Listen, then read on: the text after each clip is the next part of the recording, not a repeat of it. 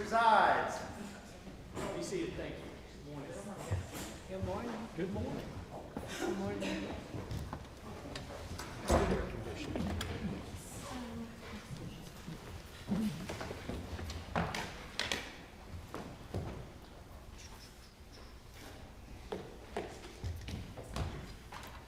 Look how cleverly good. Now drop.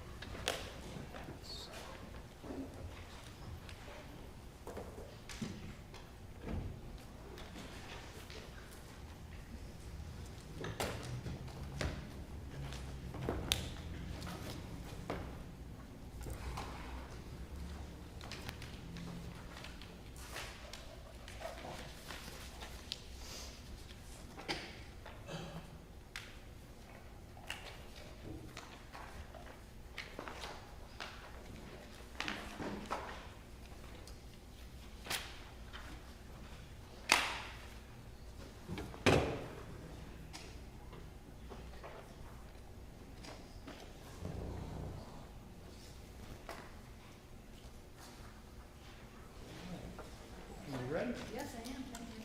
All right, good morning. Let's see, we've got a couple of things to take up before we bring the jury in. Could we first get juror number 90?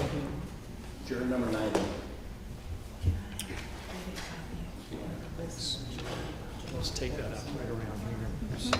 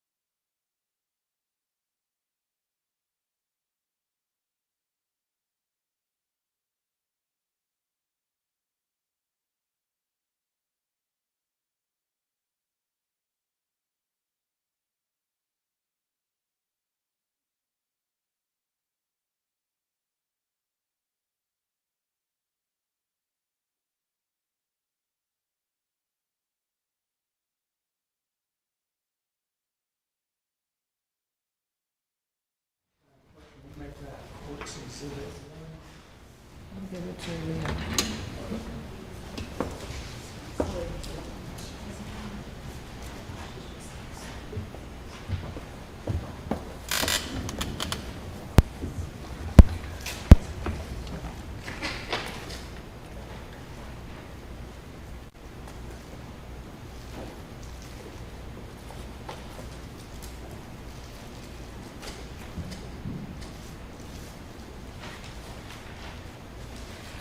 Anything from council before we bring in the jury? Your Honor, as discussed previously, on yesterday, the defense argued a motion for suppression in reference to the search warrant, and its motion was to suppress or quash the search warrant. On last evening, I'd like to present to the court at this time, there was a video in reference to this trial, and it goes to one of the issues that was raised in my motion.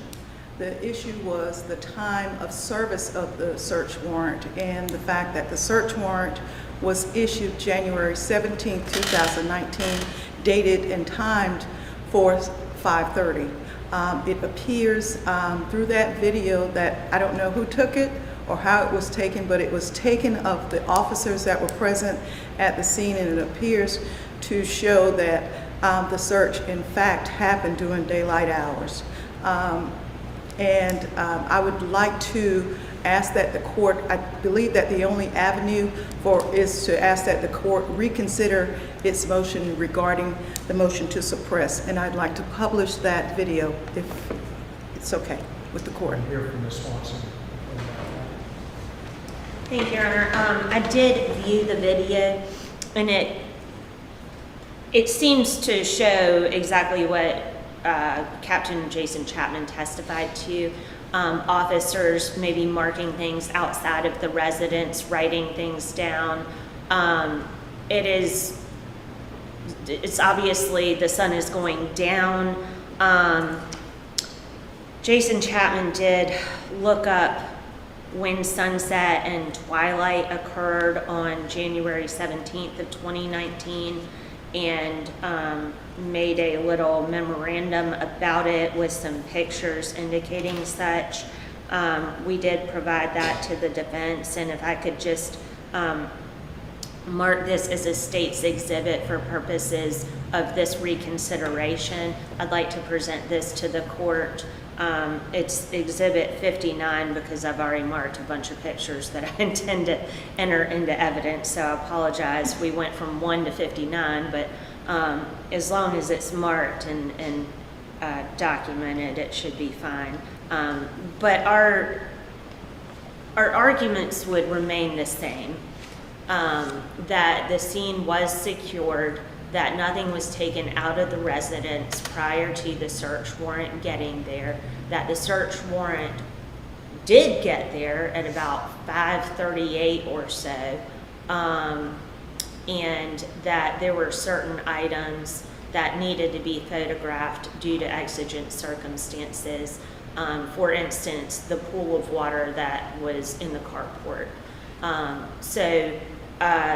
As we discussed yesterday, there was no indication of any bad faith by the officers, and as such, I believe the search warrant and the fruits of that warrant should be admissible for the trial of this case. Right. Any objection to the document, to states 59?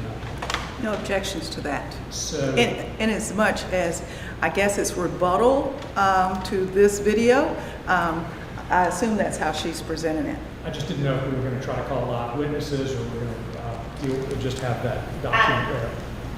If there's no objection, I would just like to submit the document just as Ms. Wright Matthews wants to publish the video. Do you have, as far as putting it in as an exhibit, do you have it on a thumb drive, or do you have, or am I going to look at your iPad? I can email it to you. I'm just trying to figure out how we make it part of the I don't know record. how I would do that, otherwise this just came to light. We can certainly put it on a thumb drive and include it as an exhibit once you view it. Let's do that then, because I probably need to rule on this sooner rather than later. Yes. So what I guess I'll just look over your shoulder on the iPad. I'll just come down there. Ms. Swanson, I can you wanna just- join us, or? She's seen it, and so Okay. have I, so basically, it's there. Okay.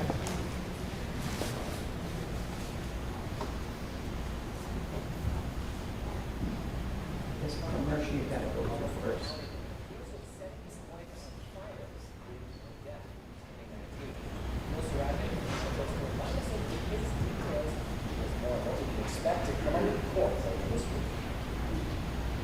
Terry Lewis suffered burn injuries across the front of her body in her water burns. Her facility in Georgia, 10 months later, all facts terminated. Her family hopes this week they will get answers. They choose Taylor and Can you pause for a second? her husband, Craig, Lewis. Is the part you want me to deal with, not the whole thing, just, Real close. so we're getting to it, Yeah. okay, I got you, all right. Yes, it's very short. Okay, no worries, I was just making sure. His wife hurt herself trying to start over with a stove. Investigators say they found holes in the store and alleged through burning fabric accident. Injury related to Start, George Craig Lewis,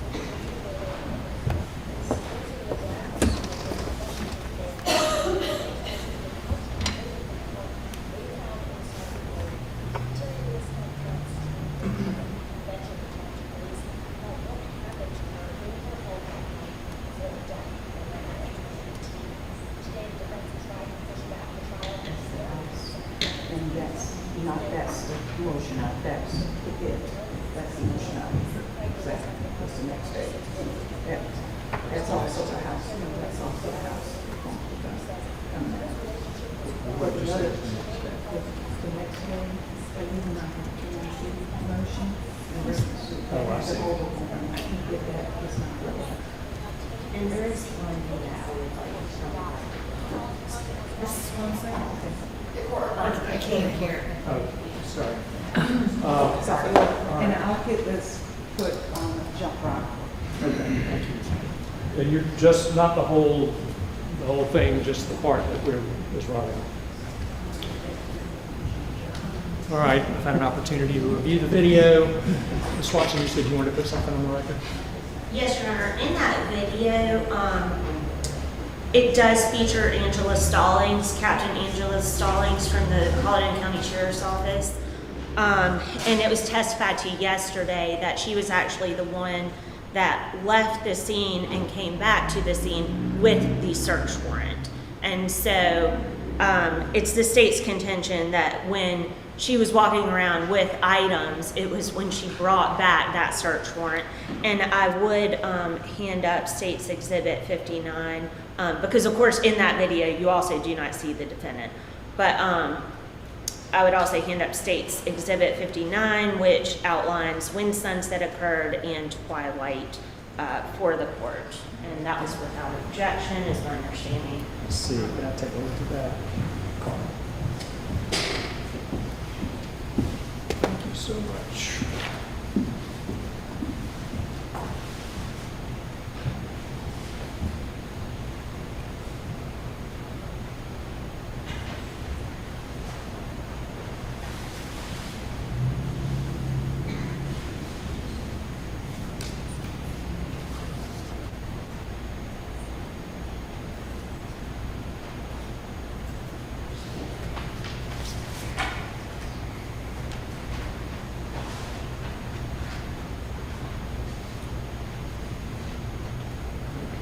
Is there anything else then on this motion?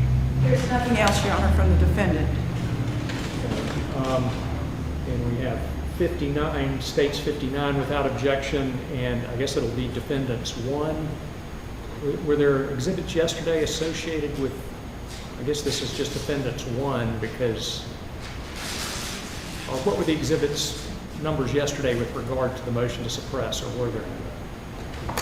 I think I marked, yes, I marked but did not put it into evidence, the report of Shauna Tosha and the medical records of the defendant. So they were not put in? Yes, I'm just trying to figure out what we call the video that you're going to send. Is that defendants one, or have we already used one possibly? I need to check with the court reporter. The court said to start over with the trial. Period of 3 trials. Yes. But then start over with the trial. Okay. No, this is in reference to the pre-trial. Oh, I'm sorry. Yeah, this is a reconsideration pre-trial. Court, it was Kelly Padgett, so that would be, mine would be third. This video that we're bringing to you, we had Padgett report and the Colleton medical records. Okay. So it would be 3. Thank you so much. So I've had an opportunity to review State's Exhibit 59, which was offered without objection. I've also had an opportunity to review Defendants 3 offered in reconsideration of the ruling on the suppression motion yesterday, and that motion was against suppression. And having reviewed 59, States 59 and 3, I'm going to respectfully deny the motion to reconsider at this time. So I'm going to give you 59 and 3 will be coming on a thumb drive or some method of turning it into an exhibit. All right, anything else before we bring the jury in? Nothing from the defense. Would you bring the jury?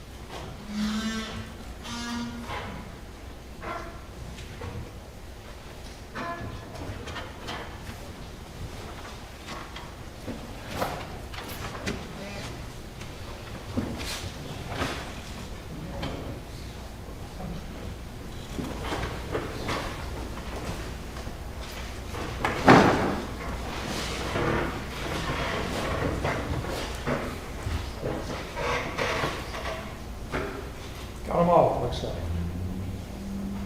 Good morning. Good morning. I'm going to now ask you the question I told you yesterday I was going to ask you now, which is, did all of you follow the instruction with regard to not viewing any media, not speaking about the case, all of that? Is that fantastic? Were any of you contacted by anyone attempting to influence your decision or tell you anything about this case? No. Okay. Any other questions for these jurors before we begin? None from the state. None from the defense. Thank you so much. All right then, I'm going to read you some more things. I read you some things yesterday, and we'll go on today a little bit more. Ladies and gentlemen of the jury, the case we're about to try is the case of the state versus Craig Anthony Lewis. Before we begin this trial, I want to tell you this trial is probably different from what you might expect. Many people do not have the chance to attend actual court sessions, as you are doing now, and may think from watching television or movies or reading books that trials are always full of high drama, intense action, and riveting circumstances. While all of these things may be true at times, this trial is not for entertainment.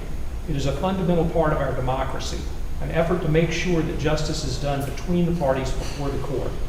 Making sure that justice is done is often slow, deliberate, and repetitive. the opposite of what you might have seen on television or in movies or read in books. The courtroom is a place of honor dedicated to the protection and preservation of citizens' rights through what many have called as the greatest justice system ever created. The attorneys appearing before you are advocates for the parties they represent. First and foremost, they are officers of the court, sworn to uphold the integrity and fairness of our judicial system and to help you in the search for the truth.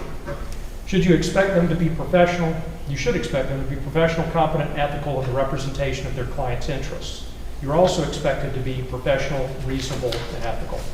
Thank you for accepting the important responsibility of jury service and for your contribution today to our justice system. What I will now say is intended to serve as an introduction to the trial. These remarks are not a charge on the law. I will instruct you on the applicable law at the end of the trial before you retire to consider your verdict. This is merely an explanation of the procedure that we will follow during the trial so that you may better understand what may happen during the trial. There will be no note-taking during this trial, so pay attention as we go forward. The defendant is charged by an indictment filed in this court with the crimes of murder and arson, the elements of which will be explained to you later. The indictment is simply the charge by which the case is brought into court. It is not, in any sense, evidence of any of the allegations it contains. The defendant has pled not guilty to the indictment. The state, therefore, has the burden of proving each of the elements of the indictment beyond a reasonable doubt. And it will be your duty, ladies and gentlemen, to decide whether the state has met that burden. Your purpose as jurors is to find and determine the facts. You are the sole judge of the facts. If at any time I make a comment regarding the facts, you must disregard it. You are to determine the facts from the testimony you hear and the other evidence introduced in court. It is up to you to determine the inferences which you may feel may properly be drawn from the evidence. It is especially important that you perform your duty of determining the facts diligently and conscientiously, because ordinarily there is no way to correct an erroneous determination of facts by a jury. On the other hand, and with equal emphasis, the same law that makes you judges of the facts makes me judge of the law. The law is given by the court is the only law you may consider. You may accept and follow it even though you may disagree with it. You must accept and follow it even though you may disagree with it. I cannot tell you what the facts are, and you cannot disagree with me about what the law is or should be. Your job is to take the law as I give it to you and apply it to the facts as you find them from the testimony of the witnesses and any evidence that is presented. After doing that, you will render a verdict under the solemn oath that you took as jurors. Until I tell you that you may begin to deliberate, you must not discuss this case with anyone, including your fellow jurors, friends, family members, and anyone involved in the case. The attorneys and parties in this case have been advised they are not to talk to you at all. So if you see anyone involved in the case and they do not even say hello, they are not being unfriendly, they're just following my instructions. You must make your decision based solely on the evidence presented in this courtroom.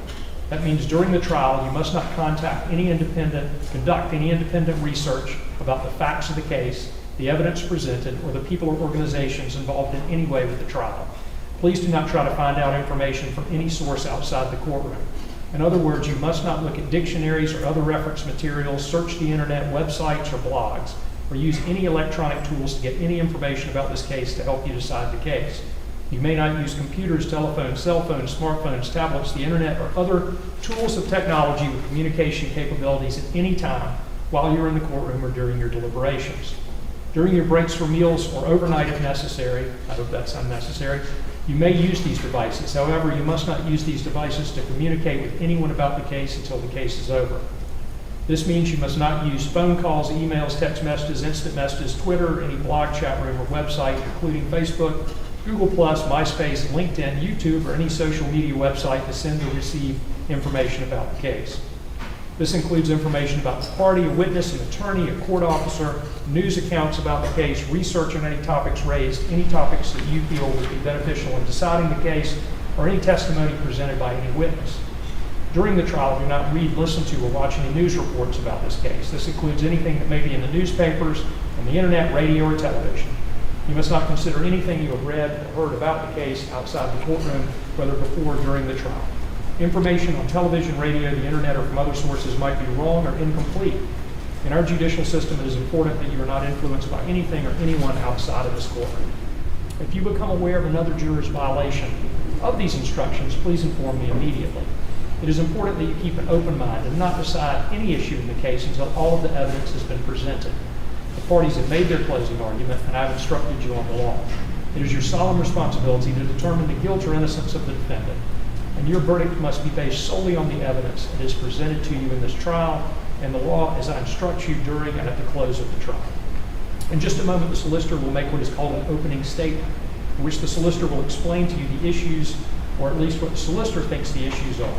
The attorney for the defendant will also make an opening statement, although she is not required to do so. What the attorneys tell you during their opening statements is not evidence. It is only their contention as to what the issues are. The evidence will be presented to you by the testimony of sworn witnesses from this witness stand or by exhibits that may be introduced into evidence. From time to time during the trial, you may hear one of the lawyers say something like, "Your Honor, I believe we have a question of law or a matter of law to discuss with you," or "Your Honor, may we approach the bench?" Or sometimes I myself might find it necessary to excuse you from the courtroom for a short while so the attorneys and I can discuss a matter of law. The reason for this is because you are the judges of the facts, and sometimes when I'm discussing matters of law with the attorneys, it may be necessary for me to make some comment as to the facts in connection with ruling whether or not a particular law applies. I'm not supposed to tell you what I think the facts are, so I will excuse you from the courtroom while these discussions take place, so that in no way will you be influenced by anything that I might say or do in connection with the facts. In determining what the true facts are, you must decide whether or not the testimony of the witness is believable. It will be my responsibility to rule as a matter of law on whether certain testimony is admissible at all or not. But once the testimony is admitted, whether or not you believe it is solely for you to determine. In deciding whether to believe a witness, you have the right to consider the interest of any witness, the bias of any witness, the prejudice of any witness, the opportunity for the witness to have seen matters and things about which the witness may testify, and the way the witness acts on the witness stand. You have a right to consider anything in the record that will help you evaluate the testimony of the witnesses. That means that it is your duty to pay close attention to these witnesses, to observe the witnesses, to listen to the witnesses, and to pay close attention to the attorneys and the court. Don't let your thoughts wander, but give strict attention to the testimony, so that at the end of all of the testimony, after the argument of counsel and the charge on the law by the court, you will then be in a position to determine what the true facts are and to apply the law to those facts and thus render a verdict. It is your added duty, Madam Foreperson, to preside in the jury room and be the jury spokesperson here in court. It will also be your duty to write the verdict, but I will give you further instructions about that at the conclusion of this trial. In order to preserve everyone's rights, I will give the parties an opportunity to object to anything I've said. Any exceptions to anything in the opening? None from the state. None from the defense. All right, thank you. We will now begin the trial. Thank you, Your Honor. May it please the court.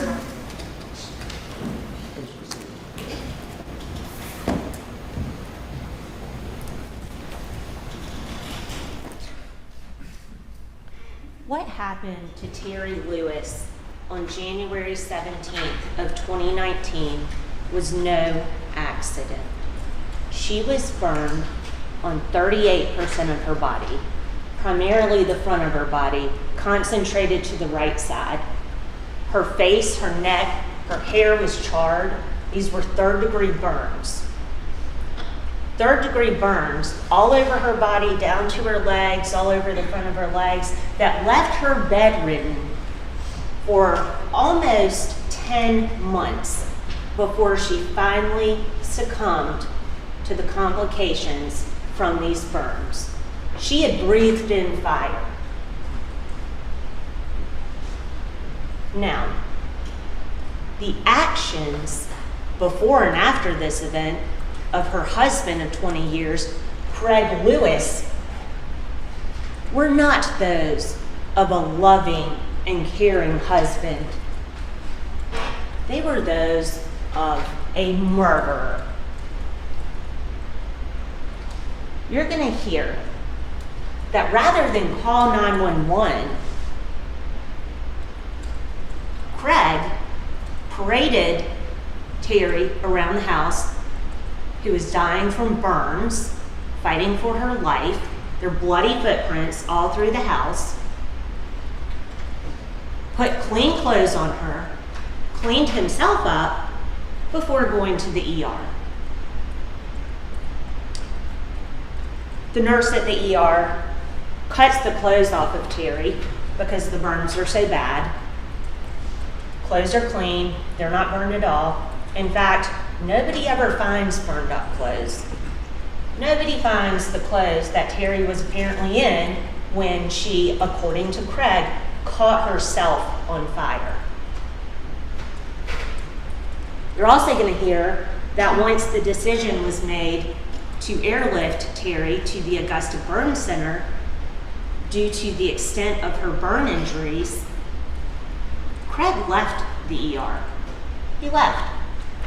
And when police made contact with him at 273 Wade Hampton Drive, their shared residence, he was spraying off the carport.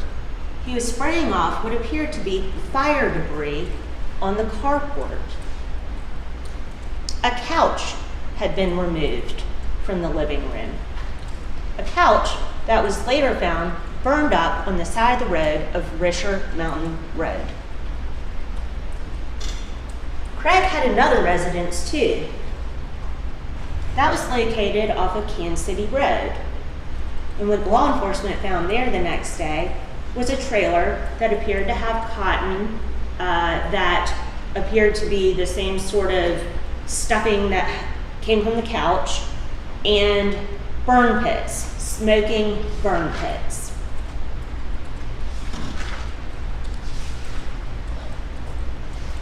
Now,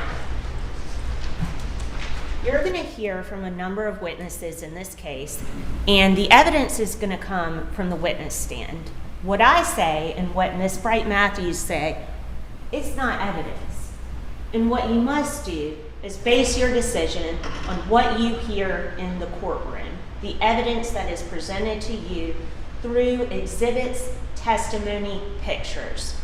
The state bears the burden of proof in this case, and I must prove to you beyond a reasonable doubt that Mr. Lewis committed these crimes, murder and arson first.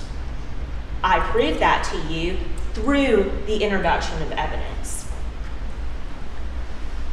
Evidence beyond a reasonable doubt is evidence that leaves you firmly convinced of the defendant's guilt. You must be firmly convinced. Now, your job as jurors is to determine the facts of the case. You get to decide who's credible, what really happened, and then, of course, Judge Dukes is the judge on the law. And at the end of all of the evidence, he's going to instruct you on that law.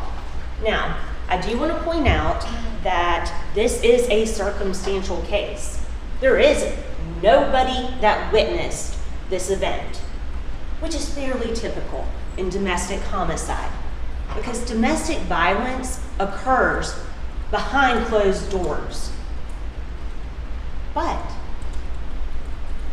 Leanne Kellum Kroenke, Terry Lewis's daughter, who's in the gallery today,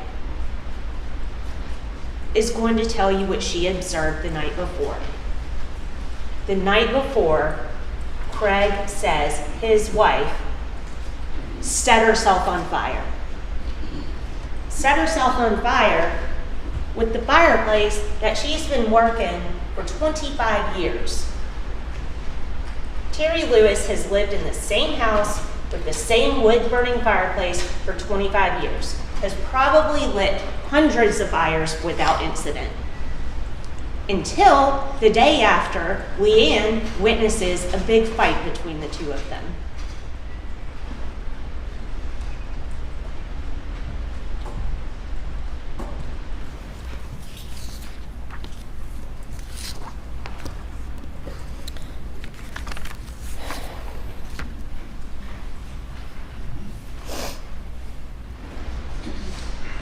The law makes no distinction between circumstantial and direct evidence, and that's something that the judge is going to tell you more about later on in the case. But to the extent that we rely on circumstantial evidence, it must all point conclusively to Craig Lewis. And I think at the end of this case, you're going to find that it does. At the end of this case, I'm going to ask you to find Mr. Lewis guilty of murder and arson first, because this was no accident. He's going to tell you it was an accident that she lit herself on fire, but the evidence in the scene says otherwise. Thank you. Yes, ma'am. May it please the court. Yes, ma'am. Please proceed. In this court, probably, maybe, we think it happened this way, doesn't cut it. Each of you took a solemn oath. Each of you understand that the Constitution affords my client, Craig Lewis, a right to be judged by his peers. Peers like you. Peers who've been to the hospital. Peers who know about Walterboro. Peers who understand human nature. Peers who've had dealings with law enforcement. Peers who understand being accused just because. And peers who understand their motives that people have all the time. You took a solemn oath to uphold our Constitution. Now, the state is right. They have a burden. And the judge is going to explain that burden. He's going to give you the law, and only he is the arbiter of the law. You have to judge the facts, or the lack of facts in this case. Now, what will you hear? When you look at all the charges, we're here because Craig Lewis is charged with arson, means he set the fire. Craig Lewis is charged with murder, and the judge will explain to you the elements that they have to show for murder. I'm going to tell you what you will hear. You will hear that a fire occurred on Wade Hampton Avenue on January 17th, 2019, and that it occurred as a result of Terry Lewis trying to start a fire in her wood-burning stove. As jurors, you come in here, you know where Wade Hampton Avenue is, over there near I still call it John C. Calhoun, but the private school over there off of Academy Road, which is behind the hospital. It's not very far from the hospital. You have to use your common sense throughout this trial. Wade Hampton Avenue is not far from Colleton Prep. And Colleton Prep certainly is not far from our hospital. So there's a big deal about not calling 911. If your loved one is hurt, you take them straight there if you're closer to the hospital. You will hear that at 12:14 on January 17th, Craig rushed his wife into the ER in a wheelchair. They were sent to room 19. Craig went to park the truck and returned to room 19 to wait with his wife. You will hear from the hospital representatives and what the report says. It's written that he signed his wife in at 12:21. The admit time on the records you will hear is at 12:12. You will also hear that eventually a nurse came and got an explanation from Terry Lewis as to what happened. You will hear that she was able to talk. You will hear that she was alert. You will hear that she was cooperative. You will hear that she was in severe pain. You will also hear that the nurse received a triage information from Terry Lewis. I was trying to light the stove with lighter fluid, and the flyer blew back on me. That wasn't Craig's words, that was the patient's word. You will hear that she was also checked. You will hear from the nurse that it also explained that she questioned about her social environment. Are you okay? Are you worried? Those are typical. You have to use your common sense here. When they put that notation in your chart, it's for a reason. To make sure that you're comfortable. You will hear that Craig Lewis was in the room. Then you will hear the second part. Tests were running on Terry. The lab tests were done. They returned at 12:57. mind you, 12/12 is when she was admitted, you will hear that the doctor came in. The doctor goes through a physical examination of Miss Lewis, and the doctor says the same thing except for one thing. He checked her mouth, he checked her extremities, he checked her vitals. That's what you'll see the report on. We've subpoenaed the doctor to be here. He's going to tell you that Terry Lewis explained to him that she was trying to light the fire with lighter fluid, and the fire came back on her. You will hear that Craig Lewis stayed when the doctor said, I noticed some shortness of breath on the report. He will tell you, and it's written in his report, that he counseled with Terry and with Craig about relieving of pain because she was in excruciating pain, and with his concern of her airway because he noticed that there was a little soot in her mouth and that she was getting shortness of breath. The report says SOB, shortness of breath. And as a result of that, the doctor then, at 12/27, the report clearly shows that the doctor counseled and he performed an intubation. He also says, I counseled the patient, she consents, and her husband consents also. So why are we here? The doctor then explains, and you will hear his testimony, that because of the severity of injuries, the burns, and the intubation, he was going to find a room for Terry, not at the Augusta. He tried at the Augusta Burn Center. She was going to be sent to the burn unit at the Augusta Hospital, but after they waited in the hospital for over an hour to get the transfer, they had no beds. They received a call back.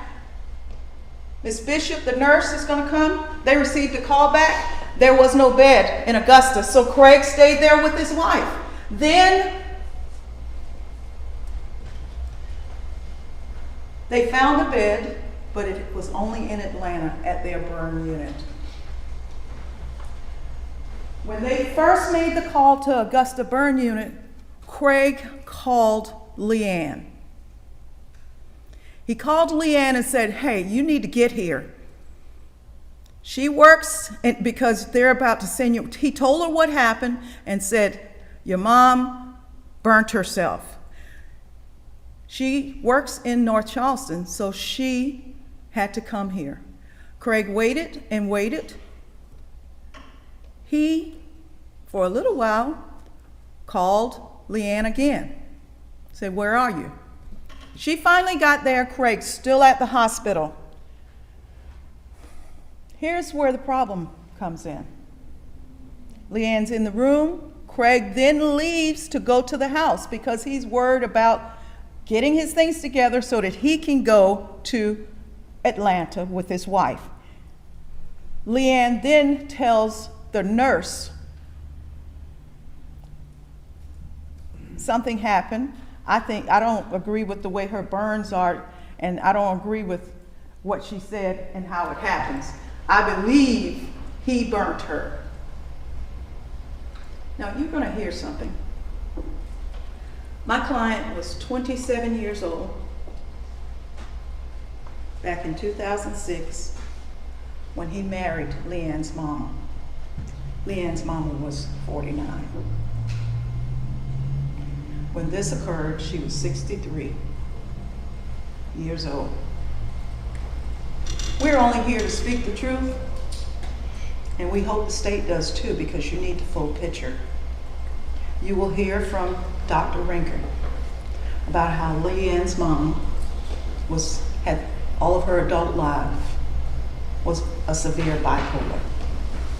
You will also hear that her burns were not third degree all over her body. Her burns were only 3rd degree down on her leg. They were 2nd degree above. I'll get the doctor to explain the difference in the two. You will also hear that not only did she have that, she had severe tremors and shakes of her arms. You will also hear from Dr. Rinkin that she was a breast cancer survivor, and she had gone through she had a double mastectomy, had gone through radiation and chemotherapy. You will also hear that she had TIAs, mini strokes. You will also hear that there was some concern of dementia.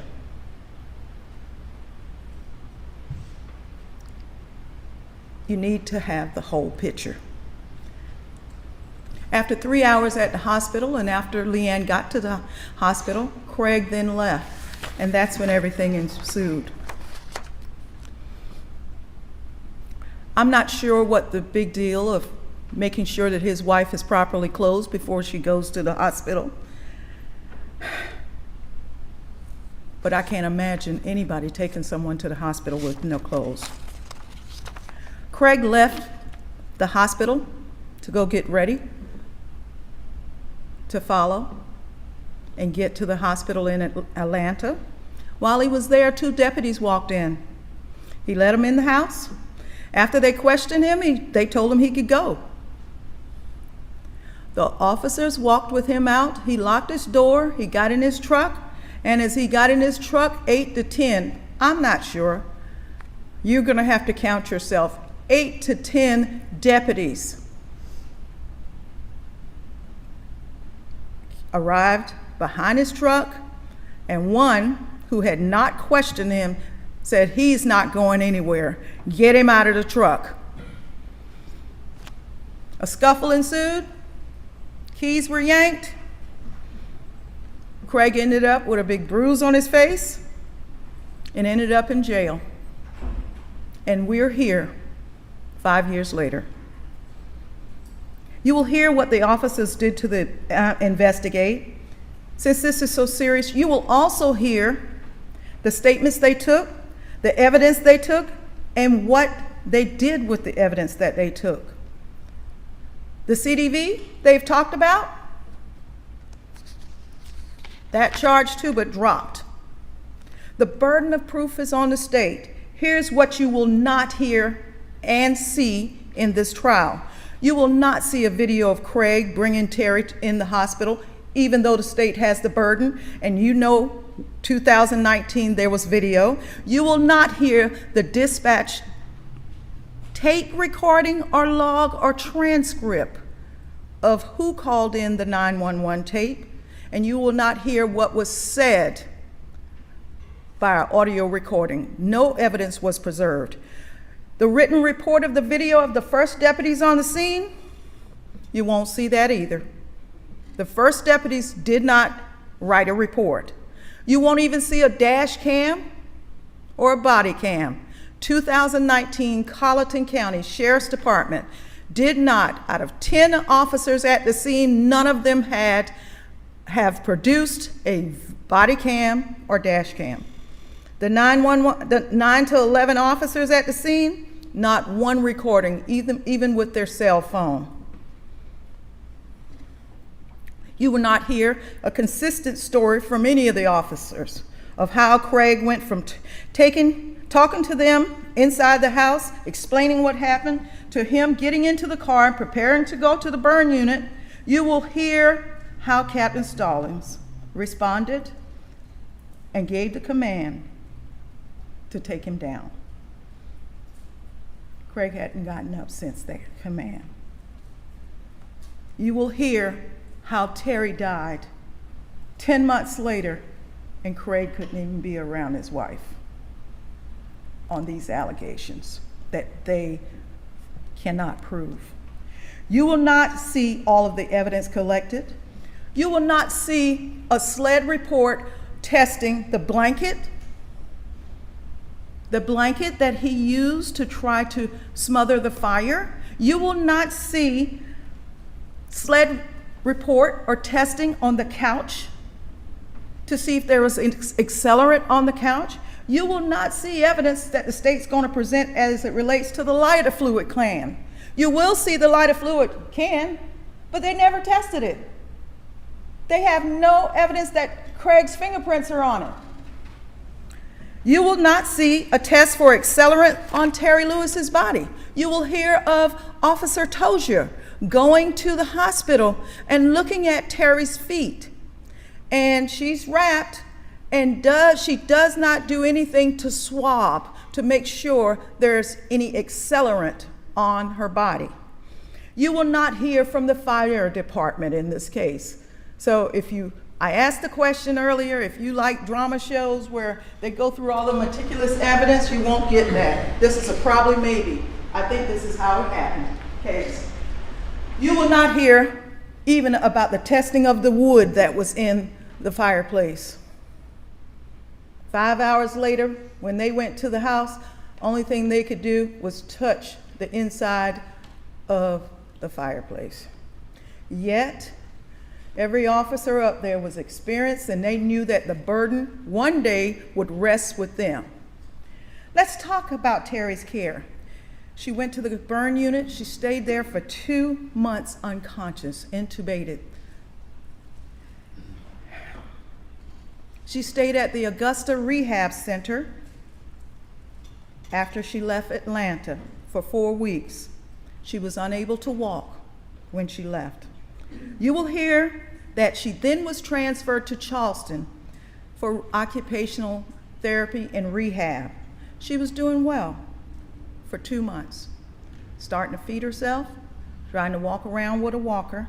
Then she had to go back to Augusta, the Augusta Center, in July to have a surgery on her neck.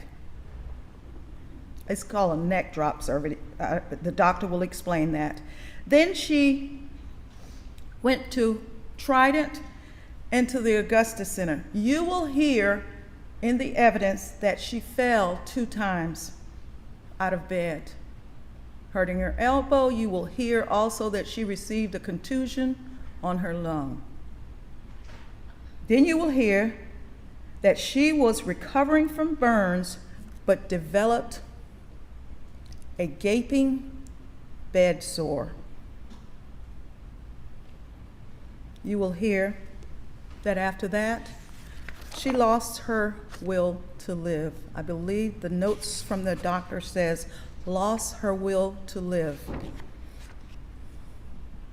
Ladies and gentlemen, this is a very serious case. This is both Terry Lewis's and Craig Lewis's day for you as the jury to weigh the state's case and bring back a verdict which speaks the truth.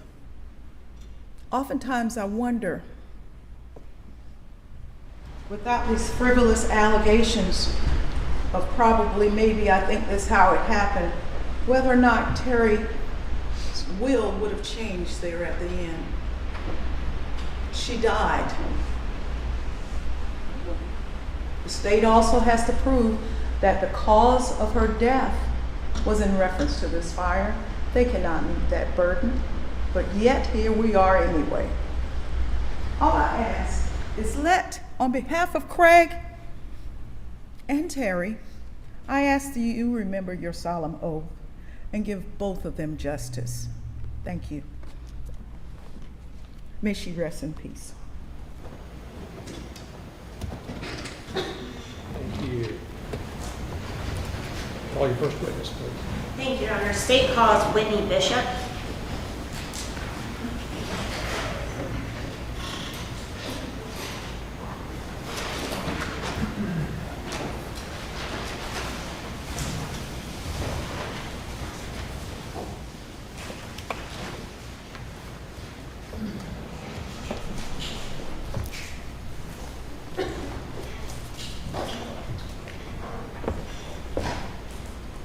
Bishop, please come forward at this morning.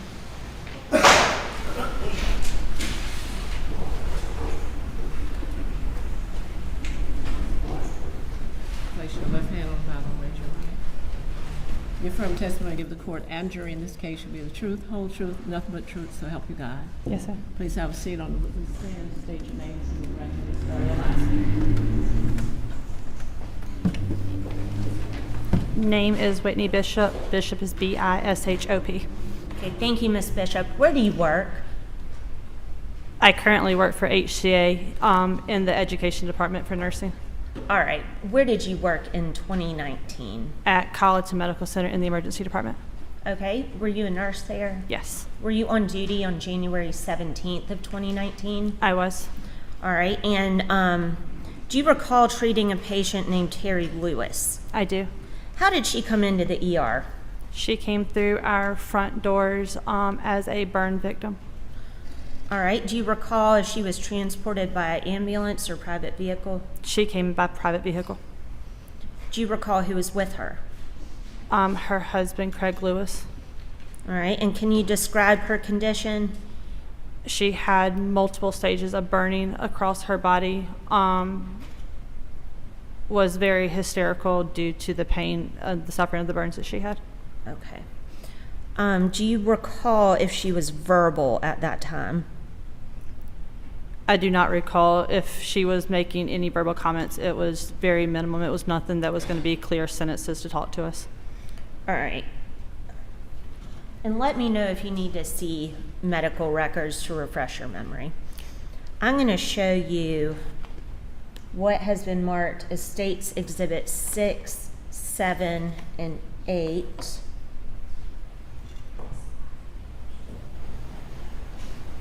Well, I'm not the one that you have your video ready.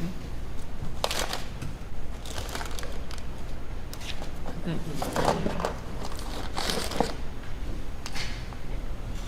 I know that much.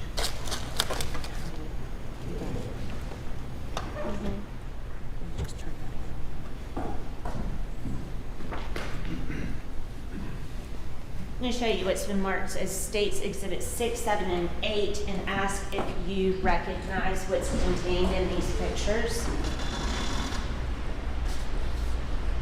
And yes, these were the clothing that we cut off of her once she got into a room in the ER. Okay, so this is the clothing that the victim was wearing when she presented and you cut it off of her. That is correct. Is that a fair and accurate depiction of how they appeared when you saw them? Yes. Okay. State would move 6, 7, and 8 into evidence at this time. No objection. No objection. That would be States 6, 7, and 8.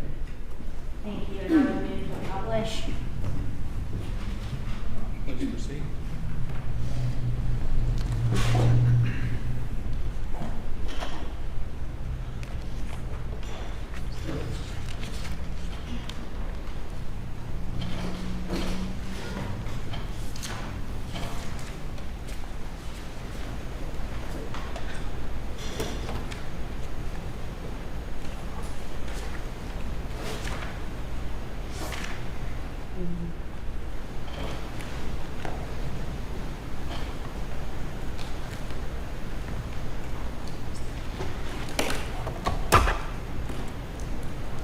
I don't think this is. I don't think this.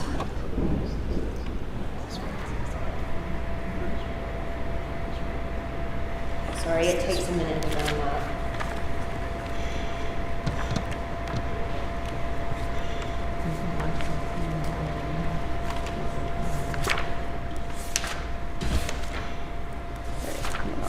Which are the lights? The lights. Oh, you got it. Thank you. Okay, and this is States Exhibit 6 that I'm publishing. And Ms. Bishop, when you cut these clothes off of Terry Lewis, did they appear burned in any way? No, ma'am, they were not.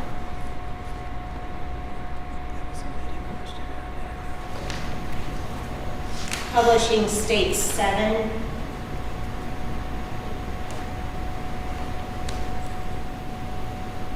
Is this a shirt? That was her shirt that she was wearing. and shorts. That is correct. And then what is this? That was either a form of Depends or feminine medical underwear of some sort. Thank you. And then state, this is just the shirt again? Is that Yes. correct? Sorry. Okay, thank you.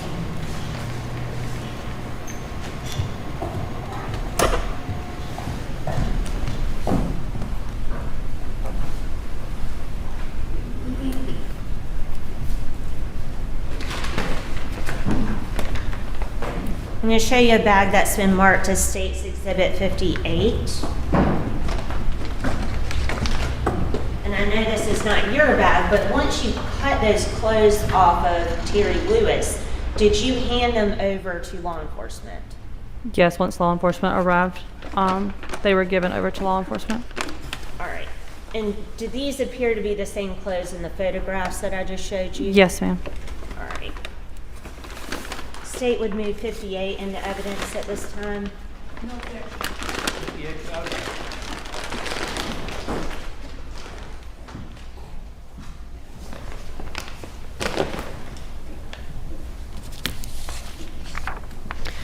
Do you recall what time she came in? Can I hand you the report? Sure. Okay.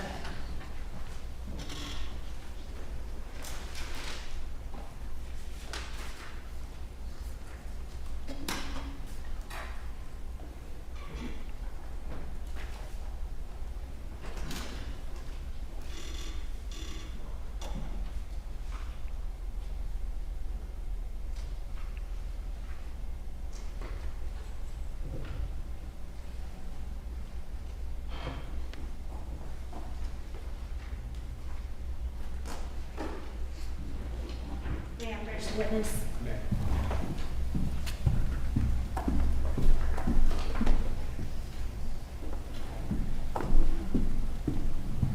If you can review the report and tell us what time she came in. It looks like that her time into the ER was at 12:12. And was she intubated? Not on arrival, she was intubated once we got her to the room. Okay, do you know what time she was intubated?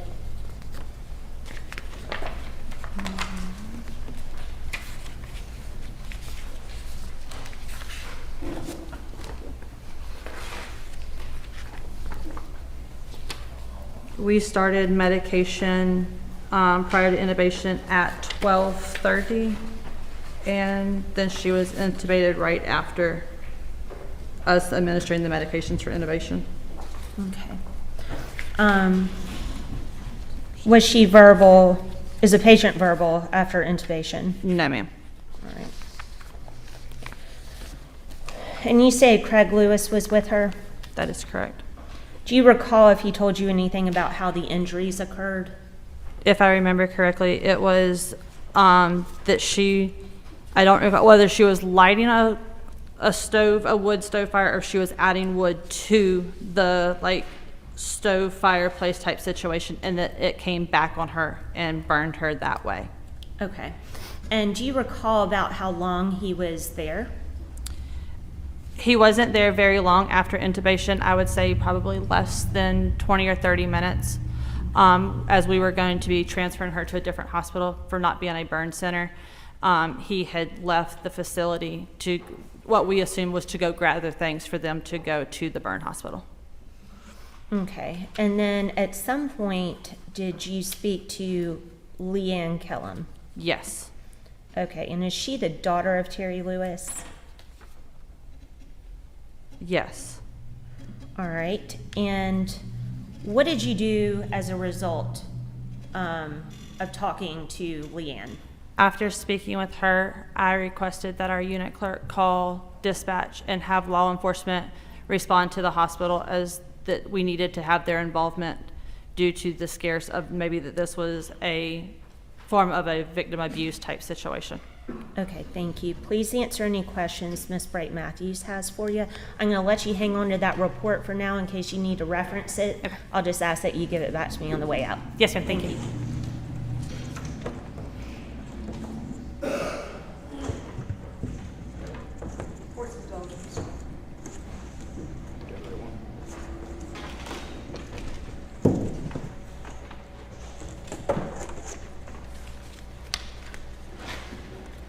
Ms. Bishop, thank you for coming. Yes, ma'am. I understand that you no longer work for the hospital. Not directly, no, ma'am. Okay. And how long have you been a nurse? I've been a nurse for 10 years. And back in 2019, how long had you been a nurse?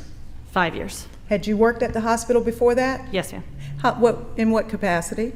I had been a patient care tech for a year and then transitioned into the nursing role in 2014.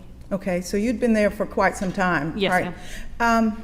I've gone in to visit people at the hospital and found sometimes that it's locked down. Can you explain to this jury what the hospital protocol is as it relates to lockdown and patient safety?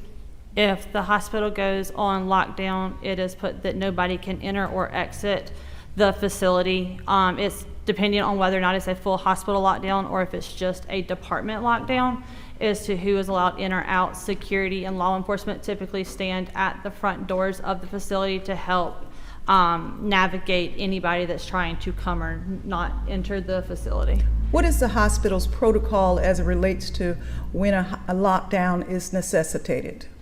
If there's concern for additional patient or staff safety and that there has been an event, that they would be concerned if somebody would come into the hospital to continue to follow through in an event. Was there a lockdown in this case? I do not recall. You do not recall? I do not recall. The fact that you told your unit nurse to call the police, did that result in a lockdown? It would not have always resulted. Lockdowns are called by either administration or the nursing supervisor in the circumstances that's going on with the situation. I got it.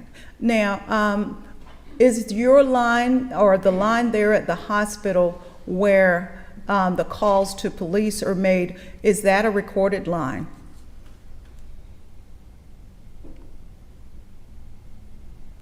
That I'm not sure of. Okay. It was called off the desk phone. I'm not sure if the hospital records it or if dispatch would record it, who would record it.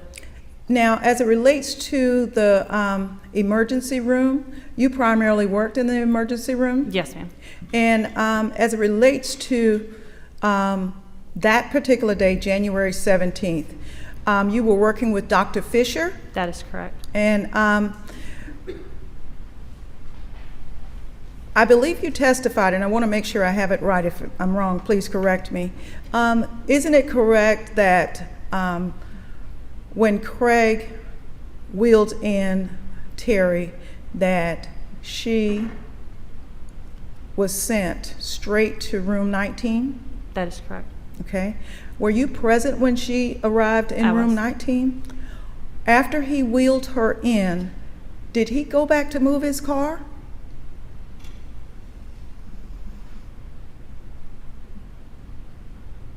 I'm not sure if he did or not. We moved her from the wheelchair and put her on the bed to then prepare for what we thought was going to have to be an emergent intubation for airway securing. I'm not sure if he moved his car or not.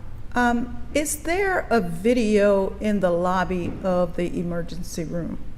When you walk in, there's a security guard usually there, sometimes, and there are a couple of doors. Is there a video in that lobby? Yes, ma'am. Okay. And do you know how long that video is generally kept by the hospital? I do not know. Let's go to your report.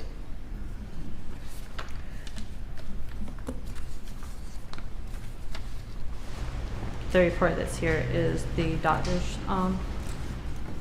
report. Does this appear to be records that are generated in the course of your, and reviewed by you as a nurse while at the hospital? Yes, this is the print off of the medical record that is put in as information is entered into the computer. Okay.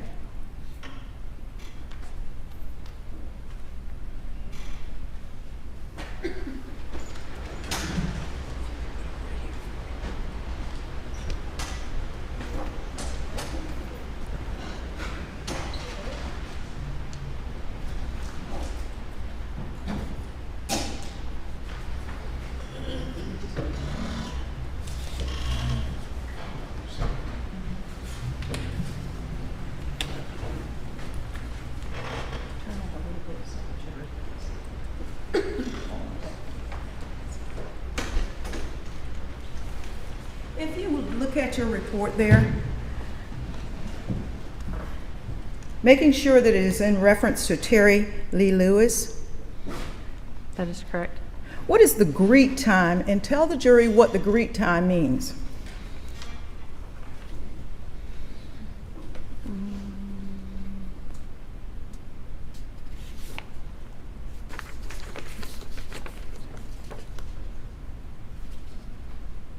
Greet time is 12:14, and the greet time is from the time that the patient arrives at, or the arrival time, and then the greet is how long it takes the physician to meet the patient.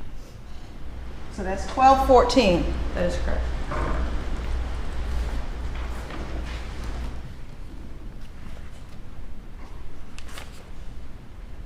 Who took the triage notes? The nurse's notes are not included in this packet. Okay, let me give you the complete packet.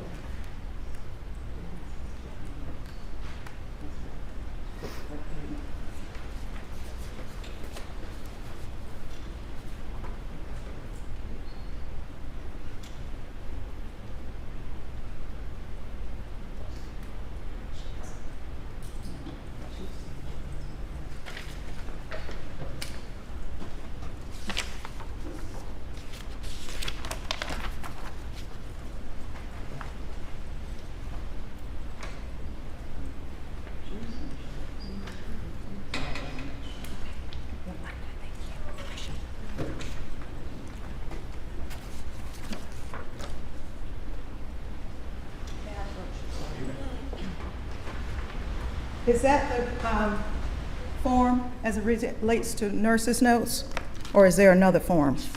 This is still the doctor's information. These are not the nursing notes.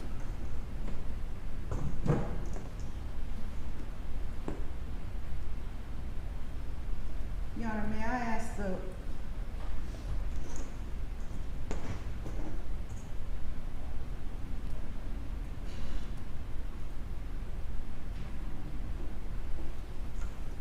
I'm going to show you something that is a blown up portion of the hospital record. Is that the doctor's notes or is that nurse's notes? That is the doctor's notes. Okay. And did you make any notes? I did. And where would those notes be? If it's related to what the patient presented with, it would be in the patient's rapid assessment or initial assessment, and then any additional notes would go under the patient notes that were entered in. Who's Dana Clayton? She is a physician's assistant that worked at Colleton. And did she participate in this in any way, in getting the information from this patient? Her name is on the chart as getting information into the medical record. I'm going to show you the physical exam and the dictation notes.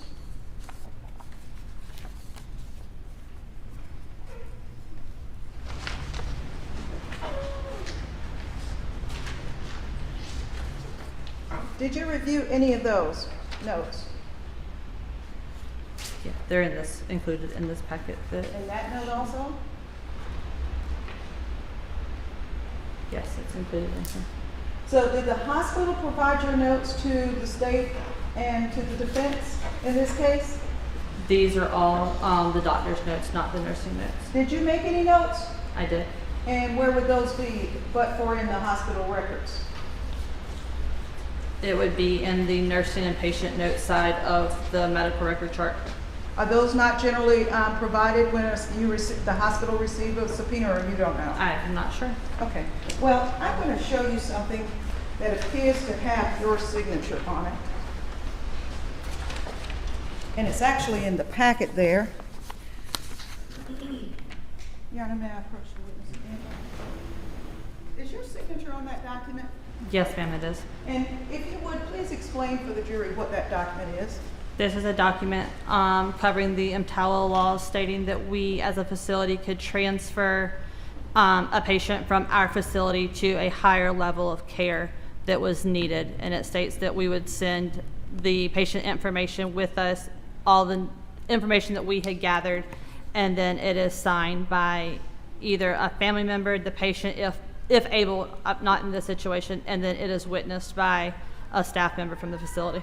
Were you present when the doctor counseled with Terry Lewis and when he said that she was cooperative, alert, and agreeable with the intubation? Were you present? I'm not sure if I was in the room or not. Okay. Were you present when Craig Lewis signed? I believe you witnessed it, didn't you? Yes, I was present whenever the form was signed because I witnessed it to Do put you it in the mind packet. telling the jury what time you were in the room with Craig and witnessed that document? The document was witnessed at 14:31.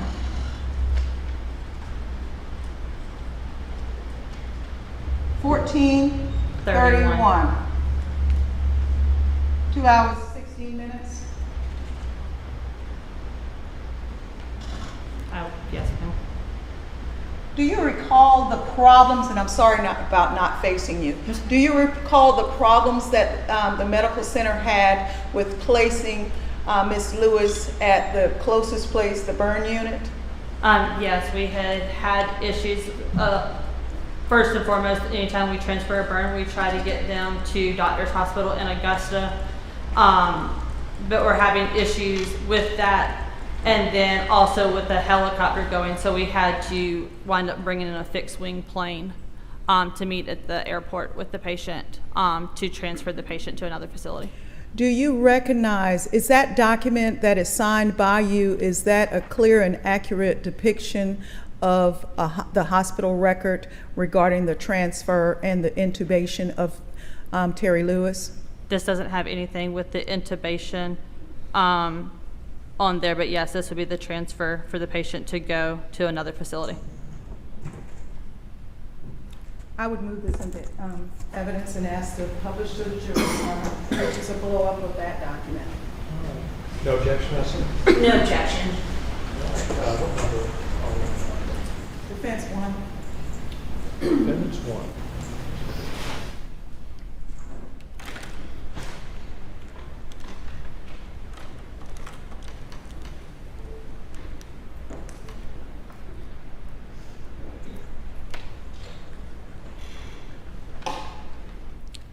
As this document shows that Craig was present at the hospital and you signed, you would not have witnessed that if he was not present, would you have?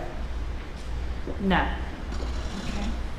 Can you tell this jury, in looking at the doctor's notes there, what it says, and if you would, I'm referring to page 8 of 15. That's the one with the greet time. If you need me to give it to you. That's right here. I You got it? What does it say as it relates to the chief complaint? Smoke inhalation and thermal burn. And then, what is that next line? The HX, what does that mean? History? History. What does it say? Patient, family, prior medical records. So history was obtained from the patient.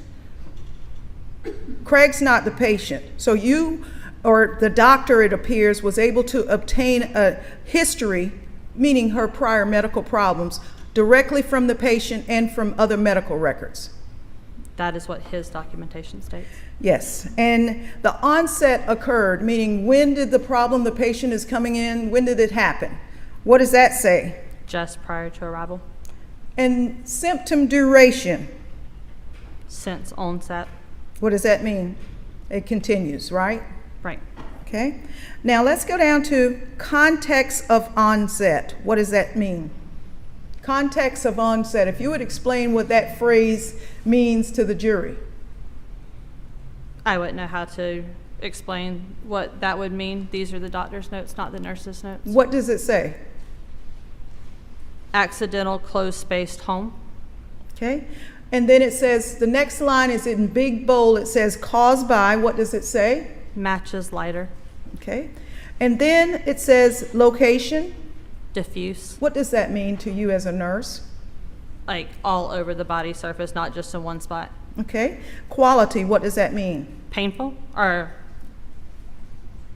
the word, what are you asking me what the word quality stands for? What does it say for quality? Sorry. It says painful. Okay. What about radiation? Does not radiate. These are the responses. What I'm having you read are responses just for the jury's information that you read from the doctor's report, correct? Yes. Objection, Your Honor.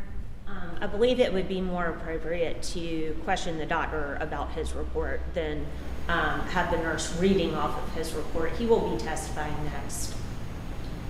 I think I have leave if she used these as a part of her job and she refers to it. It's only a few more questions, but I think it's important. I'll let her go on, so. overruled. Let's go down to the note. Did you have an opportunity in your job, did you read and understand the notes that the doctor wrote in? I wouldn't have looked at his notes. Would the doctor look at your notes to make sure that both of you are saying the same thing? He would have access to it. Whether or not that he would read through all the nursing notes, I can't answer for him. Do you remember talking to Dr. Fisher about this patient? I remember being in the room and talking to him in context of the orders that he was putting in for us to carry out as the nursing staff and how to get this patient transferred to an appropriate facility. Okay. Now, it says there third-degree burns, all ages. I don't know what that means, but it says burns of the hand, face, feet, and burns over major joints. Did you see that? Yes. Okay.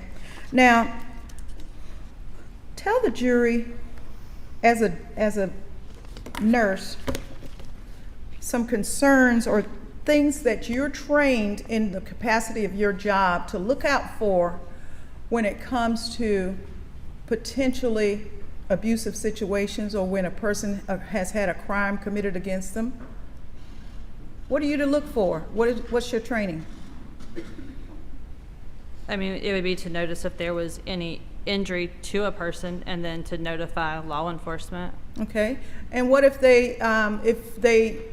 you ask, don't you generally in your triage of the patient ask them, are they okay at home? Were you hurt, or is this a result of an abuse? Or Not necessarily, no ma'am. you don't ask it, are you afraid of hurt? Have you had concerns of hurting yourself? Isn't that a social question that you generally ask? It is, but it's not in the triage note. It's located in a different part of the charting that may Okay. or may not have been completed Okay. prior to the patient being intubated. For the degree of these burns, did you in your talks with Ms. Lewis, did you have any concerns prior to 1431 when you signed with Craig that she had been abused?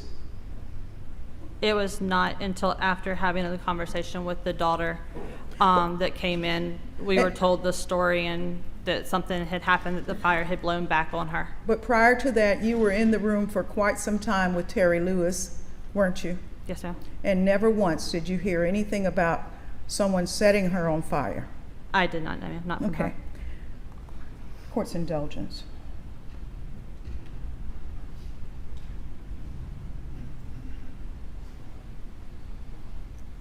Did you ever tell anyone connected to this case, including Ms. Lewis's daughter, that Craig brought his wife in and just left? You've never said that, have you? I didn't say that he just left. It was that he had brought her to the hospital and then left while we were still treating her with care. You But had already intubated her. He signed at 14:31 is what you told us, and that the daughter was already there when he left to go No, get. ma'am. Okay. It's your testimony, and you have notes where he left early. I know that he left early. I know that after we finished intubating, he left With the his- facility. And then we spoke to the daughter. He left, he made sure the daughter was there first. No, ma'am. He had already left prior to So the when daughter Leanne coming. says that she was in the room with Craig, you're telling us that that's It may have incorrect? been when he came back and we signed this form. Okay. And you didn't bring any of your records with you? I was not given the nursing records, no, ma'am. Okay.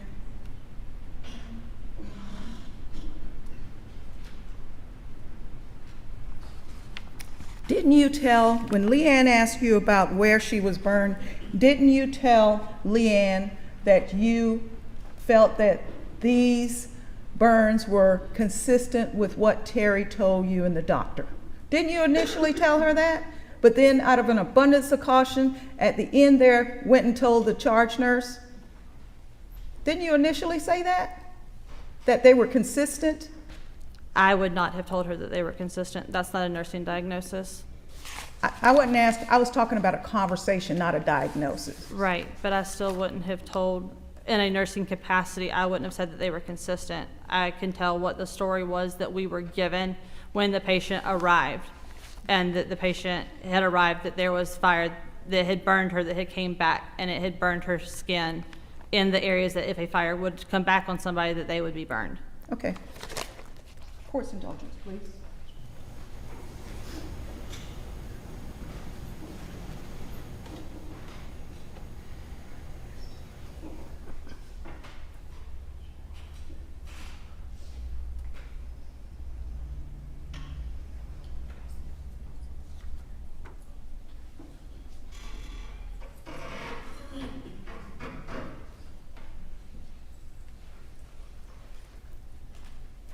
Thank you. Thank you. Just briefly. Just to clarify, Whitney, do you recall necessarily Terry telling you anything? I do not. But you do recall that Craig gave you a story? Craig was able to give the story of what had transpired, or what we were told was transpired about the incident that had happened. Okay. And I think you noted, or someone noted somewhere in those records, what level of pain was Terry in? Or what was her pain described as? The doctor has in his notes, when it talks about quality, it to be painful.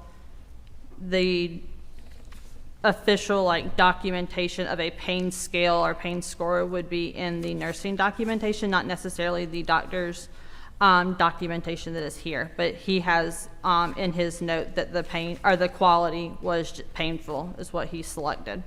Okay. And of course, I believe you already testified to what her demeanor was like when she came in. Yes, ma'am. Okay. Thank you. That's all I have.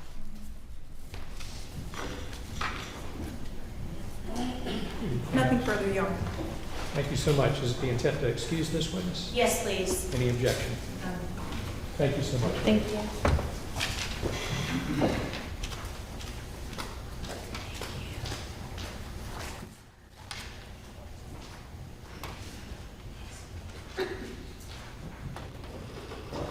All right, state calls Dr. Daniel Fisher.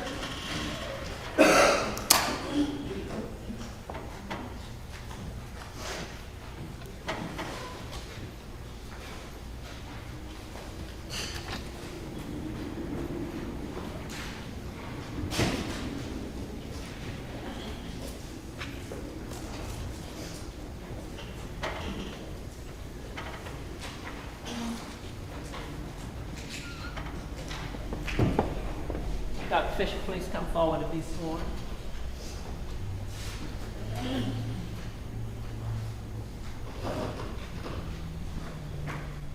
You may put your papers here. New papers here. Yes. Left hand on the Bible, raise your right. You affirm testimony you give the court and jury in this case shall be the truth, whole truth, nothing but truth, so help you God. I do. Please have a seat on the witness stand up here. Okay. State your name. You Please can take those with you. take them with me. Yes. Sounds good. State your name and spell your last name.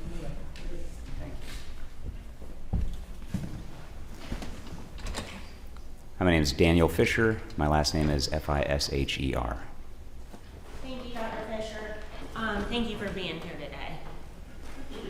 Do you have your medical reports from January 17th of 2019? Yep, I was given those. Great. All right. And so on January 17th of 2019, were you working at the Colleton County Medical Center ER? I was. And was that something that you typically did? Not frequently. I'm full-time Trident and Somerville medical system, like the Trident system, emergency medicine, and we are kind of sister, with the Colleton Medical Center as well. They'd had a hard time with their staffing, and so I kind of filled in some shifts for them here and there. So I worked infrequently, maybe for a while, for about a year, once every month or two, and then they didn't need the help anymore. Okay, so you were providing assistance as needed. Right. And you're an ER doctor by trade. Yes. Can you describe your educational background and professional background in the field of medicine? Yeah, sure. So I went to medical school at Des Moines University in Iowa, and then I completed my emergency medicine residency in Cleveland at the Cleveland Clinic and Metro Health, part of Case Western University.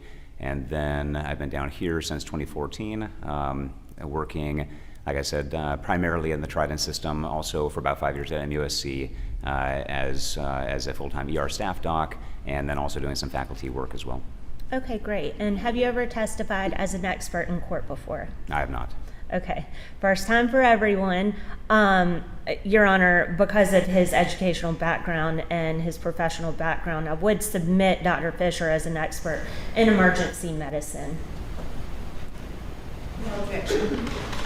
I like it. Witness will be treated as an expert in the field of emergency medicine. Thank you. Okay, so on January 17th of 2019, were you working in the ER? I was. And did you treat a patient named Terry Lewis? Based on the record I'm reviewing, yes, I did. Okay. When did she come into the ER? Per this chart, the greet time, meaning essentially the moment that we, met her face-to-face was 12:14 p.m. All right, and what was her condition when she came in? At the time, she'd arrived as a burn victim with significant burns to the front of her body, also some respiratory symptoms, facial burns, some airway burns, and things were, at least based on my chart review, pretty extreme at the time, like a pretty dire presentation. Okay, and what kind of burns were they? What degree? Just a range of first to third. I think if I remember reading the chart, her legs, the front of her legs were primarily third degree. Torso, face, and arms, including like circumferentially around the fingers, was second degree, and probably some scattered first degree here and there too. And there was also some soot and visible burn in her mouth. Okay. So were you worried about smoke inhalation? Definitely, and she'd had shortness of breath on arrival, and that, reviewing the chart, that was immediately a concern. That's one of our primary concerns when we're assessing a patient that shows up in critical condition, is making sure their airway is stable, and if it looks like it is compromised or may be compromised shortly, we immediately initiate steps to stabilize that person and control and protect their airway. The fact that she'd had such significant burns and there was visible burn and soot in the mouth. In our training as emergency physicians, we're taught that usually that things are a little precipitous, and if you're able to have a conversation with the patient, you immediately discuss putting a breathing tube in their throat and putting them on a ventilator and protecting their airway before the burn to their airway swells up, and then you lose that ability to protect that airway as easily. Based on this, I was able to have some interaction with her. It seems like she was agreeable to that as well. If a patient is not able to make these decisions for themselves, then we often just go ahead and emergently intubate them ourselves, and we make the decision for them. Okay, and you stated that her condition was critical. Does that mean that these injuries were life-threatening? Well, certainly, the burn itself was severe enough that burns to the body and the skin can result in multi-system organ failure, and aside from respiratory failure itself, you can develop a lot of complications that can cause somebody to pass away from a severe burn just to the skin and the torso and the extremities. But in this case, the most immediate threat was to the airway. And even when I reviewed the chart, she was already kind of having some decline and some worsening respiratory status when we intubated her. That wasn't even 15 minutes after she got there. So we made things happen very quickly, and even as we were finally securing the airway, she was already in a worse condition. Okay. So the loss of the airway and then inability to breathe would have led to her death without us protecting her airway at the time. Okay. So she was intubated within about 15 minutes is what you... It looks like she showed up at 12:14, and I see that we gave a paralytic medication. So it's a usual medication we give when we're emergently intubating a patient at about like 12:30.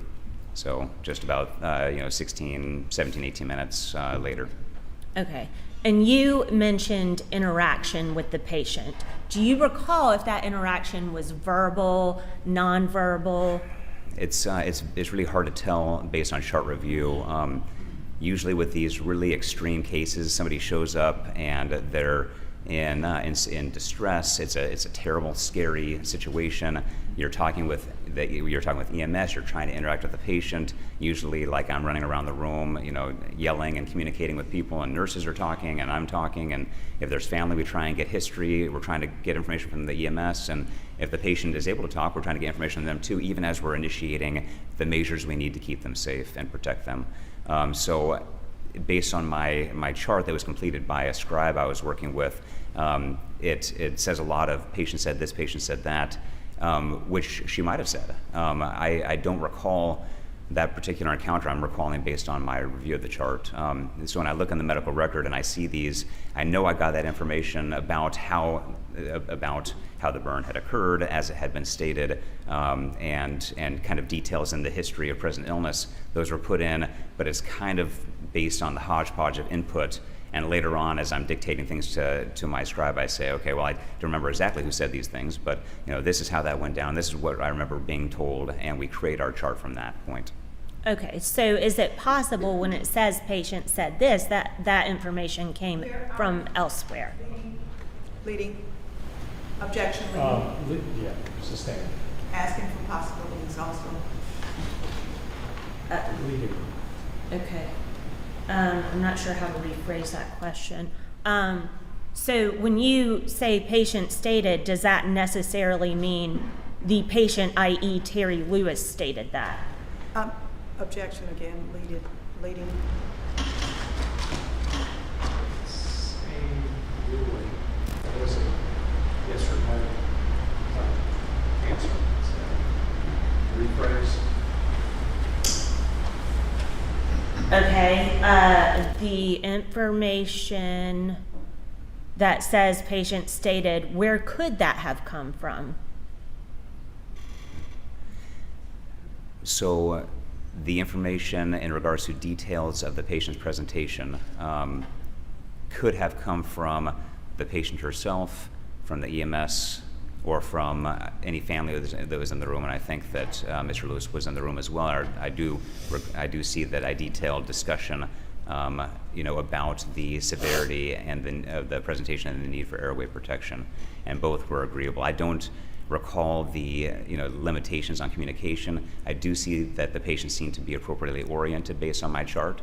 So there was probably some communication coming from the patient, but a lot of that story, like I said, when things are really extreme, come from several sources. Okay. Did you notate any sort of pain level for Miss Lewis? I'd have to really dig in. I mean, the patient had severe burns all over the place, so I'd imagine she was in some pretty significant discomfort, and medication was given for pain. So I see, quality painful, severity was severe, is what was documented. Thank you. And did you document anything about her hair and eyebrows? Eyebrows were singed. I mean, she had second-degree burns to her face, so her eyebrows were definitely burned, and her face was burned as well. In regards to like the level of, hair involvement, it's really not clear from my chart. Okay. All right, changing gears, did you? Never mind, sorry, it says hair and eyebrows charred. Okay, Okay. thank you. But- Changing gears, you were still in the ER later that day, right, when Craig Lewis presented? Yes. Okay, and you treated him? Yeah, it sounds like he came in as we often have folks that are under arrest. If they have a symptom or an injury or something, they'll be brought in for medical clearance before they go to jail. And so he came in as a medical clearance prior to incarceration with police. Based on my review of the medical record, there had been some scuffle or maybe some altercation between him and police that led to tackling, and I saw that he had sustained injury to his, at least by review, right ribs, right shoulder, low back, and had a scrape to his face. Okay, and was he treated for anything? I think we gave him ibuprofen, and we got a couple of X-rays of the worst of his injuries that looked okay, and so he was ultimately diagnosed with bruises and discharged. Okay, and ibuprofen is like Advil, right? Mm-hmm. Yes. Okay. Yes. So he was given Advil and released to the custody of the jail? Right. Okay, thank you. That's all I have. Please answer any questions Ms. Bright Matthews has. Okay. No problem. Dr. Fisher, again, thank you for being here. Thank you. You brought your report. I've got the record for both patients from that day. Okay. Did you rely upon the nurses when you arrived in the room, in room 19? I don't recall what room it was. Are we talking about with Mrs. Lewis? Yes. Okay. So if the patient came in with EMS, we would have had an encode and known the patient was coming, so we'd kind of be ready to go when the patient shows up. The first thing I would be doing would be rapidly assessing the patient as soon as she's visible. Okay, and So not necessarily the nurse So the first person I would essentially be right to the gurney, assessing if the patient can communicate what the level of stability is, and then I'm also at the same time asking EMS to give me a quick report. Usually we get a clearer report once we're all in the room together, but the nurses are usually not the source of my report. Aside, like as soon as I upfront evaluate the patient, I want to get that from the patient if I can, and from Okay. EMS that came with the patient. The only time that I tend to lean more on the nursing history is if a nurse took an encode for a patient and I was not available for that encode and I didn't know it was coming in and I got pulled into a room and somebody showed up with EMS and I hadn't heard anything about it. Then sometimes it's nice to know like what the nurses heard was coming in or the circumstances before I had a chance to assess the patient. But I can't remember exactly how this case ensued. I'd imagine we were waiting for the patient with a report of this significance. Did you remember that Whitney Bishop, who just left, was present? I don't, and once again, and when I saw Whitney's face today, I remember Whitney. But once again, I only worked infrequently at Colleton, and I didn't know all the staff very well. I work at a number of different EDs, and there's a lot of different staff to know. Before we go down what you found on that day in your report, can you educate myself as well as the jury on the differences in the stages of burn? Sure. So first-degree burn is more like a mild sunburn. You don't blister. You can sting. You get some skin color change. It can hurt. And a second-degree burn is whenever you start getting into the dermis, and you can be, of varying layers of thickness involvement of the dermis. That usually results in some blistering. If the blister is lost, and you have some open wounds, and they can look pretty rough. Third-degree burns are when you go into the soft tissue underneath the dermis, where you go down into subcutaneous tissue or even down towards the muscle. And those burns are usually pretty significant. Usually the burns that are that deep, they have rims of burn that isn't as bad, but the depth of it is usually through sensory layer, and a lot of times those burns are so terrible that they in the middle of it don't even necessarily hurt, like some of the milder burns around them. But you've had significant tissue destruction at that point. So 3rd-degree burn is the worst type of burn. Yeah, that's the kind of burn that can lead to amputations and severe grafting needs and long-term consequence. And 3rd-degree burn, I think when you were talking about sensory, oftentimes it's kind of dangerous because people are burned so bad down to their nerves, they don't realize they need to seek medical attention. Isn't that right? Well, it would be hard for a patient just to have a 3rd degree alone, and usually the 3rd degree is the point of the worst burn, and the surrounding area wouldn't be burned so badly. So there'd be plenty of extremely painful burn, usually with a 3rd degree burn, but you would have some areas, in this particular case that were on the legs, that looked 3rd degree on my evaluation. Obviously, there was a lot of other, burn that was 2nd degree that would be very painful. Did you make an opinion, did you give an opinion to anybody or on your records that her entire body was burned 3rd degree? Gosh, I don't recall that from my note. When I took a look at this, I saw that I documented the legs had 3rd degree burns, and the torso and arms and circumferential fingers looked 2nd degree, in the face as well. Okay, But so I up don't- top was 2nd, Yeah, it and seemed down like bottom third was more. 3rd. 3rd is more legs, and then still significant, but to a lesser degree from the waist above, based on the chart review. Now, I tried doing this with Ms. Bishop because I thought we have a general note that appears to be nurse's notes, but I understand from her that those are really your notes. And then we have that after the initial greet, then we have in your report the procedure and the general physical exam of the patient. Can you please explain for the jury, starting at the top on presentation, what the chief complaint was? Chief complaint was smoke inhalation and thermal burn. So a heat-related burn, and then the smoke inhalation was the chief complaint. And I see you going down bottom to the paragraph. Tell me how every doctor does it different. How do you note the chart, you individually?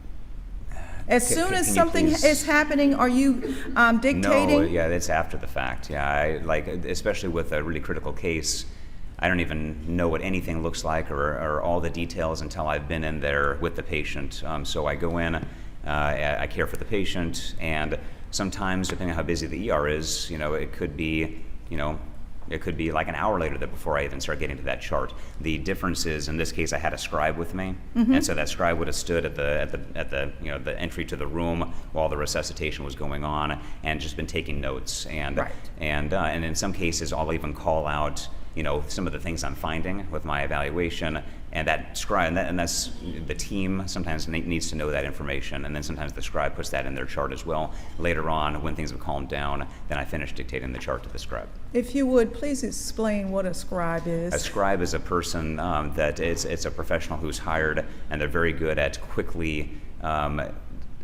putting into documentation to the medical record the history and the exam and other details like call times for consultants or medical decision-making points that we might need to have in a full, complete chart. They help the physicians by knocking a lot of that out while the physician is busy, maybe seeing the next patient, or maybe, doing a quick, procedure or checking in on somebody, and they'll knock out a couple charts and saves us some time. Is it fair to say a scribe is to the hospital or to you doctors as our court reporter is to the judge and to this court? Is that fair? I'd imagine very similar. Okay. And a scribe doesn't make up things and put in there if you hadn't told them, do they? Exactly. When I'm signing these charts, because the scribe puts together a chart, and charts are big, there's a lot of information in there, just like all physicians that have scribes, you do the best you can, skimming through and making sure that everything is how you recollect it. if things are really crazy and you're just kind of and you're doing the best you can to keep up with your charting and Right. And you're going through your chart, could they have put in like for example, if they put in something under the review of systems that like if the patient, because I see the patient, they talk about if the patient had syncope under neurologic. And I'm not sure if I asked the patient that question. I definitely discussed, I would have discussed change in mental status and level of consciousness. But specifically if the patient was unconscious, I can't remember. I must have had that conversation. And a lot of it happens fast. So when I review these scribe charts, I make sure that they're as accurate as I can recollect. Would you have put history obtained from patient if you didn't obtain the history from the patient? On this, it says you obtained it from the patient, the family, and prior medical records. So I guess, so I got the history from the patient, the family, and prior medical records. Exactly. If you didn't get it from... And I would have had it from EMS too, we just didn't write that. Just let me tell you, she Oh, yeah. came in, did not come in by EMS, Okay. but I understand that. No problem. Yeah, it's been a long time. That's okay. Now, can you tell the jury what history you received from a review of from the patient or her husband, or either from the charts at the hospital? Okay, so I would just read from my history of And present tell illness. us, there are a lot of initials that a You're lot fine. of people don't tell me what those are. You're fine. So if it's okay, I can just read through this paragraph that was written and I can extrapolate on the acronyms. Certainly. Okay. So a 63-year-old female with a history of diabetes and high cholesterol and high blood pressure and thyroid disease presents to the emergency department complaining of burns onset just prior to arrival. The patient states the patient was trying to start a fire in the fireplace with lighter fluid. The patient states the flame shot backwards and caught the patient and her clothes on fire. The patient admits to diffuse pain. The patient denies eye pain or vision changes. There are no other complaints at this time. And in that report there, the third from the last statement that you read said the patient states the flame shot backwards and caught the patient and her clothes on fire, doesn't it? Yes. If someone else had said that, would you have written patient states? If if everybody was yelling information or if I was talking with the patient and there were more details that were given by the husband at the same time or something, I would have brought that all together and it could have ended up in the chart as patient states. But that's not here. All Right. it says is patient states, correct? Sure. You're correct. And in the report, it also says at the beginning, patient is alert and cooperative, doesn't it? Mhm. And yes or no? Yes. Hard to take down, our scribe to take that down. You're fine. It also says context of onset. Doesn't that say accidental, closed space, home? Yes. And then it says caused by matches and lighter, doesn't it? Yes. And it goes on down to say that it's severe. We all agree it was a severe burn. Now, let's go down further. It says third-degree burns, and I think this is where the scribe messed up. All ages, that meant stages? This is a listing of it's not talking stages. That's a listing of risk factors. Okay. So essentially, it's saying a third-degree burn for any age patient. Okay, got it. Yeah. So where is that? Where are the burns? It doesn't say on this, but if you go to, so this is just part of the risk stratification. It's not my exam. Okay. So if you go to my exam, under skin, it's got 30% body burn, extensive first, second degree burns to the ventral body. That means the kind of the front part of the body, with scattered third degree burns to the bilateral, so both sides, front, lower leg, or the front legs. Extensive circumferential, so all the way around. Second degree burns to the hands and the fingers. Second degree burns to the face. Visible soot and burn in the mouth. Just back up a little bit. As to the hands, that's the only place where it's posterior and anterior, where it's on the front and back?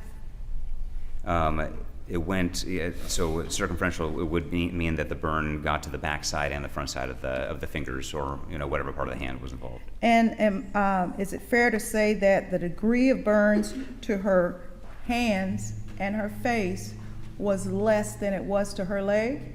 Yes. Okay. Now, let's go on in your report.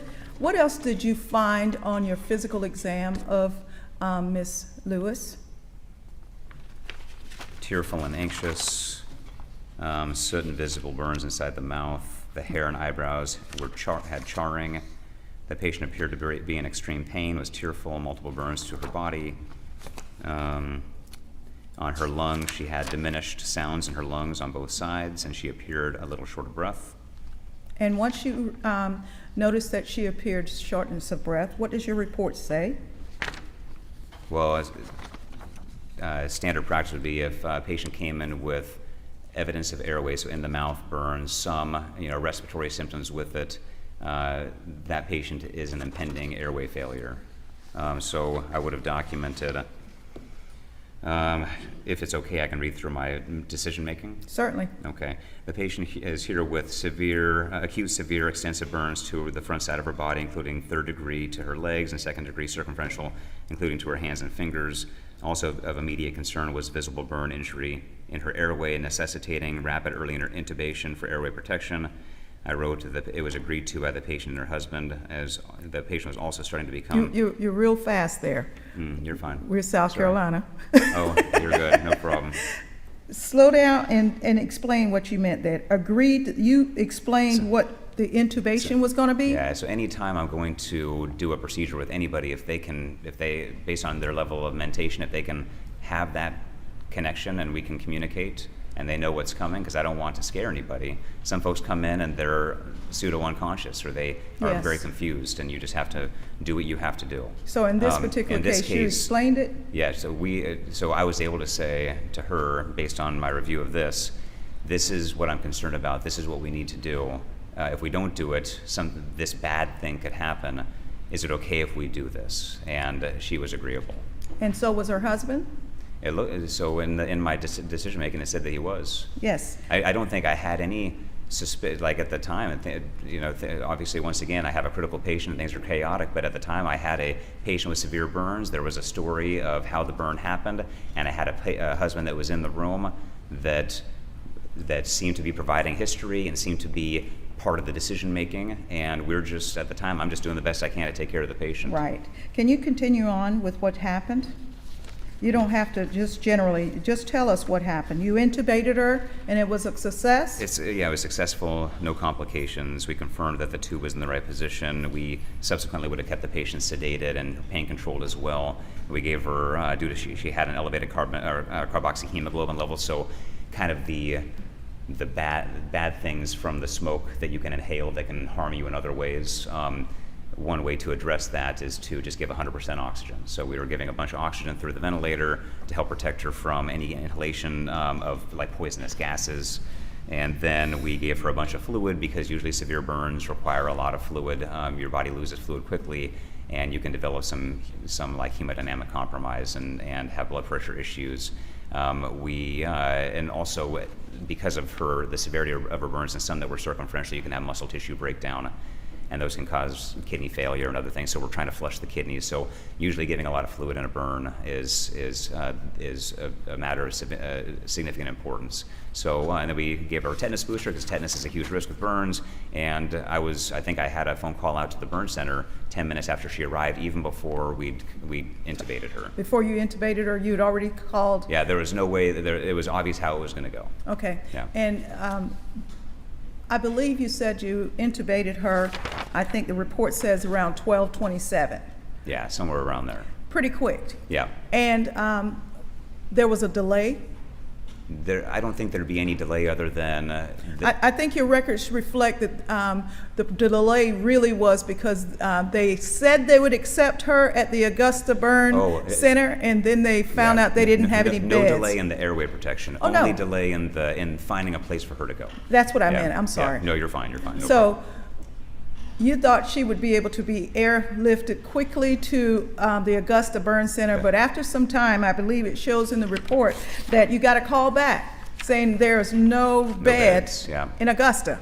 Yeah, they found another bed in, I guess, Cobb County in Atlanta. Right. And we got her sent there. So the faster we can get these bad burns to a burn specialist unit, the faster they can start intervening upon her ventilator management and debriding the wounds, which means kind of like taking away the damaged tissue, potentially initiate early graft therapy, all those kind of treatments. I believe your report shows that you came back in the room again to explain the delay to Mr. Lewis, and that he was agreeable to transfer to Atlanta because there was no bed in Augusta. Right. Okay?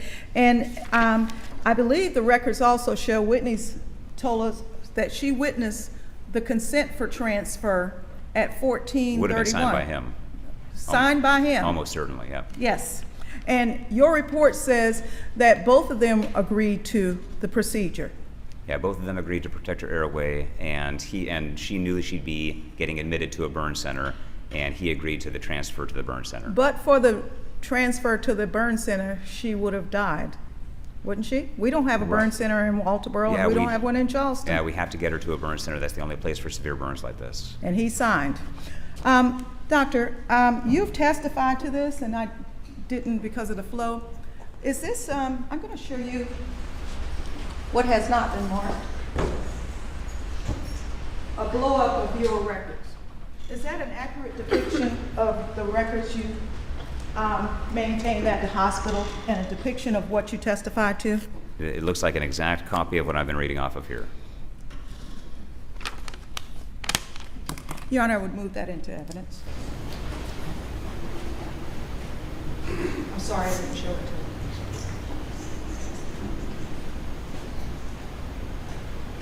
Your Honor, we don't typically admit reports if testimony has already been taken.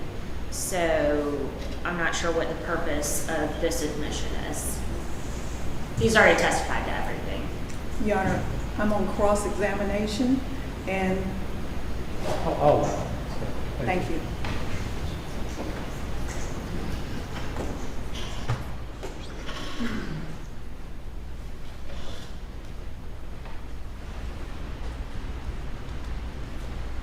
Doctor, have you had an opportunity to review the rest of Terry Lewis's medical records at Colleton Medical? Outside of this chart? Yes. I have not. Okay. So her prior history regarding any lithium poisoning or breast cancer or anything like that is not, you don't have any information on that? No, I don't. Okay. I have some past medical history that was put in this chart, but I don't think I was aware of any prior ED visits, at least based on what I'm seeing here. Doctor, and once again, my recollection is just really what I have in the chart. as it relates to what's in the chart, you say that she was alert when she first came in, but painful, and a severe pain. Then you say that you asked about social support. She had social support, didn't you? In there it talks about what, if maybe back up on that. What are you trained to, whenever there's an accident, such as what we have here, what are you trained as it relates to inquiring of the patient and looking at the surroundings of what's going on? What is your training? So we do pay attention to the surroundings and the situation as well as we can.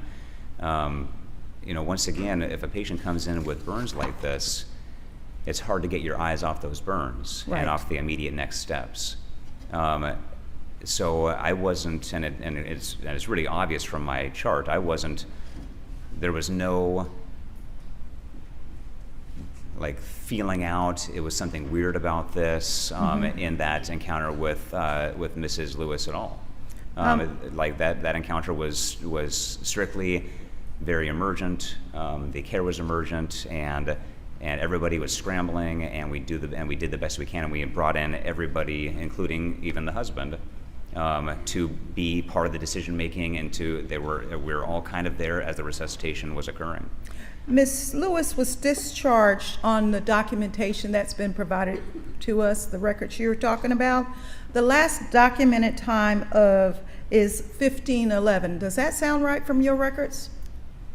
15, like discharged, like transferred? Yes, for transfer. Yeah, if it says that that's when she was transferred, then that's all I've got to go off of. Do you remember her daughter, Her, Miss Lewis's daughter? Do you remember a female in the room? I don't. Okay. If there had been discussion with the daughter, I probably would have documented it. What did you tell Craig when you saw him back in the hospital later that evening? So I can't actually recall anything that I would have said that's outside of the medical record. But if I communicated with Mr. Lewis, based on my review, it seems like it was very much all about are we talking when he came back in later? Yes. I think he was, based on my review, it sounds like things were pretty fired up. And I can tell his blood pressure was high, probably from the discomfort and him being under arrest and back in the ER as part of a clearance. He'd been injured. We talked about his injuries, and if I pull that chart up, he says he describes how the officers threw him on the ground, and he had a couple of different injuries he was reporting pain from. You're ahead of me. He said what? He says the officers threw me to the ground. And as a result of that, you had to do chest x-rays and ribs for bruising? Right, so the injuries he reported through the course of the altercation with police that had been reported showed that he sustained some injury to his right ribs, his right shoulder, his low back.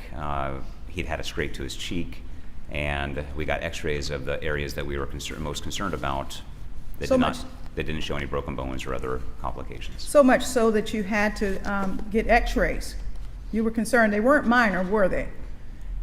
It's hard to recall even a bruise can hurt, pretty significantly, and it's hard for me to know if somebody's got like a subtle rib fracture or if it's just a rib bruise. So it's easier to answer that question and make sure someone is clear for incarceration with getting some imaging. Do you remember telling Craig that you were surprised to see him back there? What are you doing here? Because you thought he was going to Atlanta to his wife. So to be honest, It's okay. So the recollections I have are from the chart. Working in the ER for a number of years, I've seen some crazy things and had some very strange interactions of folks coming back in, right after,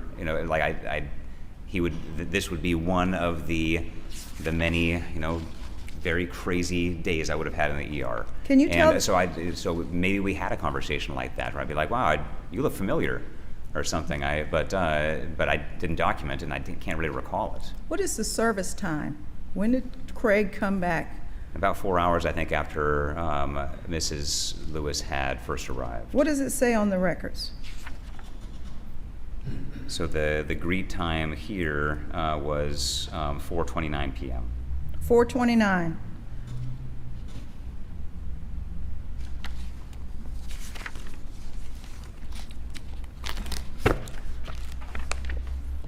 As we sit here today and you look at Mr. Lewis, do you remember him?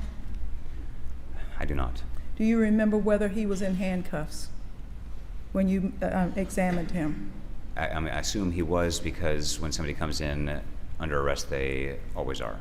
You remember seeing the then sheriff, Andy Strickland, come into the room where Mr. Lewis was? I do not. Do you remember any officers? I do not. I'm assuming officers were there. Court's indulgence, please.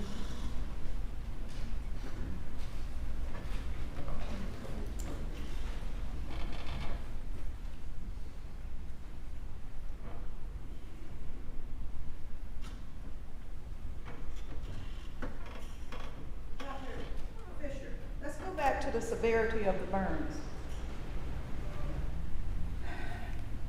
You stated earlier that open wounds can result from burns.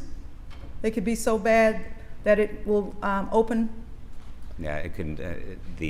A burn can be deep into the tissue. Okay, and that would it result in oozing of blood?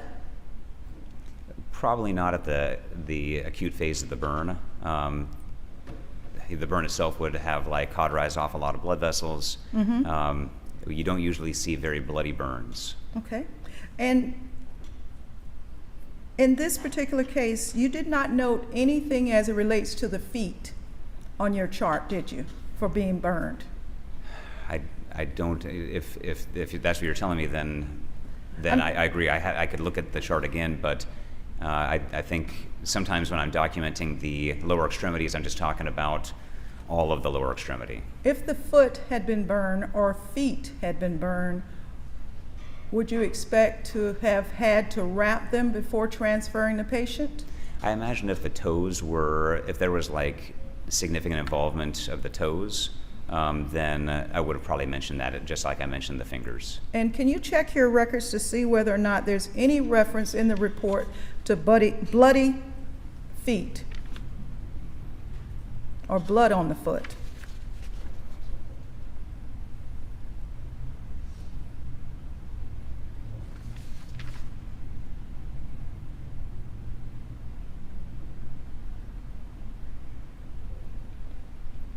No.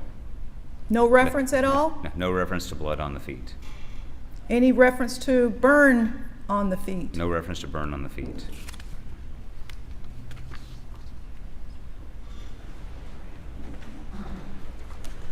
Thank you, doctor. I don't have any further questions.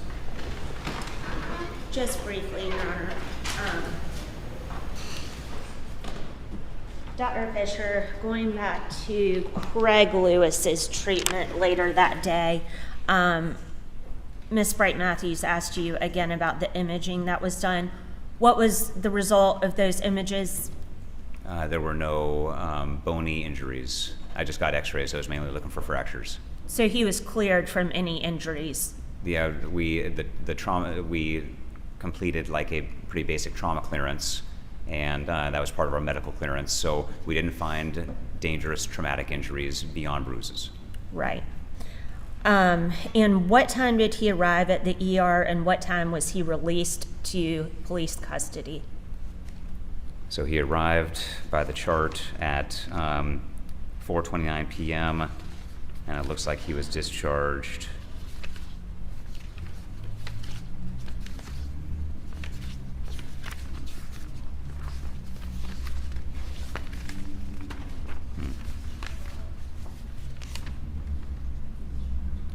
at 5:16 p.m., so there for about 45 minutes.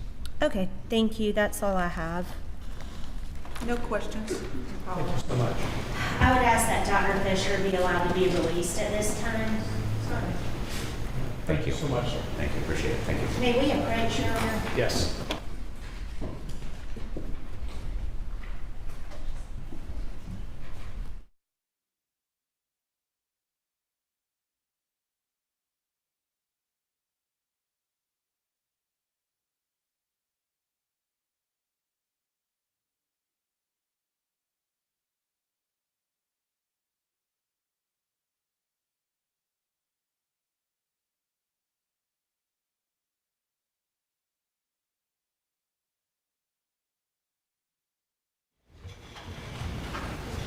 Ladies and gentlemen of the jury, it is time for our lunch recess. Of course, we're not sequestering you. You're free to wander about and do whatever you like, but the same admonitions: don't discuss the case with anyone, even fellow jurors. Don't look at any media reports. Don't check anything on your phones having to do with this. Don't do any research. And it is just about 12:30, so we'll try to, or let's be back in time to start again at 1:30. Any questions about that? All right. Thank you so much. We'll see you in an hour. Enjoy your lunch.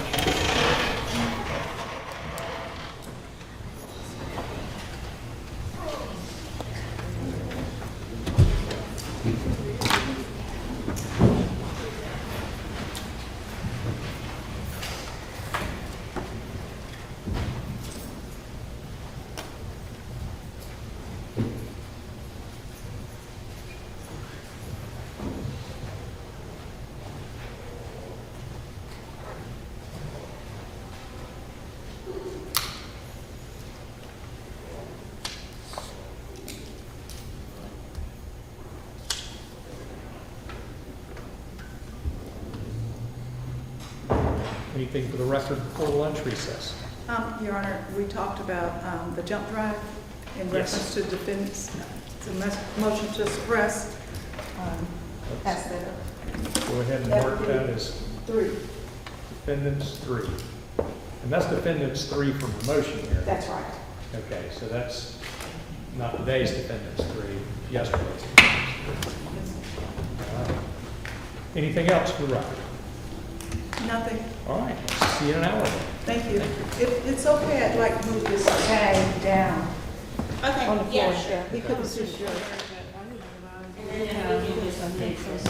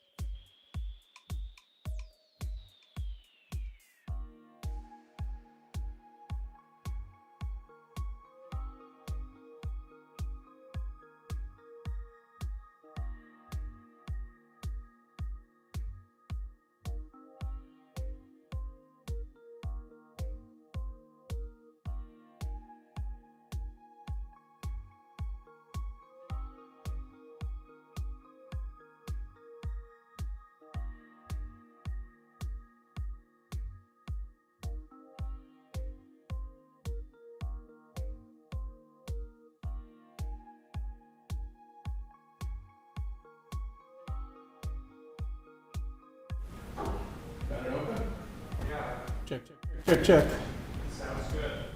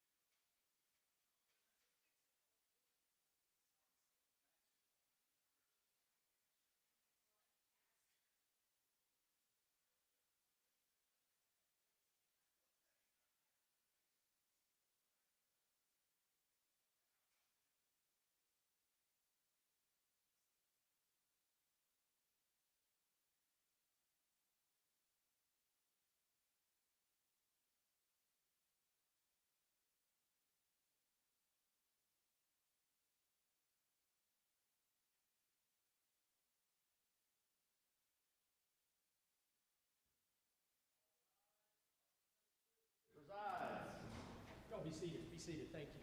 Thank you so much. Let's see, so that's what they put.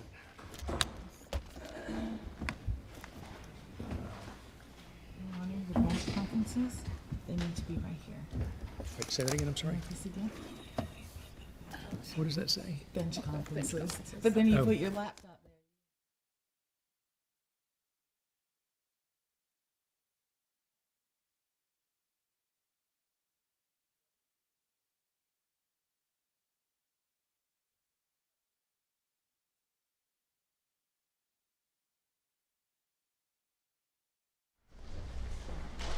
You're doing it, the mic right there.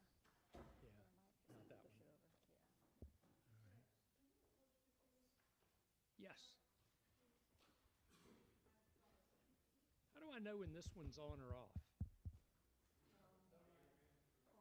Is there a light? No, I understand. I talked over lunch with them about it.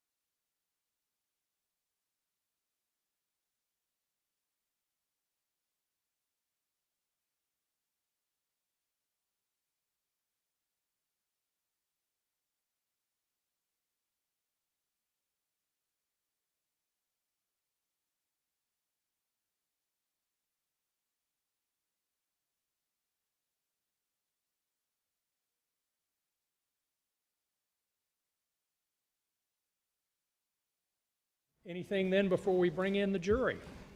No, Your Honor.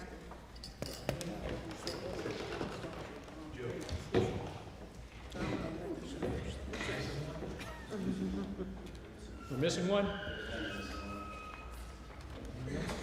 Hopefully it wasn't associated with screeching. No, everybody's here? Bring them in, please.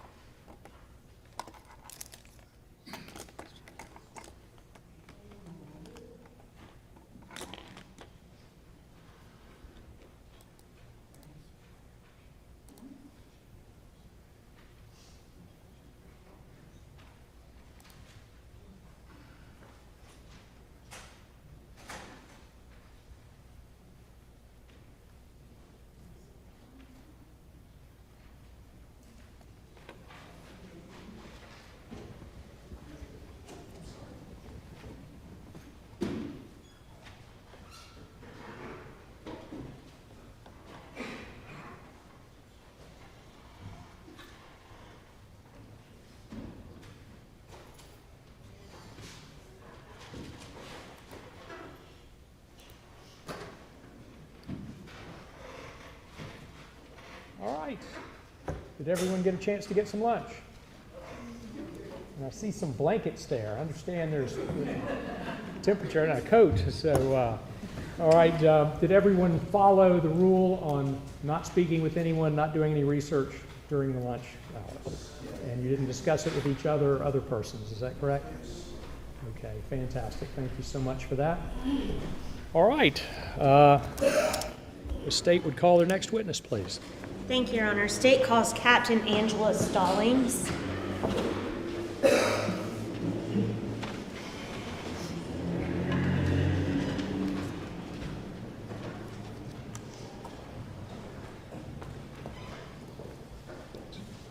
Captain Stallings, please come forward to be sworn.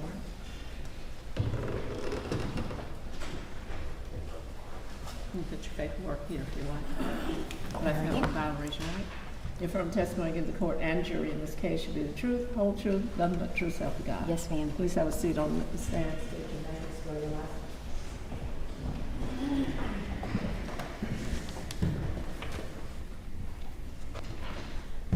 Angela Stallings, Stallings. Good afternoon. Good afternoon. Captain Stallings, tell us who you work for and how long you've been there. I work for the Colleton County Sheriff's Office and approximately at the Sheriff's Office 17 years. All right, and what is your current position? Currently, I'm captain over the administrative division. And back in 2019, specifically January, what was your position at that time? I was in investigations and also over dispatch in January of 2019. All right, and were you on duty on January 17th of 2019? Yes, ma'am, I was.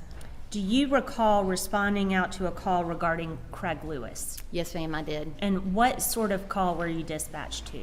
It was in reference to a burned victim that was at the hospital being flown out. Where did you respond? I responded to the residence, which is located in Colleton County at 273 Wade Hampton Avenue.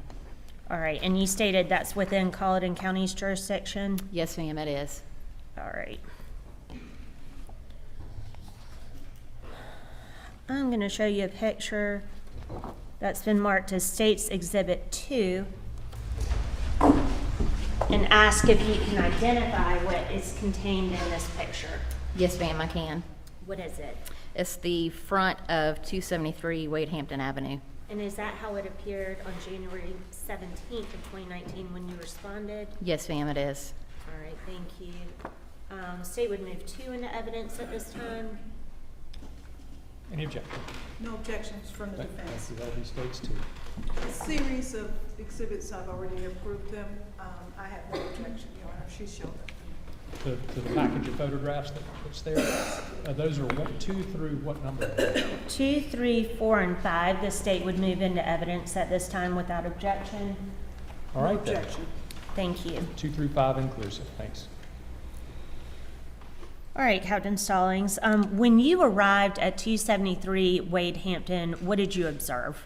When I arrived, I was with 2 other investigators as we approached the rear of the residence. I had other investigators that were coming from the back door with Mr. Lewis walking towards his vehicle. Okay. I'm going to show you what has been entered. Actually, I'm going to publish because these have been entered. Permission to publish. You may.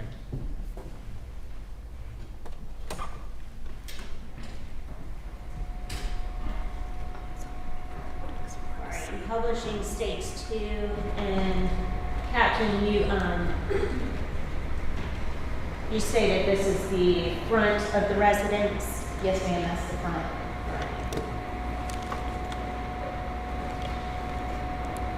Publishing states 3, and if you can describe what we're looking at here.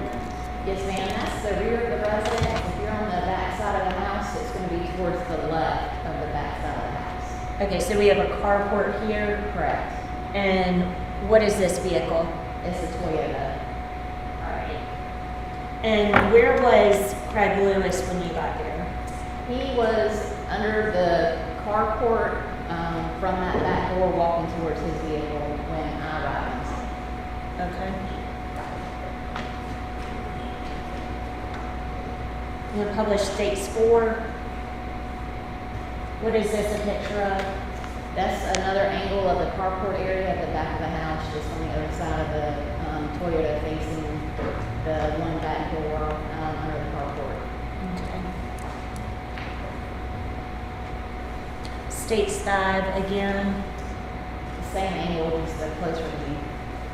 All right, and is this the back door that you're referring to? Yes, ma'am. And the defendant was somewhere in between here? Yes, ma'am.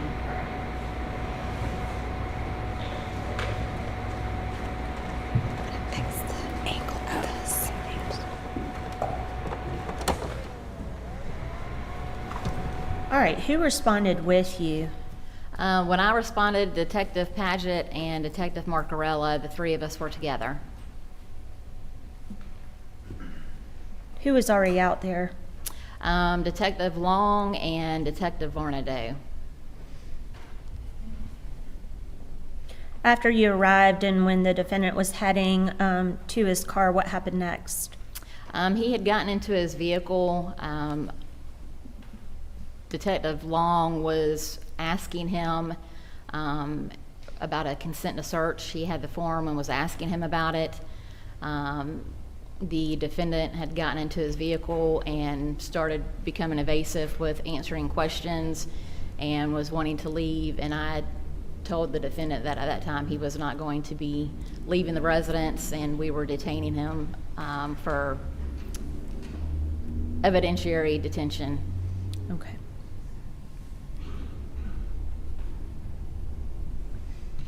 Was he ordered out of the car?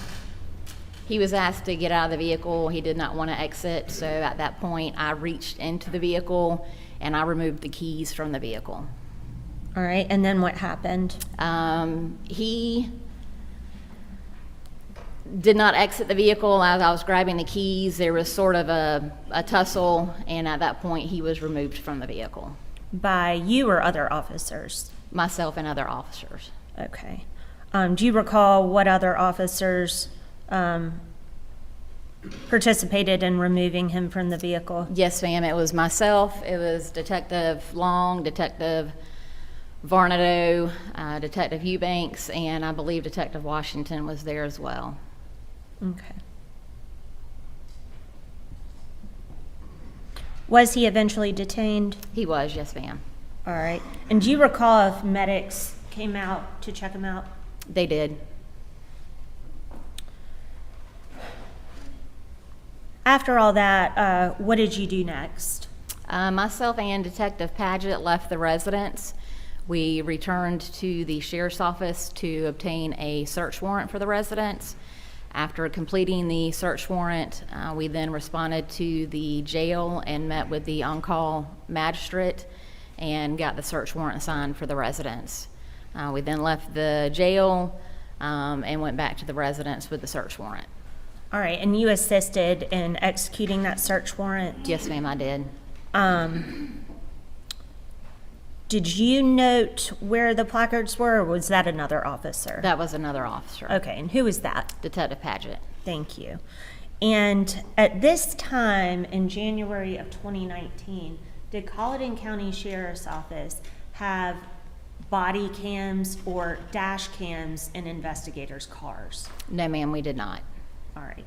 So is there any video that exists for this incident or anything to do with this search or the apprehension of Mr. Lewis? Not at the residence, no, ma'am. Okay. Were dash cams and body cams added later? The only dash cam video that I'm aware of is one when the defendant was transported from the hospital. Oh, I'm sorry. Yes, that was, okay. So did Road Patrol have dash cams at this time? Yes. Okay. What I meant was, did CCSO approve dash cams and body cams for Criminal Investigations Unit later? Oh, I'm sorry. Yes, ma'am. Later on, I believe towards the end of March, body cams were issued to the Investigations Division. Okay. I apologize. No, that's okay. Beg the court's indulgence.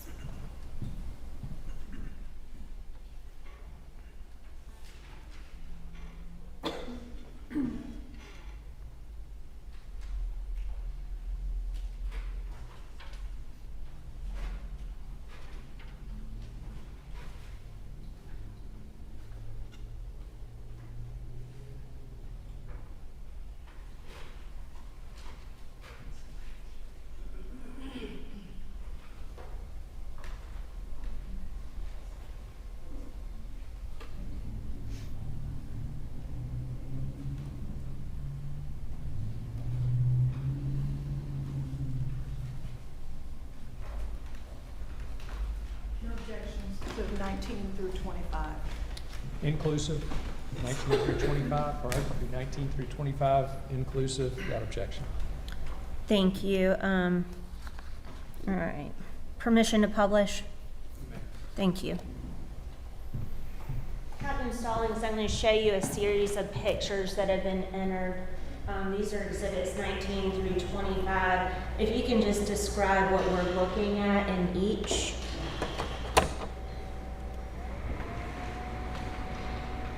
States 19. That's the back door of the residence from the carport.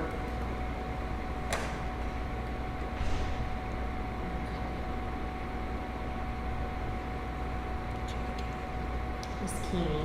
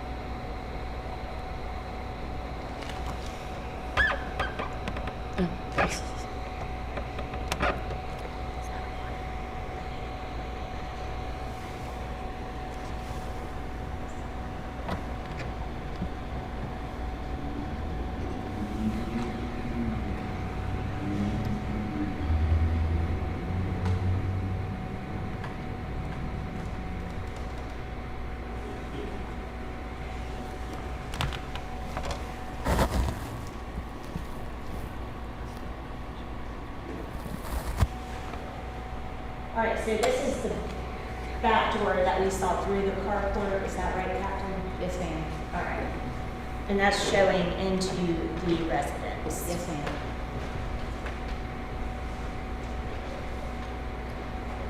This is states 20. What are we looking at here? That's at the doorway looking into the living room area.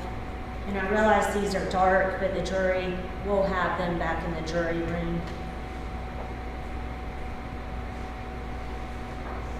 States 21. Another overview photo of the living room area.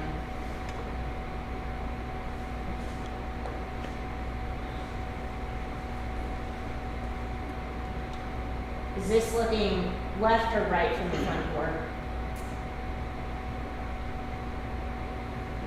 That should be left. Okay. And that's states 22. And then from the front door, Well, from the back, the carport. or I'm sorry, the carport. To the right. What is this right here? The fireplace.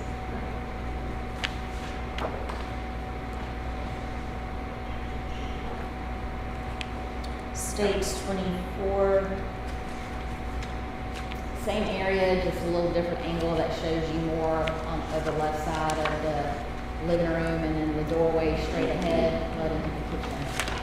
This doorway. Yes, ma'am. Does that go back to the bedrooms or? It should have gone to the bedrooms and the kitchen area.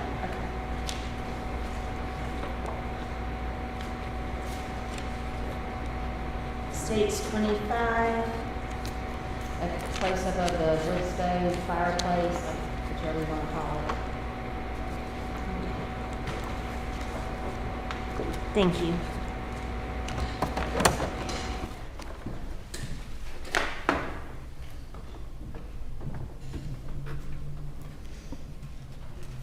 Beg the court's indulgence.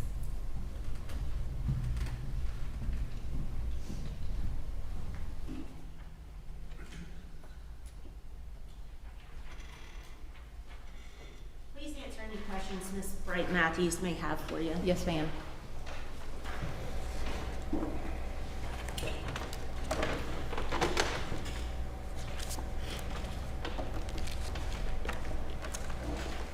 May it please the court.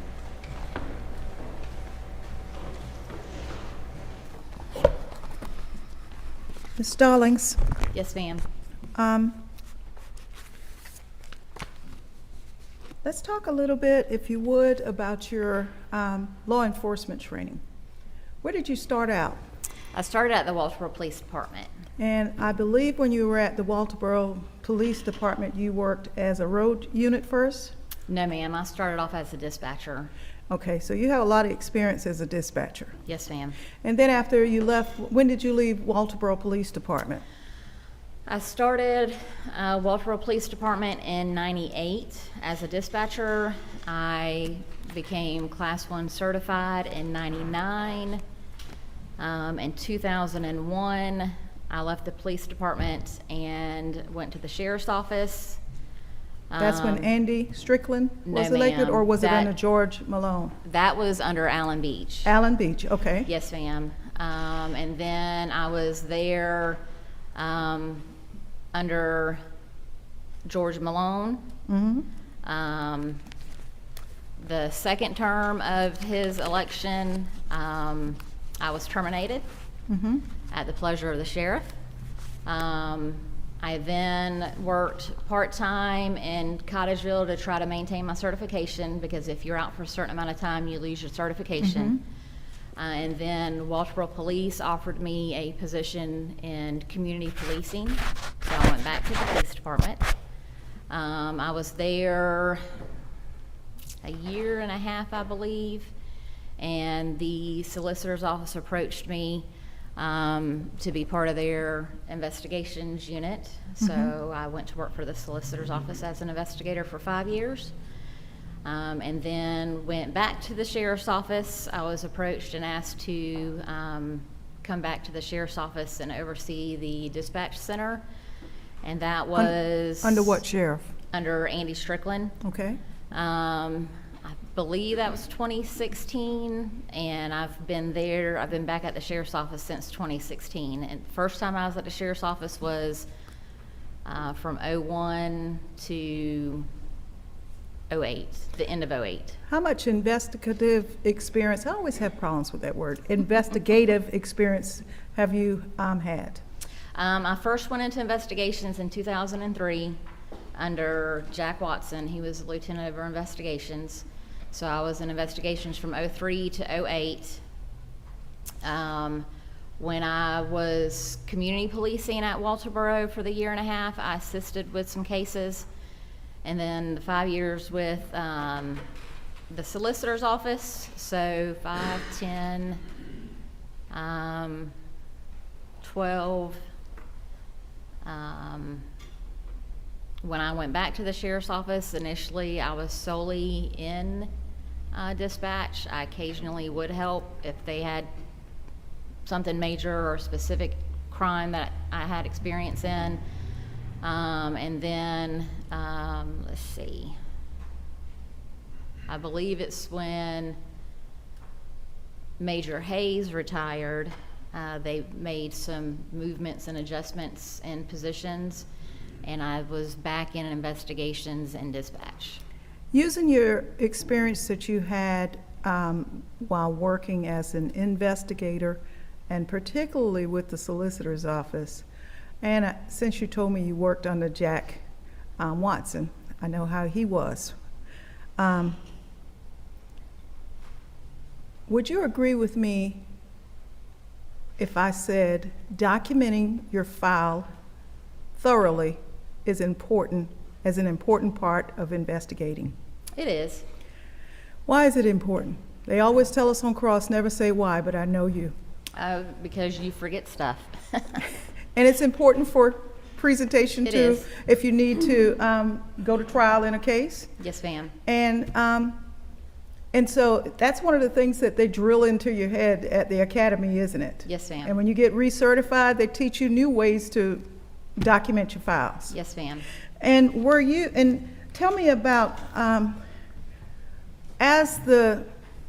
is it major? Were you the major over dispatch or captain over No, dispatch? I initially was lieutenant, and then when Major Hayes retired, I then was promoted to captain between investigations and dispatch. In that capacity with dispatch, what is the procedure, policy and procedure of the Sheriff's Department in maintaining dispatch recordings and logs.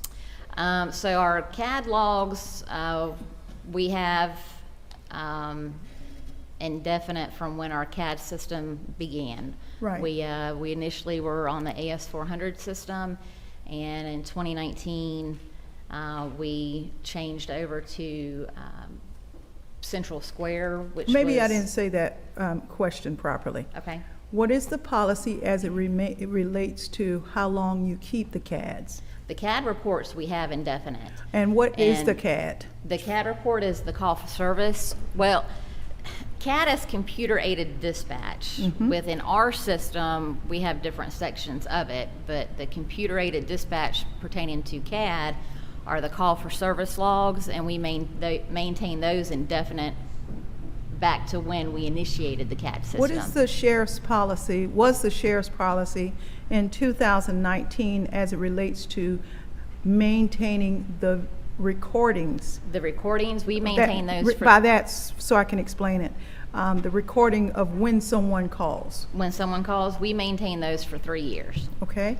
And is there, do you maintain them and send them to the particular case if it's an arrest involved? We do. And was that done in this case? It was not. Was a transcription of what was reported maintained for this case? Not a transcript, but the call for service has the notes that were taken from the caller. And it's very cryptic, very short, isn't it? It is. Okay.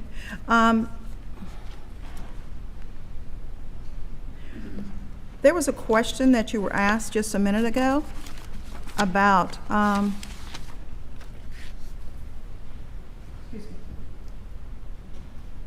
you were asked about body cams.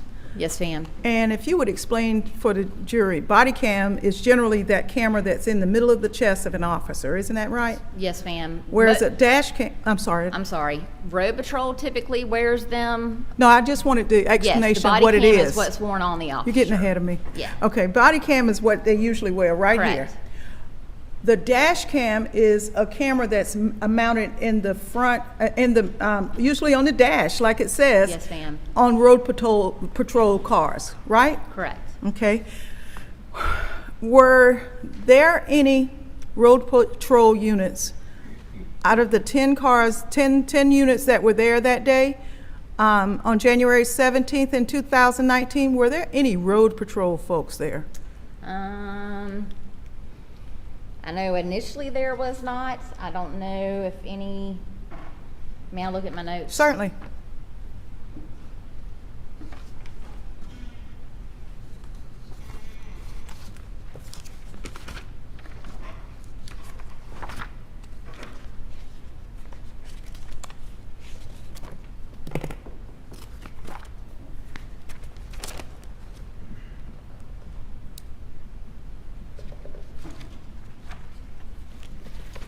It shows that Roy Blake was dispatched and initially went to the hospital. Who is he? He was a deputy. He was a road deputy. Okay.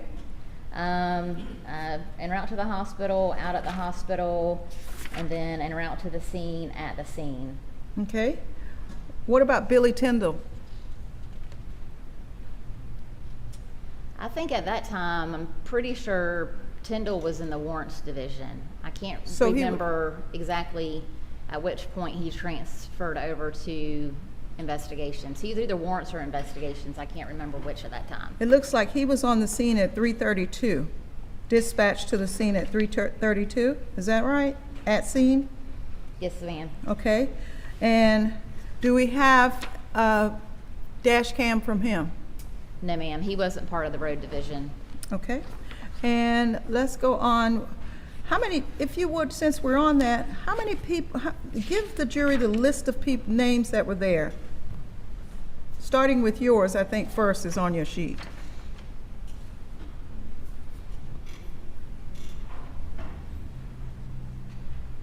Myself, Captain Chapman, Billy Tyndall. What was his rank? I'm sorry. Tyndall or Tyndall. Chapman? Tyndall? You said Captain Chapman. Yes, Captain Chapman. This has B713, so that's a Bravo unit. Bravo's is the warrants division. So without looking at personnel, I would say he would have still been in the warrants division at that time. I don't know what his rank was. Okay. What about Kelly Padgett? Kelly Padgett, she was an investigator. Jason Eubanks, investigator. Brian Varnadoe, investigator. Shauna Tozier, investigator. And David Long, lieutenant investigator. And Ed Marcarella, investigator. And then he went to the hospital. What about George Rue? He went to the hospital. He did not come to the residence. Was he an investigator? No, ma'am. He was supply lieutenant. Would he have had a dash cam?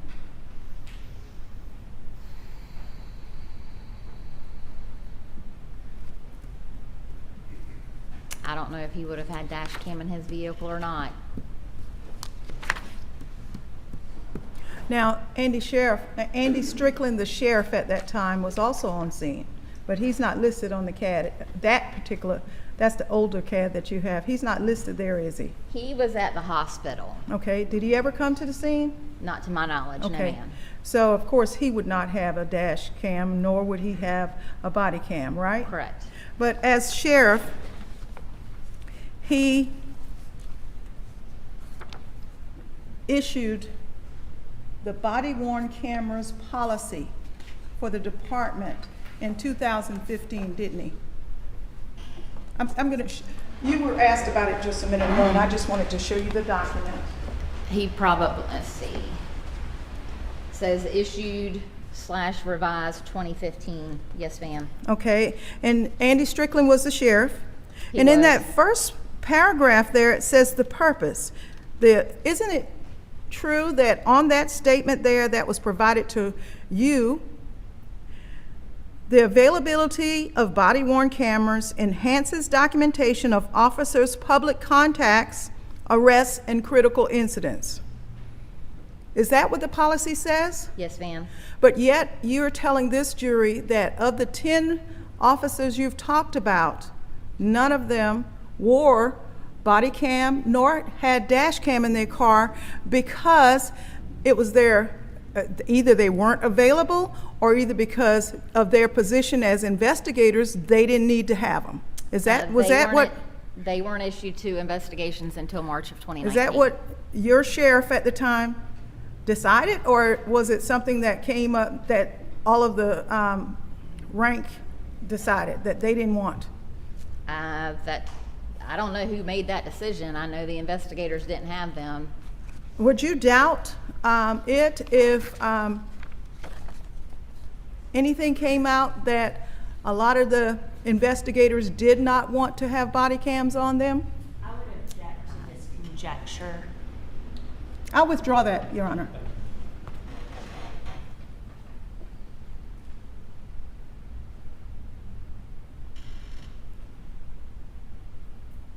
In the same report on page 2, it says the wearing of personally owned video recorders is not authorized.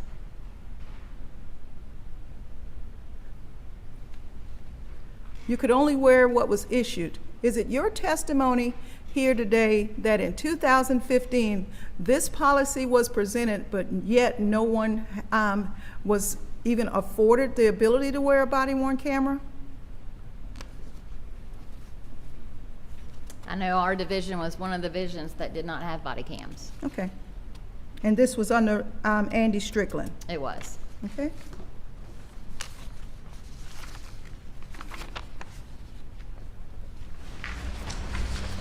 Thank you. Yes, ma'am.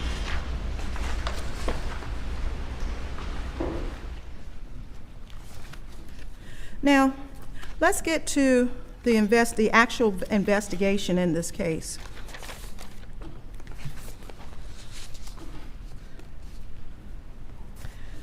You get this call to come to the scene to investigate what you believe to be is an arson and a seriously injured person that was being medevaced to Atlanta, right? Yes, ma'am.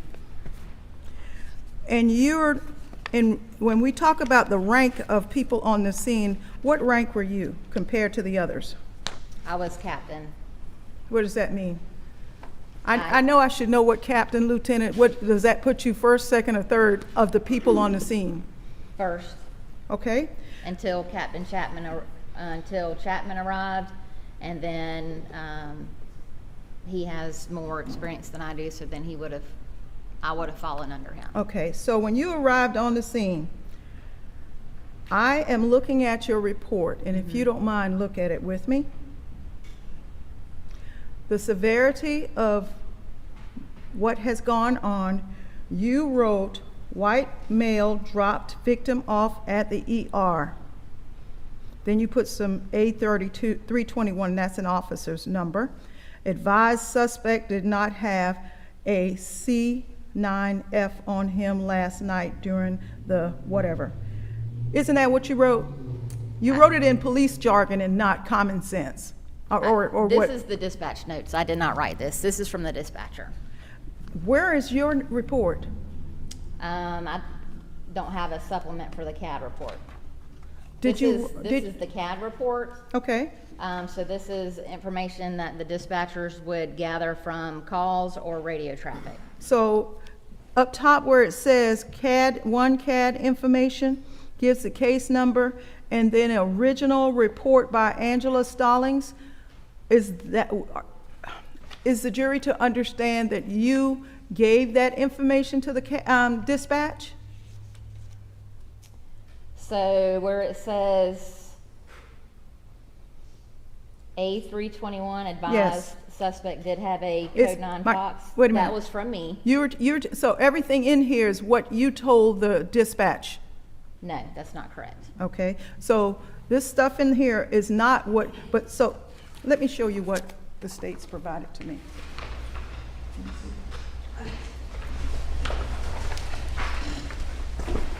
Oh, you're looking at the narrative. I'm looking at the CAD report. Sorry. Doesn't that say CAD report up top?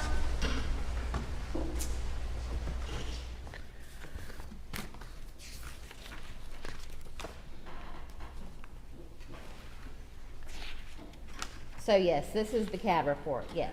And that CAD report was done with information you provided, wasn't it? Part of it was. So where would the other information have come from? The caller calling in to dispatch to report the incident. Okay, why does it then say original report by Angela Stallings? I know I shouldn't ask that question either, but I have to. So the way the old CAD system, the AS400 worked, when an incident report is generated from a CAD report, the whole top section is the CAD, the dispatch notes. Okay, And then some officers would keep that, would separate it, go into their narrative, and then of what the officer themselves did, and then you would have your supplements from your other officers. instead of using their independent observations? I'm sorry, say that, I don't They think I would understood. keep whatever the CAD report is instead of putting what their independent investigation says. Isn't that correct? Or adding to it? No, Their- they, Your Honor, objection, this witness can't testify to what other officers would do, Your what Honor. their practice was. I did not elicit it. She provided the information. She said what some officers, I didn't ask what some officers. Once she said it, I asked her to explain what she meant. And I am on cross. You can testify as to what you meant, but as to what other officers might have done, stay away from that if you would, okay. please. So sometimes when the officers would initiate their narrative, they would leave the CAD notes, separate it, and do their narrative themselves. This original narrative are the notes that copied over from the CAD report, and it says as the officers went into their narratives, it says see supplements for the narratives from the officers. So where's your supplement? I don't have one. You were at one point the highest and then the second highest person on the scene of this report, given your background with the solicitor's office and in law enforcement and investigations. You did not write a report? I did not write a narrative. No, I did not. Did you make independent notes? No, ma'am.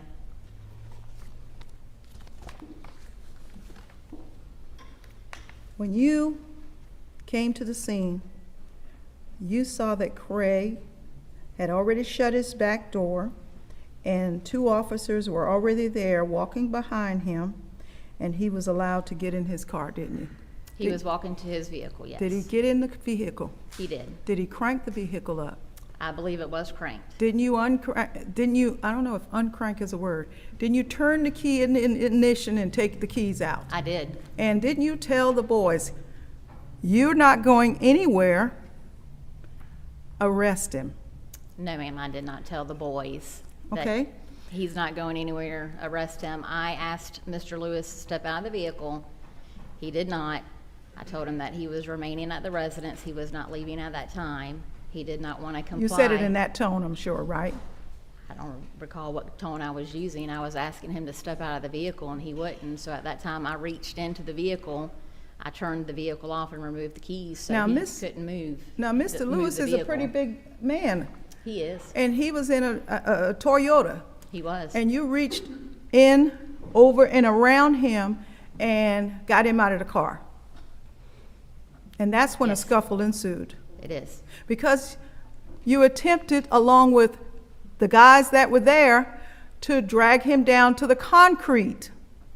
Only after he didn't comply. Okay, how was he to comply? Drop on his face on the concrete? No, step out of the vehicle when he was asked to. Okay, so when Mr. Lewis did, you get him out of the vehicle, the guys, along with you, tried to get him on the concrete. He sidestepped to the grass so that he would not get hurt, didn't he?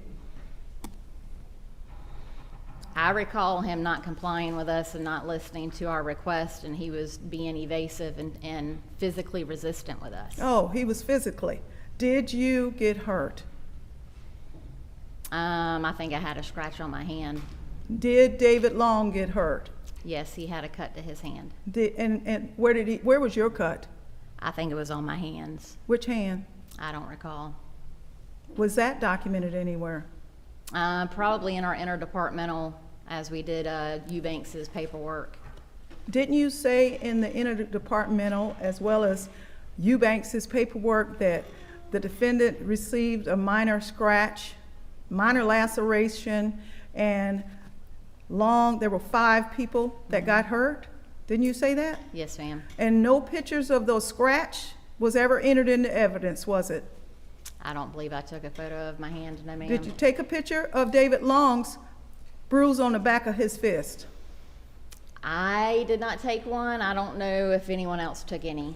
Now, Mr. Lewis is shown in the mugshot when he got to the jail as having dried blood draining down his face. Do you remember that? He did have a small scratch to his small? face, and I think it had a Band-Aid on it once he got to the jail.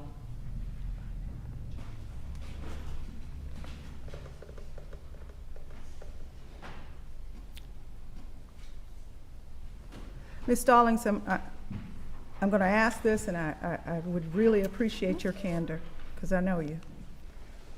Did you know at the time that Andy Strickland, when he sent y'all over there, that Leanne Kellum, Terry Lewis's daughter, was one of his tenants? Did you know that? Whose Was one tenants? of the sheriff, your sheriff's tenants. No, Did you ma'am, know I that? did not know that. He didn't tell you that, did he? No, ma'am. He's the one who issued the be on the lookout and sent y'all over there to Craig's house, didn't he? He was one of the ones, he did give the BOLO for a vehicle. Be on the lookout. description. Yes, ma'am. Did you know that He was in communication with Leanne Kellum when she was on her way to Atlanta? I was not aware of that, no ma'am. Does the CAD log show that Andy Strickland went to the emergency room when Craig was there being tended to by the doctor? I know that he was at the hospital when the initial call came out. Let's see.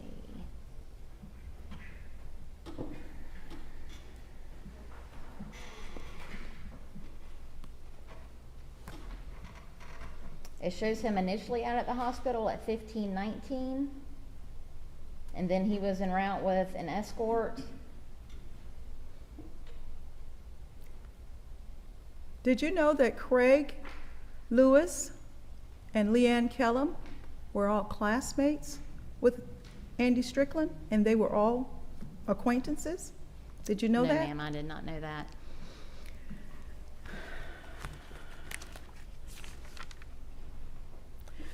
I noticed that some officers were at the scene that are not listed on the CAD report.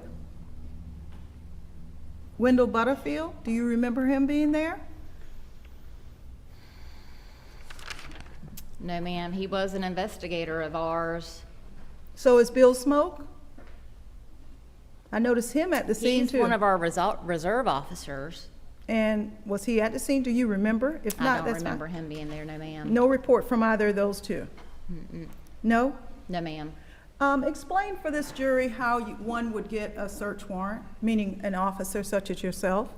You have to have probable cause for a search warrant. You get the location of the area or location that needs to be searched. You document a description of the location that's to be searched. You submit what you're looking for based off of the type of crime, what probable cause you do have that at that time, and then you go and you seek it with a magistrate judge or a circuit court judge. Do you have to swear that you're telling the truth? Yes. And in this particular case, you did not write a report, but you went and got a search warrant on the house that we've seen pictures of, based upon your sworn affidavit or sworn testimony to the magistrate. Yes, ma'am. Didn't you tell the magistrate after bringing the victim to the emergency room, the spouse left and did not stay with the patient? Didn't you say that in your affidavit?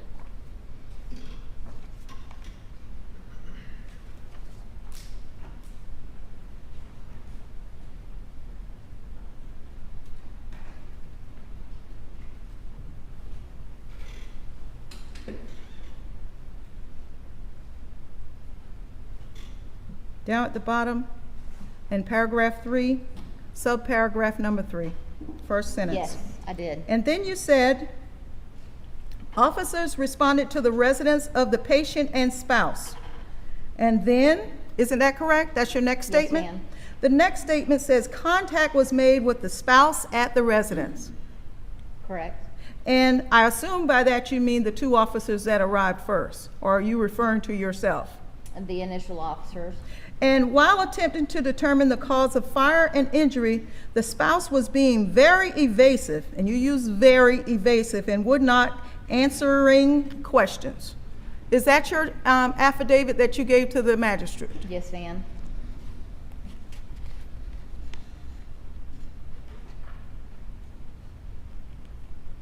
The spouse did state he had already removed the couch from the residence that was damaged during the fire. So he told them that much, right? Correct. The spouse was attempting to leave the residence and officers attempted to detain him. Isn't that correct? Yes, ma'am. But didn't Officer Long and Varnadoe tell him he could leave and you came and changed it? I'm not sure what they told him.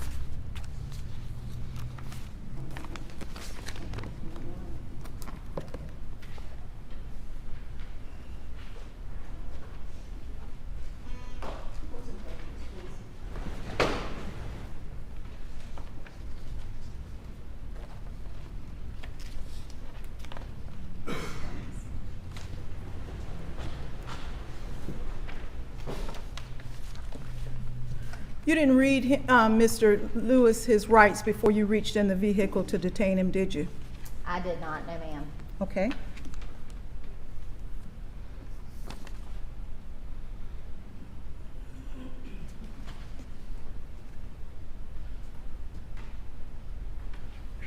May I approach?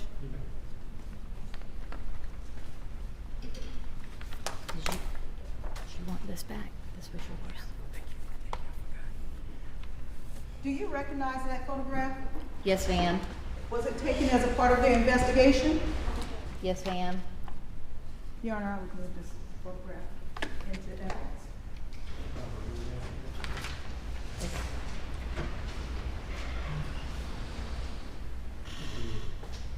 What number? Teresa. 3? 4? 4? Okay.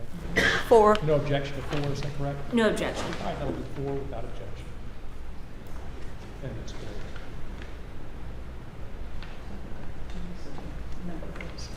I'm going to try to use this. If the clerk could assist. I don't know how to use this. Or I could do it the old, I'm not going to ask, I could do it the old-fashioned way. Your Honor, I move to publish to the jury. You may.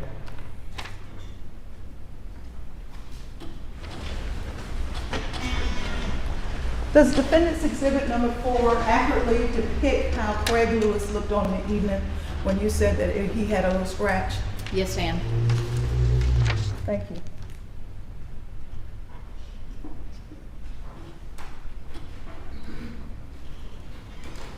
Nothing further. All right, thank you so much.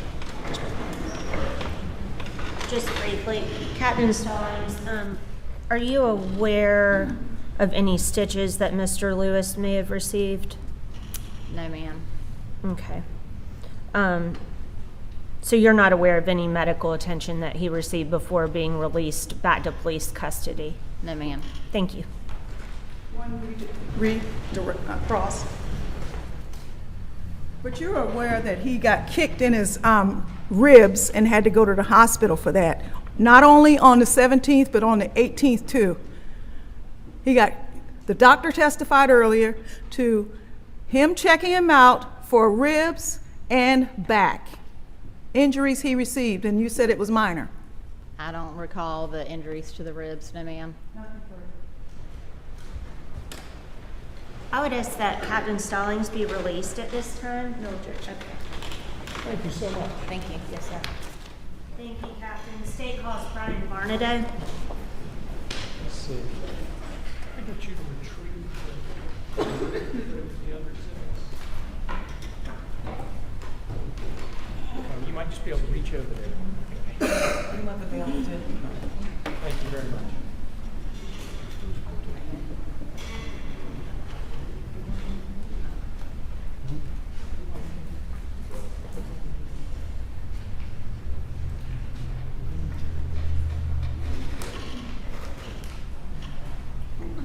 Mr. Varnadoe, please come forward and be sworn.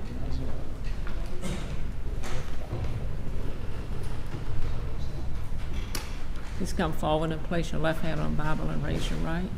How you doing? I'm fine. Your firm testimony to give the court and jury in this case should be the truth, whole truth, nothing but truth, so help you God. I do. Please have a seat on the witness stand. State your name for the record and swear your license.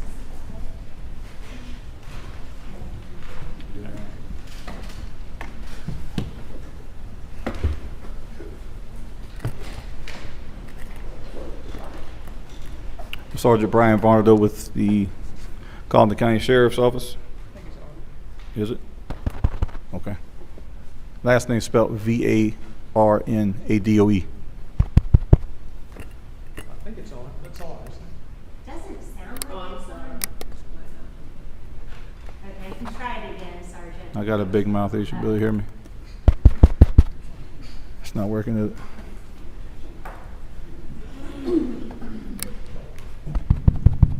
All right, that It is sounds now. like it's on. Yep. Last name spelled Varnadoe. Thank you, Sergeant Varnadoe. Who do you work for? Colleton County Sheriff's Office. And how long have you been employed with Colleton County Sheriff's Office? Approximately 11 years. All right, and what is your current position? Investigations. Was that your position in January of 2019? Yes, ma'am. Okay. Were you on duty on the 17th of January of 2019? I was. And were you dispatched to Wade Hampton Drive that day? Yes, well, on the radio, one of my supervisors told me to go to that location, yes. Okay. And that was Wade Hampton Drive? Yes, Colleton County. Okay. What did you observe when you got there? I pulled up to that residence. I seen a vehicle in the yard, SUV, and Mr. Lewis was underneath the carport area, from what I recall. What was he doing? When I first pulled up, I just see him standing underneath there. I couldn't really tell exactly what he was doing. I just observed him underneath the carport area, moving around. Okay. Yeah. Yeah, it's on now, but it's just not loud at all. I know. If you could just speak up and Okay. enunciate a little, that would be helpful. Okay. Okay, thanks. I'm going to show you what has been entered as State's Exhibit 4. And ask if this is the residence, the carport, and the car that you saw at 273 Wade Hampton when you arrived. Yes, it is. And Mr. Lewis was standing in this carport? Yes, he was in that area when I came up. Okay. What did you do next? Got out the car and spoke to him. Told him the reason I was there. And not long after that, I had a few other investigators pull up behind me, my supervisor, and they began speaking with him. All right, and what reason did you give him that you were there? I told him we was there in reference to his wife. An incident had occurred, and we were there to come to the scene of where the incident occurred at.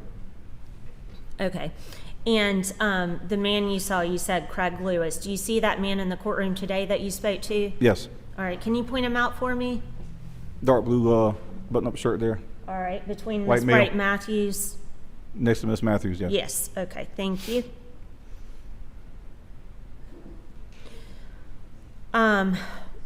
What happened after you and investigators initially spoke to Mr. Lewis? I believe he wanted to leave the residence. He was speaking to my captain, Angela Stallings. He got in his vehicle and said he was leaving. She informed him he was detained and he was not free to leave. The incident had just freshly happened and we was trying to get a handle on what had occurred.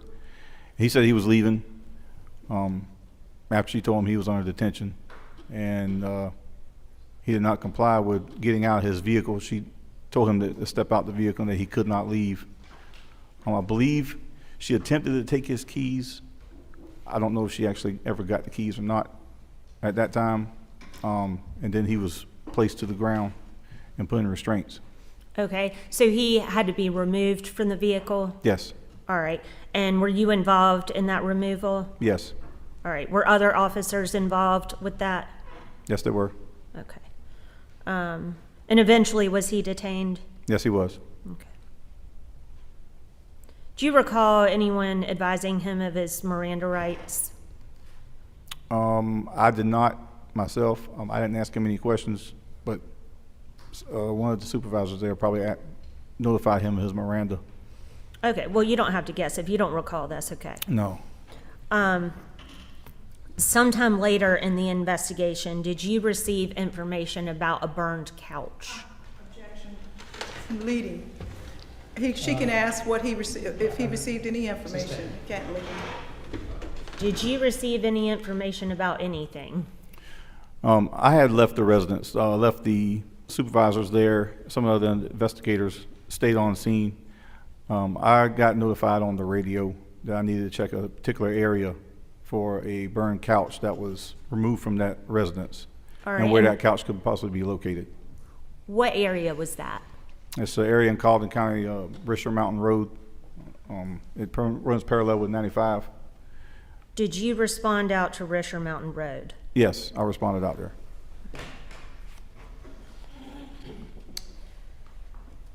I am moving to enter State's exhibits 11 through 18, which the defense has no objection to. No objection. All right, thank you. That would be 11 through 18, inclusive, without objection. And just for the witness's edification, I'm going to have him flip through these pictures. Do you recognize these pictures, Sergeant? Yes, ma'am. And what are they? These are photographs of the couch on the side of the road, Richard Mountain Road. Okay. Is that a fair and accurate depiction of how it appeared? Yes, And then once it's back in evidence? yes. Okay. And I'm going to publish these, Your Honor, and then I'll go through and just have Sergeant Varnadoe describe what we're seeing, if that suits the court. No objection, I presume?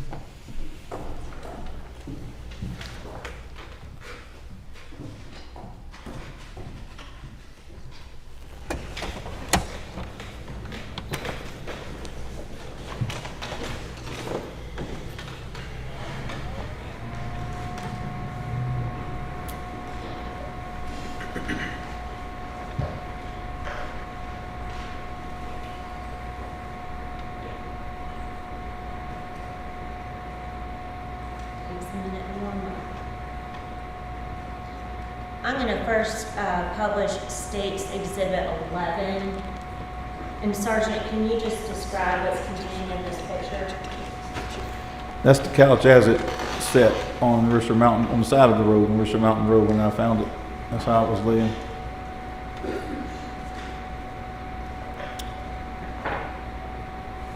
All right, State's Exhibit 12.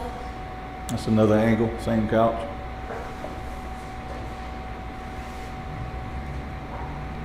State's Exhibit 13. That's some of the, lack of a better term, stuffing, I guess, out of the couch. State's 14. Oh, that's a photograph of a cigarette lighter that was lying beside the couch. Was this couch and the cigarette lighter collected? Yes, And was that all taken back to evidence at the Criminal Investigations Division? yes, the couch was taken back, I believe, to our bay. We have an open bay in there. It was placed inside there. All right, I'm going to show you State's Exhibit 15.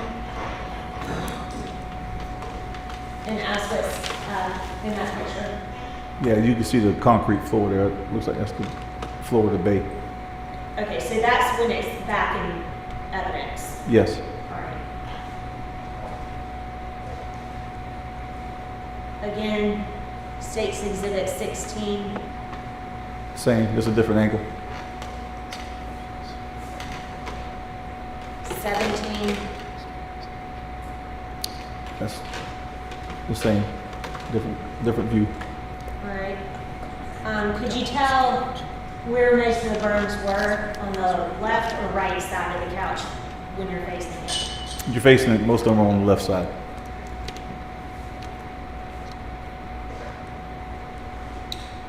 And then State 18. Yes, that's the cigarette lighter that was on the ground beside it. Thank you.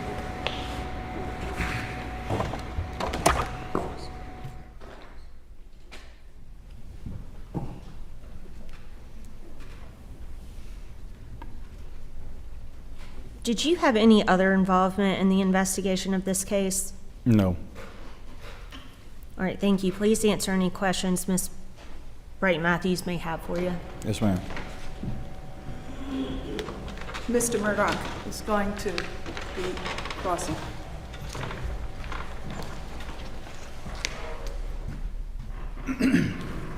Good afternoon, Mr. Varnadoe. How you do, sir? I'm doing well. Could you please state your rank and position from 2019? 2019, I was a sergeant in investigations. And at the time of this incident, you were a sergeant? Yes, And you were also a part of the crime scene investigations unit, that's correct? yes, sir. We're a small agency. CID is, Did you know Mr. Lewis prior to this incident in 2019? yes. Could you tell me how you know Mr. Lewis? How long? How long have you known Mr. Lewis? Pretty much all my life. Did you grow up with Mr. Lewis? Mm-hmm. You and Mr. Lewis went to school together? Yes. So you were friends growing up?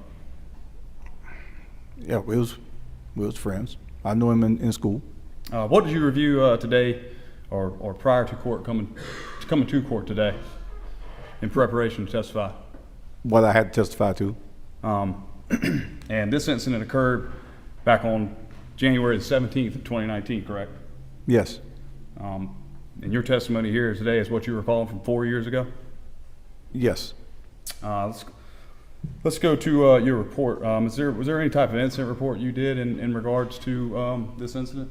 No, all of my interactions or whatever are recorded on CAD, on the call for service. Recorded in the CAD service? And the dispatch info, yes. And you wrote an incident report, and you never wrote an incident report or any type of... I wasn't a case formal officer on this, report or no. notes from this incident? Your Honor, if he can let the witness finish before he keeps asking questions. Your Honor, the question wasn't finished before witness began to Hold answer. on 1 second till he finishes, and then pause a second, and then you may answer. So, Sorry, Mr. Varnadoe. No, you good? So you never wrote any type of investigative report, any kind of notes, or an incident report regarding the incident that occurred at Wade Hampton Avenue? No, I had no investigation, or as far as the investigative at that location, no, I didn't. I didn't have any part of that. So upon your arrival to the scene, you were the first officer that arrived to the scene? Yeah, I was there probably 2 minutes before the other ones got there. 2 minutes? Yeah, it was a matter of minutes. Upon your arrival, did you or any of the other officers speak to anyone else other than Mr. Lewis? I don't remember seeing nobody else there but Mr. Lewis when I got there. After other officers arrived, do you recall any other officers speaking to a neighbor or anyone else that could have They may seen have. anything? I didn't. And that would have been documented in a report? If they spoke to him, you had to ask him. Isn't one of the first things an officer does arriving on scene, investigating a crime, would be to search for other witnesses or any type of surveillance footage or anything that can help the investigation? That's some of the things we do, yeah. And why do you do that? To gather evidence. But you personally never spoke to anyone else? I don't recall speaking to a neighbor, no. Do you remember when you made contact with the defendant? Were you by yourself? It was a matter of minutes. I may have been there a minute or two, just he and I. And Do you then, remember Mr. Long was yes, also there? I believe he was one of the first ones. My first in So it's chain safe of to say that you and Mr. Long, 1 second, let him finish the answer if you would before you ask the my chain of command. He's my next in line supervisor, and he pulled in right behind me. Yes. so it's safe to say that you and Mr. Long together made contact with the defendant on the scene? Well, I remember. Yeah. Mm-hmm. Did you, upon making contact with the defendant, did you search the defendant, pat down or anything? No, when I got there, it wasn't very long before the rest of them got there. I pretty much was just telling Mr. Lewis why we were there. Do you recall anyone? I didn't Mr. ask Long? him any questions or anything. Do you recall Mr. Long or any other officer patting down Mr. Lewis? I don't. Searching Mr. Lewis? No, I don't. So you had no reason to believe Mr. Lewis was dangerous, or At the time, no. did you ask the defendant, Mr. Lewis, what was going on when you arrived? I told him why we were there. I didn't get into a whole lot of asking the questions. I left that from Ms. Stallings and the rest of them. And did Mr. Lewis say anything to you when you asked him about what was going on? No, he didn't have it wasn't nothing dire to the situation. He was just, telling me, hey, she's messed up or whatever. It was just general conversation. So there were some statements made between you and Mr. Lewis? upon his Yeah, we just arrival. had a general meeting. Like I said, it was like maybe a minute before everybody else got there. Did Mr. Lewis tell you where he was going? No. Did you and Detective Long, I'm assuming he was detective at the time? Yes. Did you and Detective Long enter Mr. Lewis's residence before any other officers arrived on scene? And no, there was some other ones there by the time the sweep was done at the house. So are you familiar with Detective Padgett? Was Detective Padgett also on the scene that day? I think she came up behind us too also, yes. There was Yeah, a First lot. Yeah, go ahead. I have a document here. This is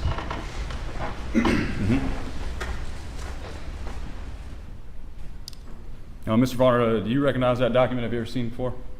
I don't know if I've seen this document. I know what it is, and I can see who typed it. Does that document appear to be a report from Ms. Padgett? Yes, Detective Padgett from Detective the Kelly state? Padgett with us, yes. Could you flip to the second page of that?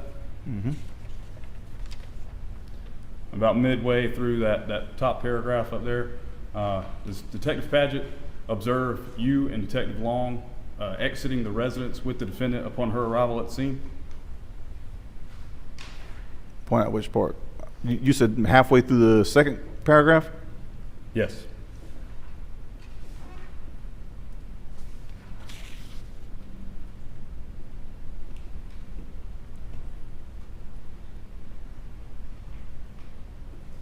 Your Honor, if I may. Yeah, come on up here and show them what you're talking about.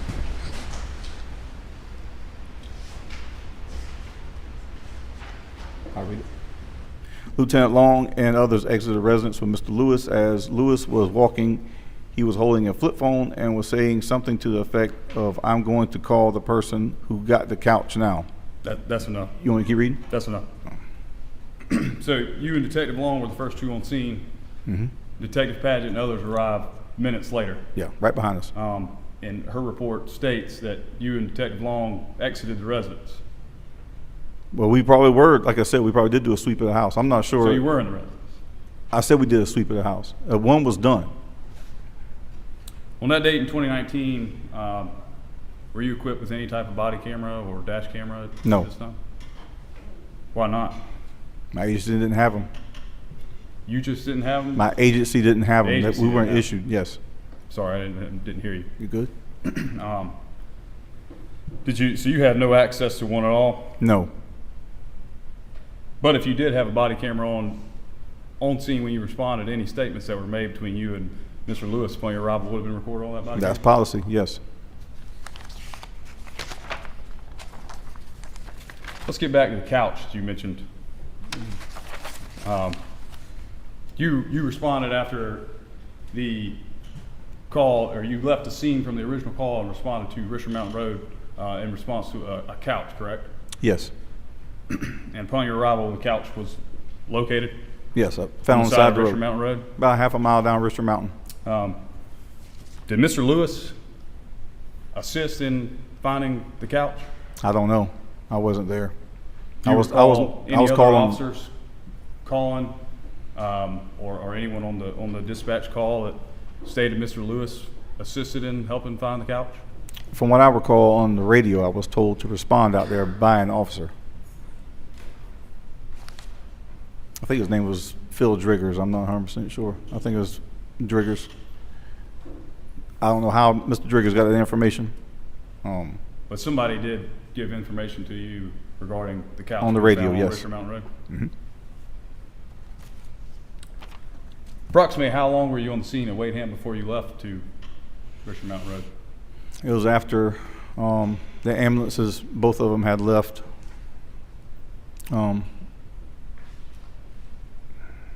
30 minutes maybe. Wasn't very long. It should be in the Do you recall if the fire department was ever called in any part of this investigation? I don't remember the fire department, no. And when you arrived at the home and Mr. Lewis advised you of fire, that's correct? There had been one, Of yes. fire, that's correct? There had been one, yes. And you didn't think to call any type of fire dispatch to make sure that the residence was safe? I didn't see any flames, smoke, or anything. Like I said, we did a sweep of the house. What did you see on under the carport?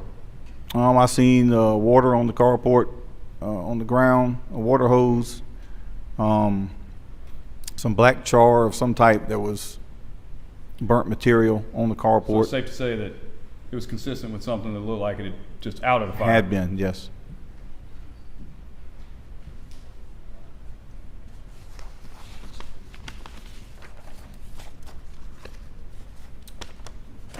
So were you in part of, or did you take part in helping to detain Mr. Lewis, or did that occur after you left the scene at Wadeham? Nope, I was there. Do you remember approximately how Mr. Lewis was detained? Yes, Could you explain that to the jury? he was pulled out the vehicle. And when did Mr. Lewis get into his vehicle? I believe while my captain may have been talking to him, he was walking towards his the pictures. Well, according has to it. Detective Padgett, you and Mr. Long exited the home with Mr. Lewis. Was it at that point where he got into his vehicle? Yeah, after he walked away from there, yes. He wasn't in restraints He or wasn't anything. detained at that point? No, well, he was detained, but we didn't have him in handcuffs. We just told him he needed to stay there. Typically, when you detain someone, are they placed into handcuffs? Y'all do me a second. Yes, sir. It's difficult for a court reporter. You continue to talk over one another. Sorry, Your I Honor. So apologize. that's Your okay, Honor. that's all right, it's fine, but just give it a second before the answer, and if you give them a second to finish, it might go a little smoother. Thank you so much. Sorry for the interruption. Please ask the question again. Typically, when you detain someone, are they placed into handcuffs? Not all the time. In situations where allegations such as allegations with Mr. Lewis, are suspects typically placed into handcuffs? No. Now, if he's not being aggressive, I don't. Did you assist in the takedown of Mr. Lewis? Yes. Approximately how many officers were involved in that takedown? Maybe 4. Were you injured as a result of Mr. Lewis' I wasn't. takedown? No. Were other officers injured? Yes.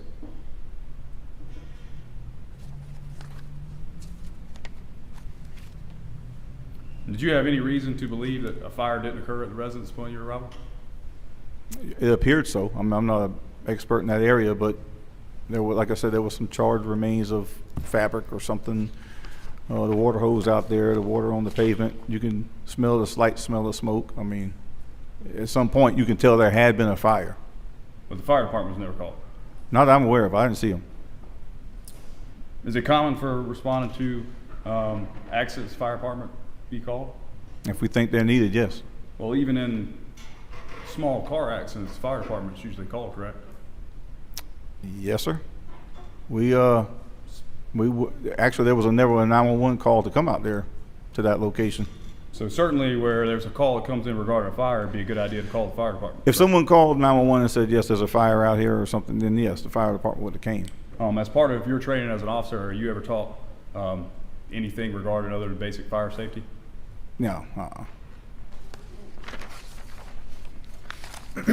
Would you be familiar with an expert cause and origin expert with fire? You have to repeat that for me. Would you be familiar with a cause and origin expert when it comes to fire? No.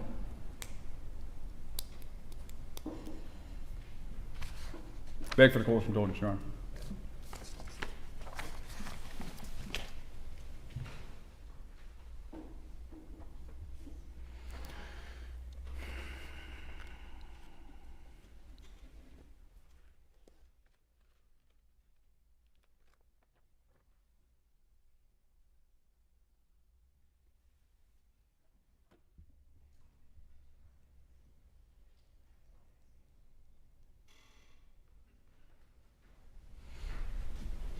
Mr. Varnadoe, were there 3 dogs that were located in the residence upon your arrival? I don't recall dogs. I'm not saying they weren't there, but I don't remember them. Craig let you and Detective Long into the residence, and you eventually went into the residence with Mr. Lewis, correct? I don't know how far I went into the residence. I only remember passing right there in the doorway. As far as like going through and looking for dogs, I don't remember seeing any dogs. Did you tell Mr. Lewis that he could leave upon exiting the residence? Outside of the house? Yeah, Yes. he was able to go into the yard. Yes, he couldn't leave the premise. No, he didn't have to stay inside the house. I actually wanted him to come outside the house. And do you recall Mr. Lewis locking the door to his residence when he exited the house? Say again? Do you recall Mr. Lewis locking the door to his residence when he exited? I know he shut the door. I don't know if he locked it or not. It was shut. Do you remember which investigator this case was assigned to as the lead investigator? I do not. Just to be clear, you never took any notes or wrote any kind of formal report No. as a result of this? No further question, Your Honor. Anything else, Mr. Just briefly. If 911 is not called in an emergency, does the fire department just show up? No, and if they're not called, no. And why didn't you call the fire department? I didn't see any fire or no smoke or anything. I didn't see a need for them. Makes sense. Thank you. Thank you. Any questions related to that question? Nothing further, Your Honor. All right, thank you so much. This witness excused or not? Thank you. Thank you so much. State calls Lieutenant David Long.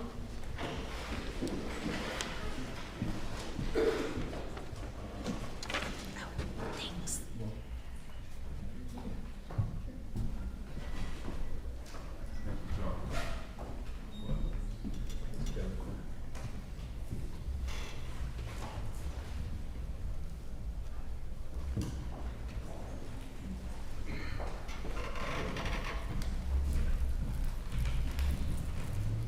Mr. Long, please come forward and be sworn.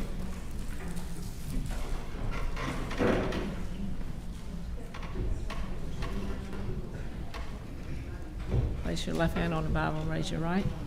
You affirm the testimony of the court and jury in this case should be the truth, whole truth, nothing but the truth, so help you God. Yes. Please have a seat on the witness stand. State your name for the record. Spell your last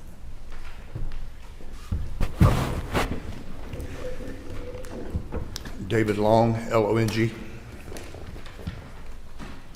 Good afternoon, Lieutenant Long. Good morning. Do you have your report with you? Say again, please. Do you have your report with you? I do. Okay. I've got one if you needed a copy of it. Lieutenant, tell us how long you've been employed by Colleton County Sheriff's Office. I started in 1986, and then from 86 to 96, I worked for the Colleton County Sheriff's Department. Then I went to the Department of Natural Resources for South Carolina, and I worked there for about 17 years there, and came back to work at the Colleton County Sheriff's Department in probably 2013 or so, and been there ever since. All right. And your current position is lieutenant over Investigations. right? And so back in 2019, what role were you playing at the sheriff's office? The same, and special operations. Were you on duty on January 17th of 2019? Yes. And where did you respond out to? Wade Hampton Drive, Whose residence was that? Craig Lewis's. All right. Was that a shared residence? Was it what? Shared residence? I believe he was married and had a wife at the time. All right. Is that within Colleton County's jurisdiction? It is. Tell us what you observed upon getting to that residence. Myself and Detective Varnadoe arrived at about the same time. He actually knows Mr. Lewis, and he began speaking to him. And as we drove up, as we exited our vehicles, and he started talking to him, he was under his carport with a water hose. I believe he was winding it up. Okay. As he had just finished with it. Do you see Craig Lewis in the courtroom today? Yes, ma'am. And where is he seated? He's sitting beside the defendant's attorney. Okay. Is that the same man that you saw in the carport winding up the hose? It is. He has lost some weight since then. Okay. Appears to have. Okay. I have states exhibits 9 and 10 that I've shown to the defense, and I would like to enter these. I believe there's no objection. All right, those will be states 9 and 10 without objection. Thank you. And may I approach the witness? Lieutenant Long, do you recognize what's contained in these pictures? This is states 9 and 10. Yes, this is the carport that he was standing under with apparently the same garden hose, and had just finished washing down. That's why the water is still there and some running down. This is the part that is not seen in that same photo of the left-hand side of the carport. Okay, an extension of the carport? It is. Okay. Is that how it appeared when you responded to 273 Wade Hampton? The door was open. Okay. I'm gonna publish these, Your Honor.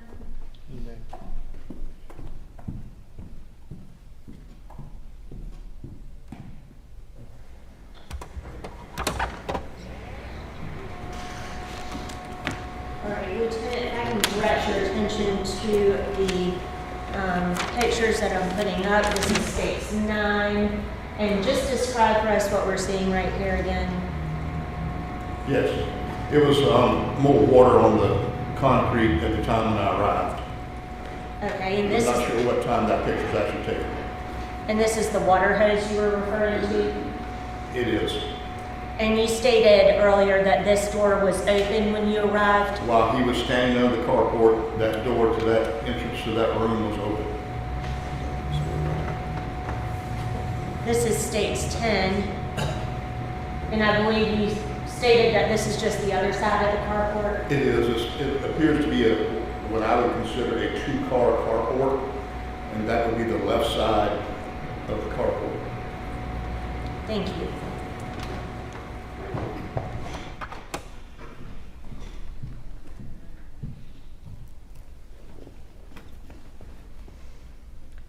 All right, so you and Varnadoe were the first to get there, right? Correct. Okay. What happened after Sergeant Varnadoe had a brief conversation with Craig Lewis? It was imperative that we were going to attempt to search the residence. I asked Mr. Lewis if he would consent to a search, and I don't know what he had said something. I don't remember or recall exactly what it was, but I had gone to my patrol vehicle and gotten a consent search form, and when I came back and asked Mr. Lewis about it again, apparently he refused to because I never got it signed. I don't remember whether he said he would or wouldn't or anything, but I did not get it signed, the consent. Okay. At some point, did you Mirandize him? After he was placed in handcuffs for detention, yes. Okay. So prior to that, when you came back with the form, what happened next? What did you observe? More officers had arrived at that time, and I believe Captain Stallings was speaking to him in the door of the truck. He had come out of the house, shut the door behind him, got in the truck, and a conversation was taking place with him sitting in the truck, and we were outside the vehicle. Was he, what were you asking him to do? I, at that point, wasn't asking him to do anything. He and Stallings were in a conversation. I don't know what they were saying or what had taken place, but at one point he was told he was detained for questioning and to exit the vehicle, and that's when he was trying to crank the vehicle and leave. Okay. Did he exit the vehicle of his own volition? No. All right. Then what happened? Captain Stallings attempted to get the keys. She was removed from that window of the vehicle. We got Mr. Lewis out of the vehicle. He struggled slightly, so we went to the ground with him and placed him in handcuffs. Okay. A struggle ensued. Okay. And so you and what other officers? At that time, it was myself, Officer Eubanks, and Detective Varnadoe. Okay. And Captain Stallings was there present. Were medics called to check him out? Yes. Was there another medic that came out too? I don't know. Okay. I know that Detective Eubanks required a medic Okay. for an issue with his shoulder of some type. Did you respond anywhere else later that day? Not that I remember. Okay. Did you have any other role in the investigation of this case? Stayed at the house and stayed outside and made sure and secured the scene while the search warrant was executed. And who came back with the search warrant? I don't remember which officer had it. All right. But you stayed at the residence and waited on the search warrant? Yes, I was in the yard. Okay.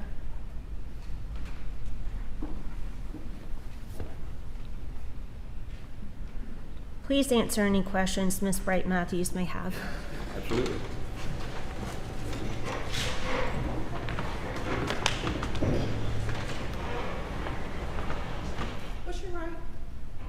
What is your rank? Lieutenant, And how long have you been with the Sheriff's Department?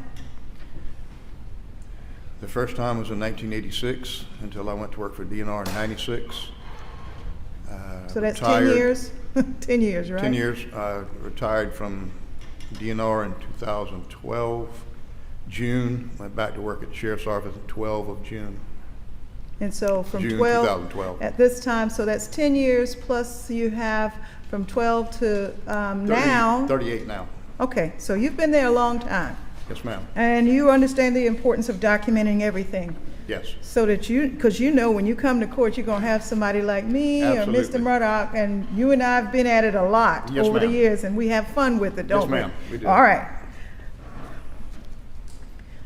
Which one of you gave the Miranda warnings? After we placed him in handcuffs, I gave him a Miranda warning. Isn't it in fact true that your own report says that when you, upon locating Lewis, he was under the carport with a water hose attempting to remove evidence? So was the water hose on or off? He was under the carport holding the hose. I remember him stopping with the hose. I don't remember whether he was actually spraying or what at the time. It says attempting to remove evidence of the fire that severely burned his wife. That's correct. You don't know what it was, do The you? very second I drove up, I'm not absolutely sure if he had completed what he was doing or whether he was still in the process of doing it. Well, David, excuse me for calling you David. That's fine. You went into the scene. Did you know Mr. Lewis? No, I did not. Or Brian just told you, I know Mr. Lewis. Yes. Okay, so he went in there and didn't he say, hey, Bo, why didn't you call us? Isn't that what Brian said? When Brian went into the residence with Mr. Lewis, because he let y'all in the house, didn't he? The door was open, and when he went in, I believe we followed him And in. he didn't stop you. No. He didn't say, hey, you got a warrant, you can't come in my house, did he? Well, I went into the doorway. I don't know He what was took place after cooperating. that. Ma'am? I'm sorry, I'm doing what my protege was doing. He was cooperating, wasn't he? He was. And he came in, and I think that's when you or either Mr. Bryan said, hey, you noticed that the couch was missing, didn't you? I myself? Yeah, because you walk in that, under the carport, you walk into that area, that's where the wood-burning stove is, and you see that there's a couch missing. Yeah, once you go in that doorway I said that was open, that's the room that also had water in it and smelled of fire, and the couch was missing, yes. So now, yes, you noticed that the couch was missing, or no? Or that you found that later? I'm just trying to clarify it for the, did you? I didn't know a couch was there until later. All I know is that the water was on the floor, and you could smell some odor of fire, Okay. and I stopped at that room. I didn't go any further. You I don't didn't- know what took place. I'm not asking about anything related to the search. I'm just asking whether or not he was cooperating at that point. He was cooperating at that point. Okay. Didn't he say, when he was asked, hey, Bo, why didn't you call us? Didn't he say, why I'm gonna call y'all? I was trying to get my wife to the hospital. Didn't he say that to you all? Not to me. That's not reflected in this report, is it? I did not hear him say that. Okay, got it.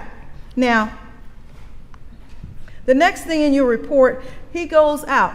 Is it your testimony to this court that when he shut the door, you didn't know whether it was locked or not, that y'all had already been in the house and y'all let him come outside, and you, even though you don't know whether anybody told him he could go, but he got in the car and he turned on the ignition switch, didn't he? He was sitting in the truck. I do not remember him cranking the truck. Was his seatbelt on? I don't remember that. You don't have that in your report either, do you? No, ma'am. And then you I said- didn't observe him with a seatbelt on. I would have written that. Okay. Did you have your cell phone on you?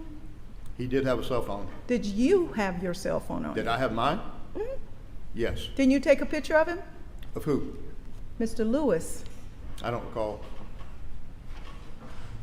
I did have a cell phone. I had two, matter of fact. After I'll get to that in a minute.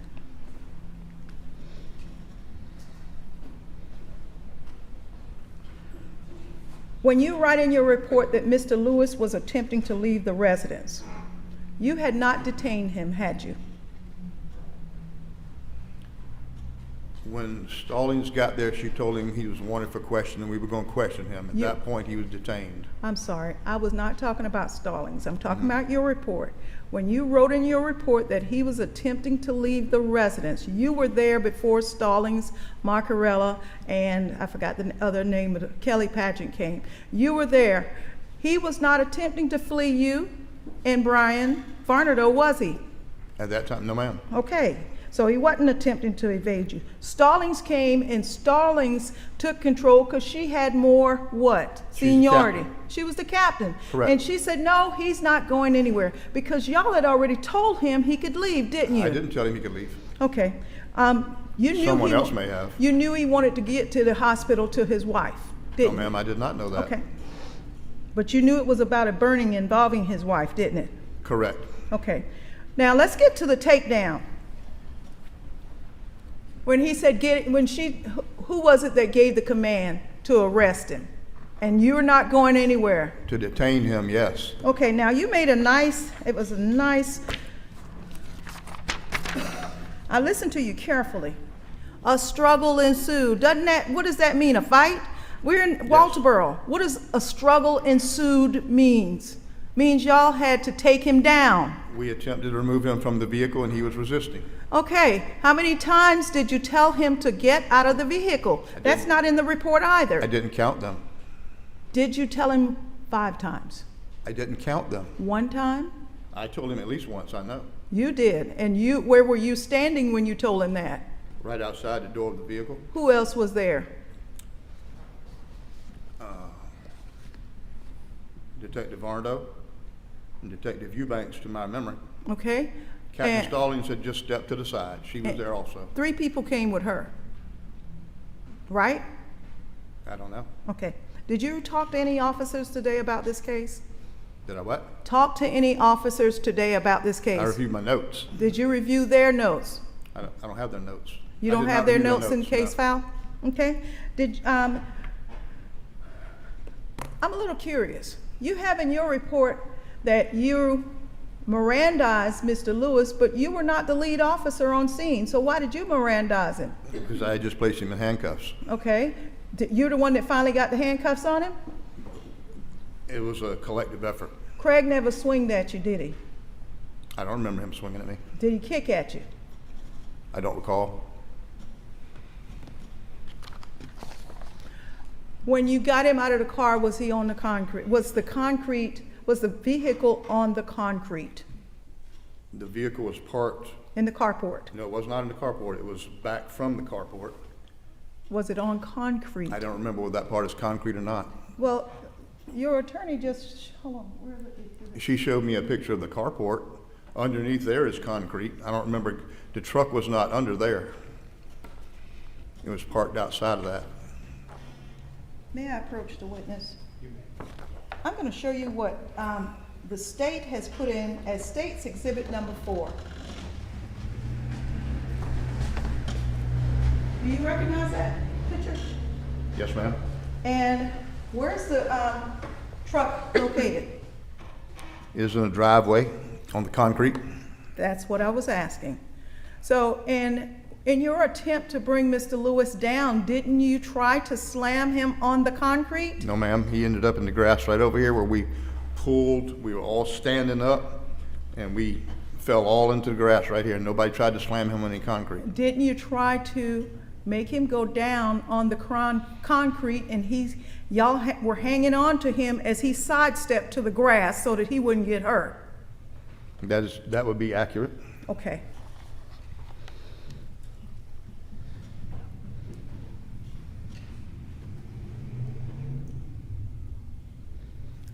Are you right-handed? Do you write with your right hand? I do. And where was the scar or the laceration or the bruise that you received? On my right hand. And where on your right hand? The back side. Show it to the jury, please. Did you get that when you swung at him? No. On the back of your hand, he never swung at you, he never kicked you. You're taking him down with 4 other officers, and 4 supposedly got hurt. And you tried to swing at him, and then he turned his head and your hand hit the root that was down there, didn't it? I don't know whether my hand hit the handcuff or something on the ground. I had a slight injury on the back of my hand. Didn't Craig tell you and Brian Varnadoe that he used the hose earlier to make sure the couch did not reignite? I don't remember him saying that. Okay. He may have said it to someone else. No, I'm asking just you. He you did and not Brian. say that to me that I recall. How many kicks did you get into Craig's back and ribs? None. You're under oath.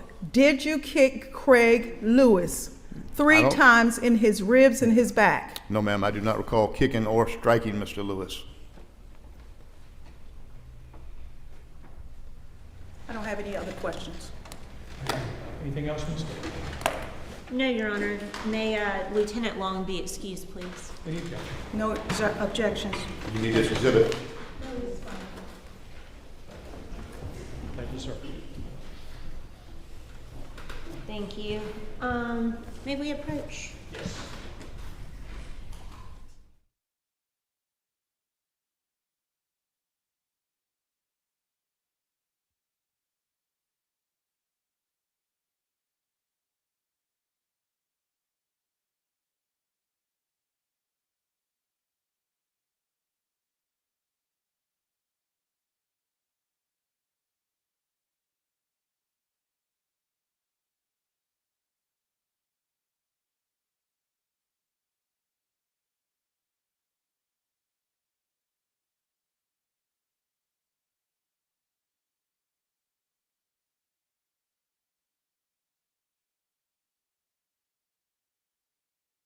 About ready for a break, so we'll try to keep it to 15 minutes. I understand that restrooms are limited in the jury room, so I'm told 15 minutes is a time period that y'all should be able to work with, but don't discuss the case with anyone, standard admonitions, each other, anything like that, and we'll try to make it back if reasonable in 15 minutes. So, thank you so much.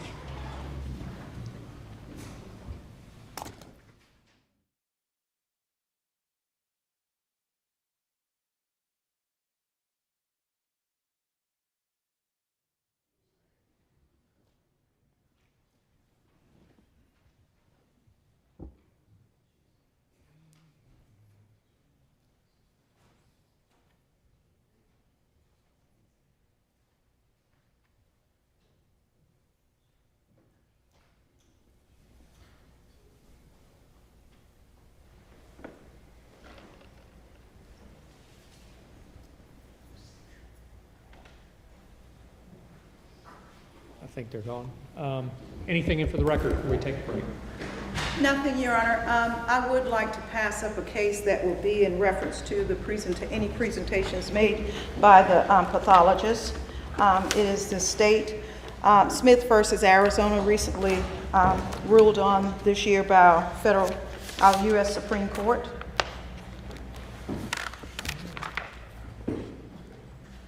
It's in reference to opinion testimony. What's the summary, since it looks quite voluminous? Experts. Thank you. It relates to a pathologist or an expert witness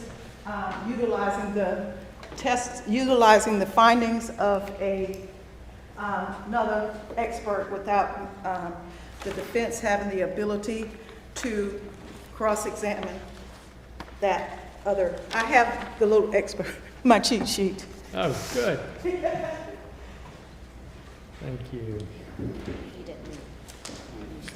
Ms. Watson, you familiar with the case? No, Your Honor, but Dr. Beaver's autopsy report was based on just the autopsy that he performed, not on other experts' opinions or records. I want to make sure that Dr. Beaver is not being called to testify on cause of death.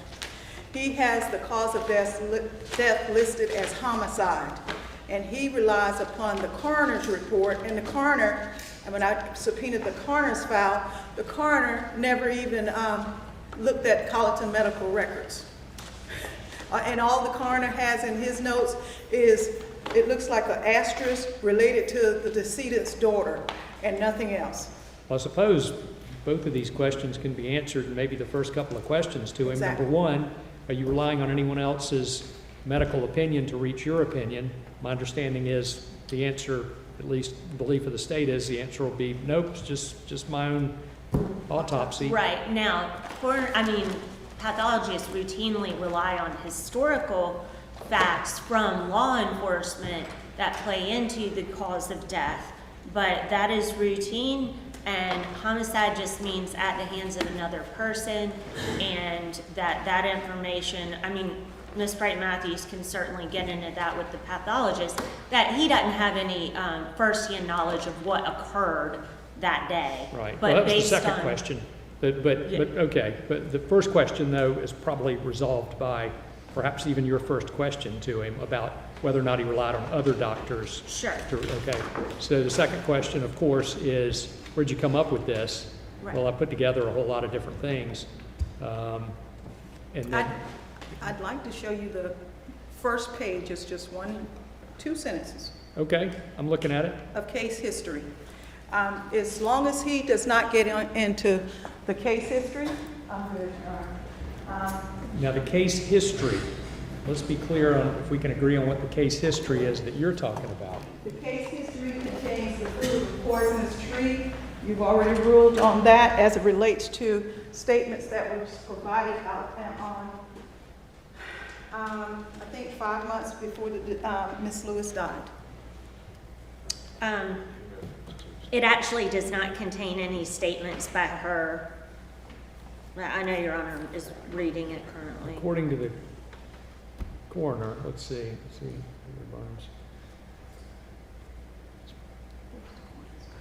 This could be resolved, I would think. I'm not asking him about that. Okay, As long as she is not going to be asking him what the case history is, No. okay. all And right. because it is, I think that's reversible. What about manner of death?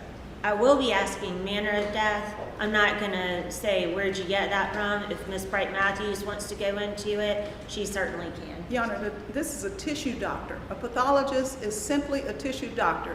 He's not an expert witness in how a person dies. He can only say what they died with. Yeah, it would be difficult, I would think, for him to come up with manner of death without the case history. Therein lies the problem with that hearsay on hearsay. Well, cause of death, I think, is He can fair game. testify to cause of death. Yeah, delayed complications of thermal injury, but manner of death, doesn't that rely on the case history to come up with that Yes. one Well, word? it always does in every case, Your Honor. Whether something's a suicide or a homicide, it relies on some case history referred to by law enforcement. I've never had a pathologist who is not allowed to testify as to cause of death and manner of death. Your Honor, never is a long time. Well, I've never had a pathologist be qualified to testify to manner, nor have they been able to testify.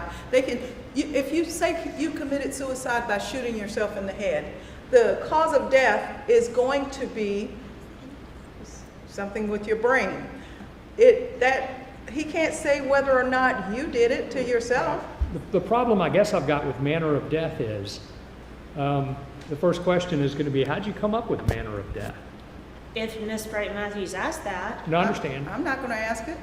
but I mean, you were going to ask manner of death, I think, right? And then, that's typically what I close on because it is an opinion that he's entitled to give. but his opinion would be based on case history, not on everything that he analyzed with the autopsy, all right? And experts are allowed to rely on hearsay in forming their expert opinion under the rules of criminal procedure. Your Honor, we've already gone over this as it relates to the only way that statement would have come in is if the statement from May of 2019 when the decedent was recorded, and we've already had a motion heard that statement was not coming in because it's hearsay. That's when that recitation that comes from that statement is word for word.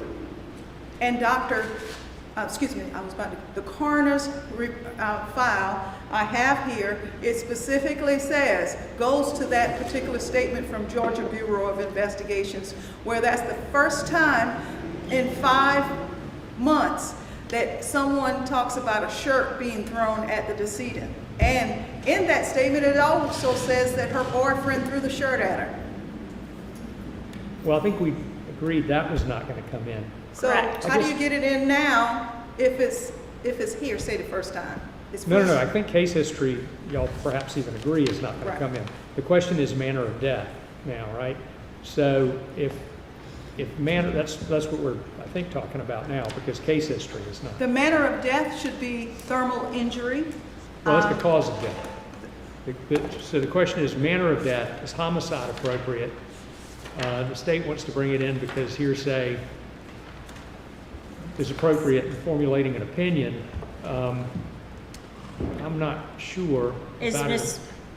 Go ahead, please. Let me ask this, is Ms. Matthews going to ask about manner of death? Well, that was going to be my question, because if you open the door and say, wow, I guess you didn't come up with a manner of death, or start mentioning manner of death, I would say... Manner of death to me is going to be she stopped breathing. Well, I'm not going to bring that up. I'm not going to say... Well, it's delayed complications of thermal injury, the cause it. of death. I mean, manner of death is, as you said, suicide, homicide, something like that. But if you bring it up, then the door's wide open. Door's open. So I think, again, cause of death is fine, case history's out. Manner of death, not appropriate unless the door is open, unless it's discussed. And, got it. So there's not going to be any question like, oh, well, shouldn't this be an accident, manner of death be an accident, or anything like that? y'all give me a list of what manners of death might be. That'd be suicide, homicide, accident, anything natural like that. causes. I am not, unless I go off the rail somewhere, going to bring anything in that I feel that this expert witness is not qualified to. Okay, but just so we're clear, getting into manner of death or the various things that could be manner of death would be a door opening situation. Right. Exactly. Okay. All right. Does that mean I don't have to read Smith versus Arizona? I believe so. Well, I'm going to hand it all back then. All right. Yeah, we'll keep it. Yeah. All right. Let's take a quick break for us then. We'll be off the record. Thanks.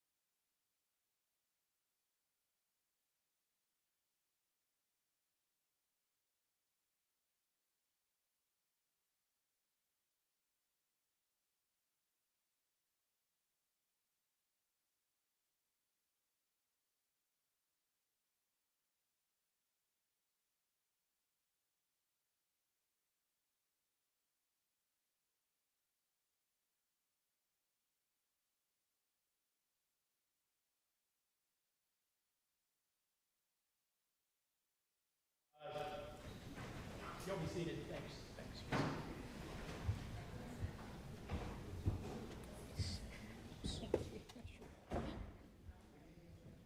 Saw there's a blanket in the office. Is it that cold in here? I feel It's that. actually better now. Is that now aimed at my diaphragm? Let's see. Apparently that's But I sort of sit over here. But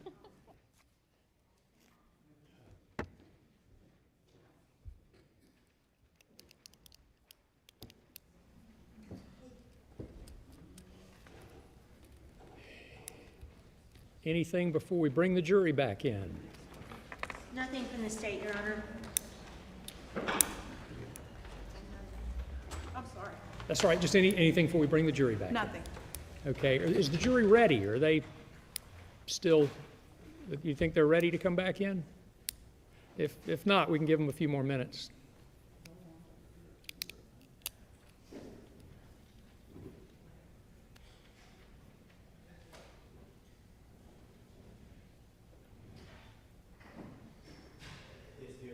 Okay, bring them in, please.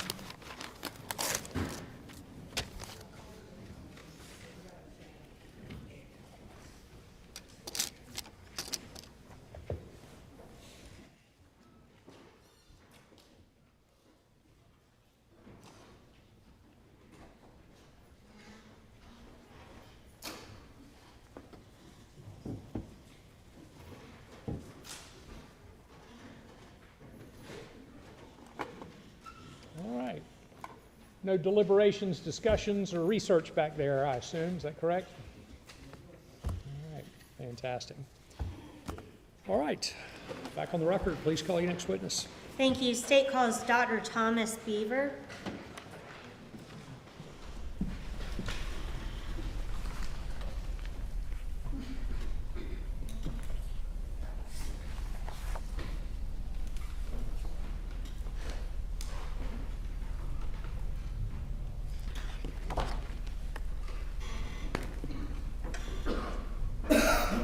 Dr. Beaver, please come forward and be sworn.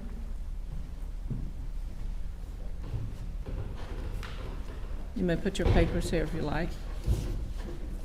Place your left hand on the Bible, raise your right. Your affirmative testimony give the court and jury in this case should be the truth, whole truth, nothing but truth, so help you God. Yes, I do. Okay, please have a seat at the witness stand, state your name for the record, and swear your license.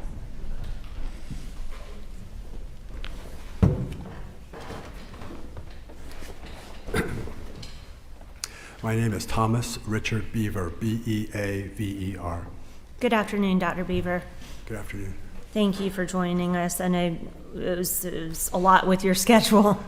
Not a problem. Where do you work? I work for the Medical University of South Carolina in Charleston, so I'm at MUSC in Charleston. All right, and what do you do there? I carry a bunch of hats there, but the thing that I do most, I would say, is autopsies. I do autopsies for the university, and the university provides forensic pathology services to about 70% of the state. Okay, and can you just briefly describe your educational background and professional background in forensic pathology? Sure. So I have an undergraduate degree from the University of California. I have a medical degree, an MD, from St. George's University School of Medicine. I followed that with a 5-year training program in anatomic and clinical pathology at the University of Colorado. And that allowed me to then take the certifying examination given by the American Board of Pathology in anatomic pathology and clinical pathology, and I passed that exam on the first attempt. I then did a fellowship in forensic pathology to subspecialize, and following that fellowship, I took the certifying examination for forensic pathology and passed that on the first attempt as well. I then took a job in private practice in California, and I was there for about 5 years doing autopsies and hospital pathology for a private practice group, and my group provided services to the coroners in Central Valley of California. I covered about 5 counties in the Central Valley, including Stanislaus County, where the group was based. After that, I left California and went to Florida, and I was an associate at District 14 in Florida, which is Panama City, Florida. Then I wasn't there long before I moved up the ladder to be chief medical examiner in Daytona Beach, Florida, District 7, and I was there almost 9 years.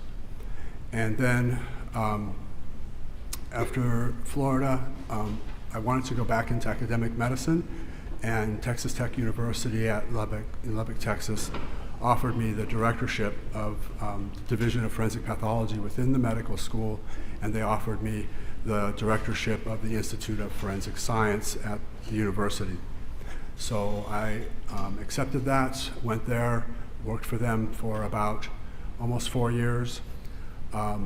Then there was an illness in my family. My wife got sick, and time was short, so we moved back to California, where she was from.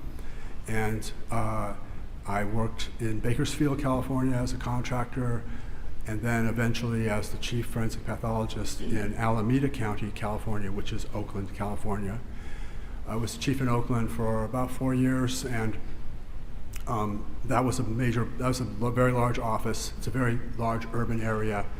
I had 22 investigators, I had 8 forensic technicians, I had a couple of transcriptionists and a few more clerical people, and we never turned off the lights and we never locked the door. So after that, I wanted to get a little bit less headaches, and so I took a job as the district medical examiner for District 16, which is the Florida Keys. So back to Florida, and I was the district medical examiner in the Florida Keys for about a little over 3 years, and then I went to MUSC. I spent a little bit of time in West Virginia, like 6 months in West Virginia, and then to MUSC. I was looking to go back into academic medicine, and that's where I've been since 2018. Okay, so it sounds like you've been a bit of everywhere. I am that Johnny Cash song, I've been everywhere. Right. Okay. So how many times have you testified as an expert in forensic pathology? It would be hundreds, maybe even 1,000 or more. Okay. At this time, the state would offer Dr. Beaver as an expert in forensic pathology. No objections. All right. Will be considered an expert in the field of forensic pathology. Thank you, sir. Thank you. Did you have an opportunity to conduct an autopsy on Terry Lewis? Yes, ma'am. All right. And what date was that autopsy conducted? I think it was in 2019, and I think it was around August of 2019. I'd have to look at my report to be. You can refer to your report. Do you have it in front of you? Yes, ma'am. I do. Okay. Nope, actually it was November 3rd, 2019. And what was the date of death in this case? So her date of death was November 1st. At least that's what I have in my records. As part of the autopsy, do you take various samples from the patient? Yes, ma'am. All right, and is one of those samples that you take a blood spot? Yes, ma'am. All right, I'm going to show you what has been marked as states 69. No objection. And I would enter this without objection. 69 without objection. And ask if this is the blood spot that was taken during the autopsy of Terry Lewis.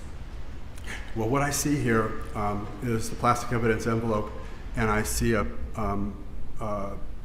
brown manila-like envelope that has our label on it, and it has our handwriting from the autopsy. And so I don't see the blood spot per se, but I definitely see the packaging that we use where we would put the blood spot, and it would be inside that envelope. Great, thank you very much for identifying that.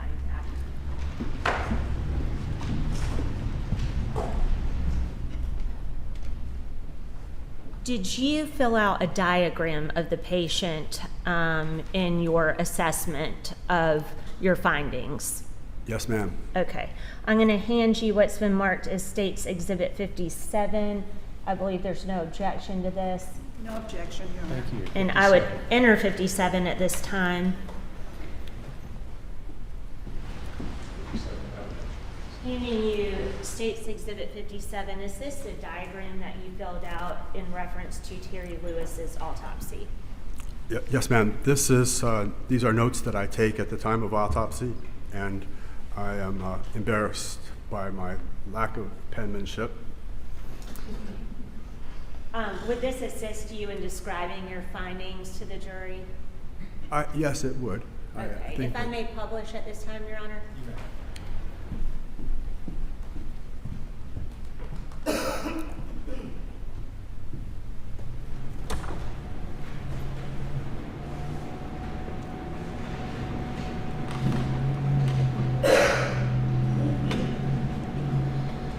right, looks like I'm going to have to speed it up and down, but if you want to describe your findings, and then we can refer to the diagram whenever it's helpful. So she had, first of all, there were no acute traumatic injuries to the skin. So there's no wounds or things that are bleeding or anything like that. So what you're seeing drawn on there, those are not abrasions or lacerations, but those are scars and areas where skin has been harvested to graft onto her. So these are large areas of scar tissue, and I've tried to kind of draw them in so that I get the approximate surface area covered that I saw at the time of autopsy.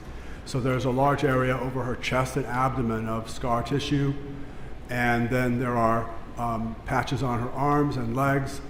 There are also patches where the skin has been harvested for to provide a skin graft for the burned areas, and that's the more rectangular areas where I've hash marked it. And then sometimes the two things merge together where they've had to graft, but then they've also harvested skin, and it's hard to tell whether it's the graft site or a transplant site, a cover site. So she was burned over about 39% of her body by my calculation. And there's an area of scar tissue that extends over the forehead and down the side of her face to her neck. And so that's down the right side? Yes, ma'am. I think if I put on the drawing, it should be there, but it's on the neck too.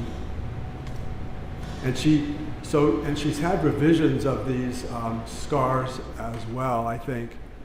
Some of them look like there had been revisions, but it's basically a large amount of scar tissue, and the skin is all scarred.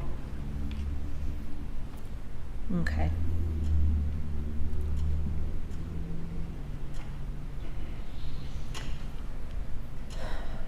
When you examined her, what did you find the cause of death to be?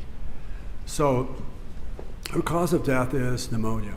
She was in a debilitated state, and because of that, she's bedridden, and she gets pneumonia. The lungs don't drain properly, and she had an acute necrotizing bronchopneumonia in her lungs. And how is that pneumonia related to complications of the thermal injuries that she had? Yes, so pneumonia is not something that we see in people that are mobile, able to stand upright, sit upright, that have no intrinsic disease in their lungs. It can happen sometimes if the lungs are diseased from smoking or some other disease condition, or it can happen if the person is debilitated. Like, let's say they have a stroke and now they're bedridden. When you lay in bed, your lungs the fluid from lungs doesn't drain properly, and fluid can build up, become infected, and eventually lead to pneumonia. So pneumonia is a complication of being bedridden. And she was bedridden because of the thermal injuries and all that scar tissue. The scar tissue retracts and doesn't allow the body to move because it's very stiff. It's not like supple like skin. It's stiff and hard in some cases. Does breathing in fire and soot damage the lungs? Yes, ma'am, it does. And I looked for that damage, but it's hard to see at this point because she has so much pneumonia going on. I can't tell whether that damage is, the bacteria are causing necrosis in her lungs. They're destroying the tissue in the lungs. So I can't tell whether that tissue is being destroyed from the bacteria or it had been previously damaged or injured. But injuries to the lungs would certainly make it should be more predisposed to have this type of pneumonia. Okay, and having large areas covered in burns.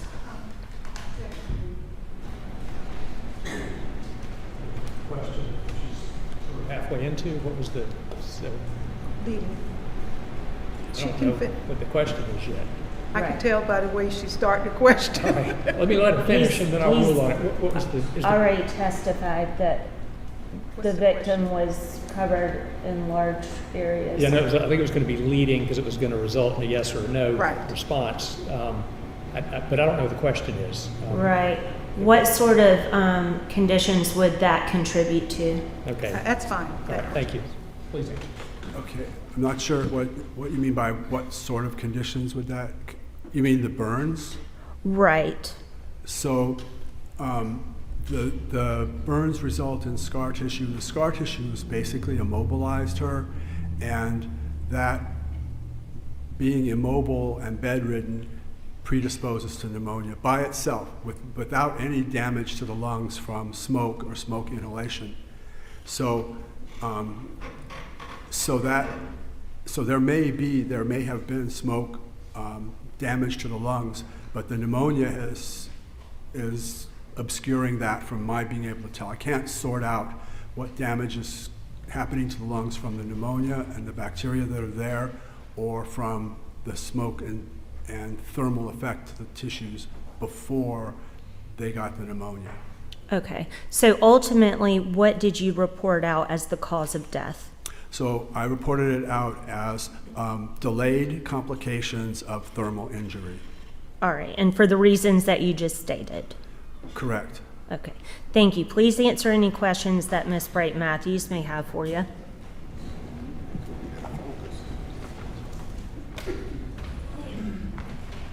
Dr. Beaver, thank you for being here. I know you had to come a long way. Try to be real quick. Dr. Beaver,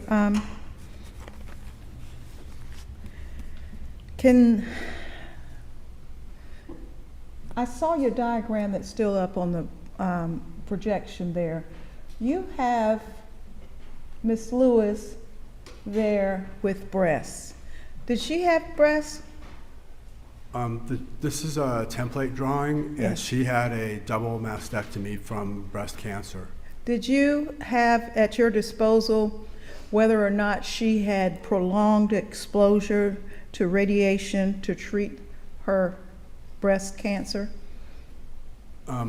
I don't know what treatment she received for the breast cancer.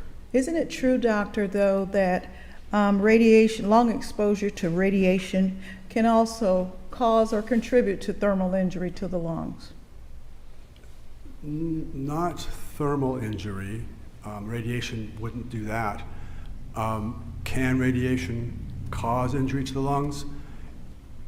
It would depend entirely on what type of radiation she got and what the fields that they applied it to and what they did with it. So I don't know any of those details, so I can't really answer that question. Can lithium toxicity or lithium poisoning result in thermal injuries to the lungs?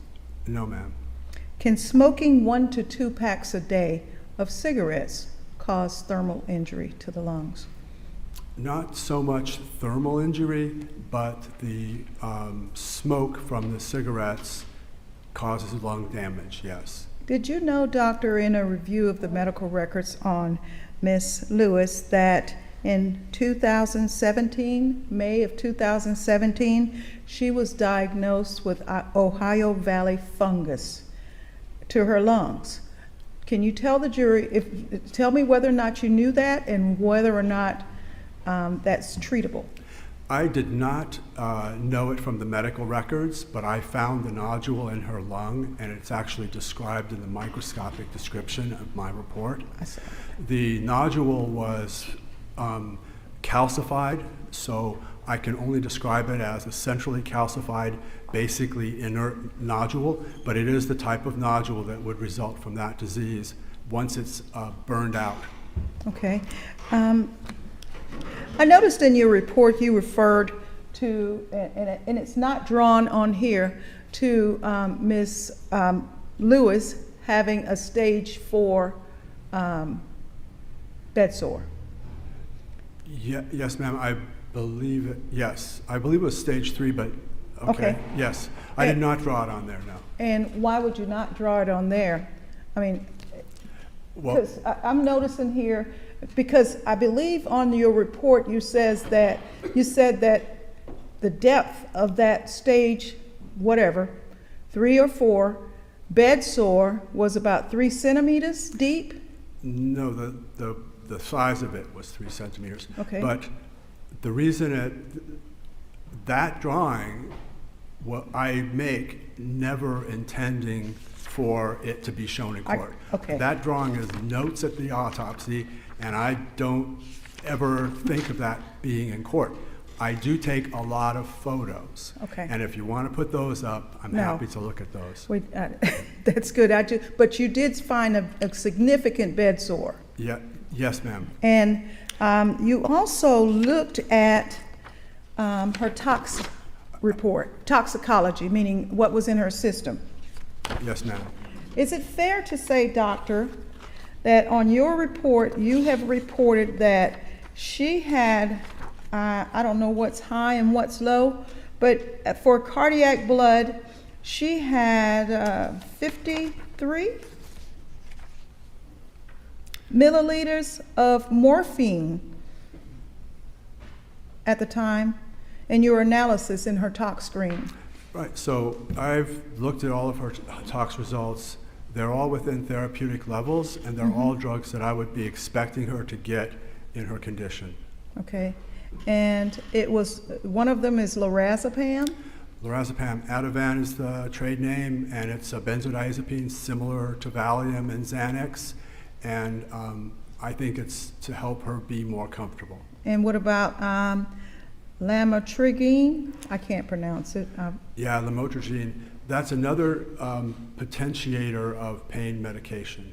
Okay, and it says 3.6. Is that a high amount? No, ma'am. Okay. They're all in therapeutic range from my review. Gabapentin, what is that for? Gabapentin is, so the GABA neurotransmitter pathways in the brain are central to the perception of pain, and so that is a drug we use to potentiate the perception of pain. Thank you. Anything else from the state? Nothing further. All right. May this witness be excused? I would ask that he be excused. No objection, Your Honor. Thank you so much. Thank you. Drive safely. Thank you.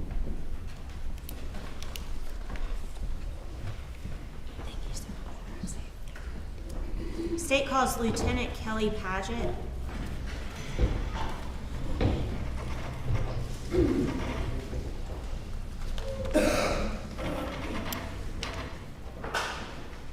Let's see, we could probably remove the exhibit from the L note. Oh, yes, I'm sorry. That's right.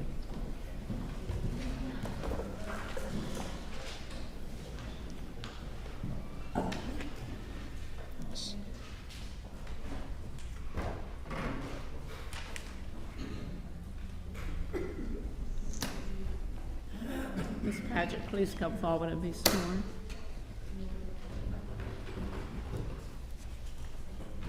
You may put your papers here. You may put them there. Left hand on the Bible, raise your right.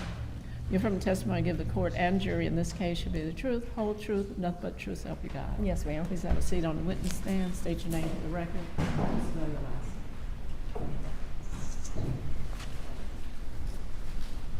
Your Honor. Good afternoon. My name is Kelly Padgett, P-A-D-G-E-T-T. Good afternoon, Lieutenant. Good afternoon. Tell us how long you have worked for Colleton County Sheriff's Office. I know it's been kind of off and on. Tell us about your employment history. About 17 years now at the Sheriff's Office. Spent a couple of years away. I worked for SLED for a short time in the investigation division in the Low Country, and I also worked as a investigator in the career criminal unit with the 14th Circuit Solicitor's Office.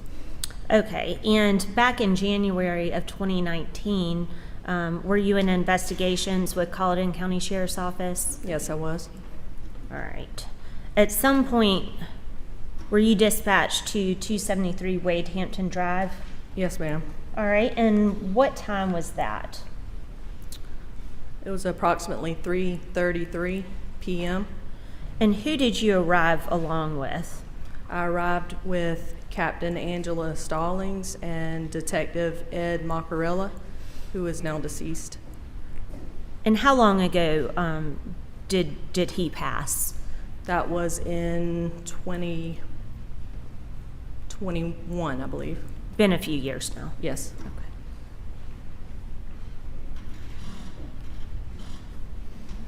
And what kind of call were you responding to? The nurse from the ER had called our dispatch center at the sheriff's office advising that there was a female patient there that had some burns and that her husband had been there previously and then had left the scene. And we went to the address on Wade Hampton to try to locate the husband. Okay. And what were your initial observations when you got to 273 Wade Hampton? I remember seeing some black substance that was underneath the carport area, and also I believe there was some water that was puddled under that area as well.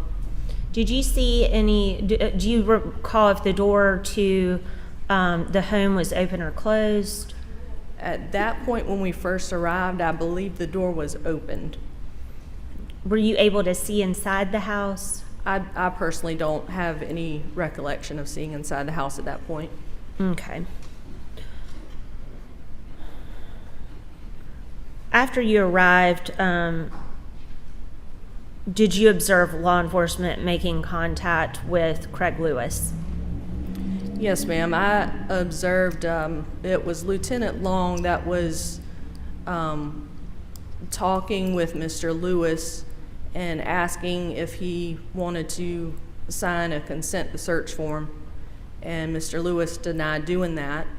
And in the process, he got into his vehicle and was actually trying to leave the property. And I believe it was Captain Stallings at that point was telling him that he wasn't going to leave at that point, that he was being detained. In that process, he became aggressive, and several detectives had to go hands-on with Mr. Lewis and removed him from his vehicle and detained him. Okay. Once Mr. Lewis was detained, what did you do? myself and Captain Stallings, we left that property and returned to headquarters at the sheriff's office to obtain a search warrant for the residents and the property. Okay, and did you obtain a search warrant for 273 Wade Hampton? Yes, ma'am. You got a magistrate to sign that? Yes, ma'am. And did you bring it back to the residence? Yes. And did you help execute that search warrant? Yes, I did. And did you document what all was marked with placards and what was collected for evidence? Yes, ma'am. Okay. We're going to go through a number of pictures.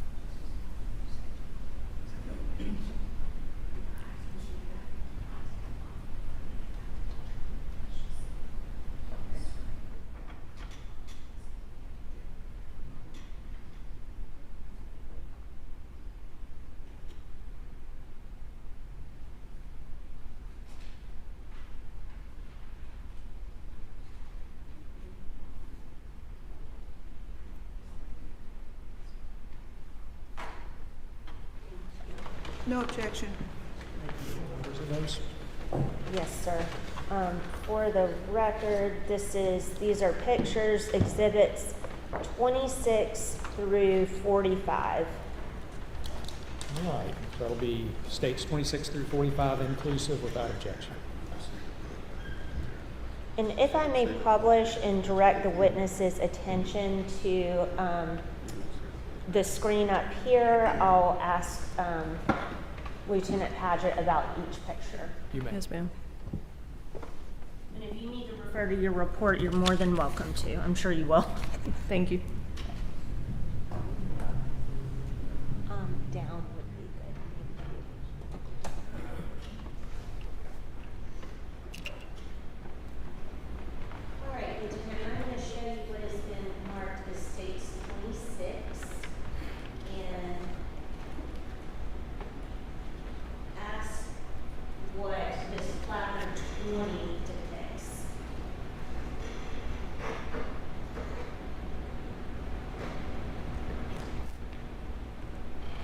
Yes, ma'am. So just referring to my investigative report, I have it listed as a sample of black burnt substance on the living room floor next to the coffee table. Okay. And that was that collected as a result of the search warrant? Yes, it was. Publishing states 27.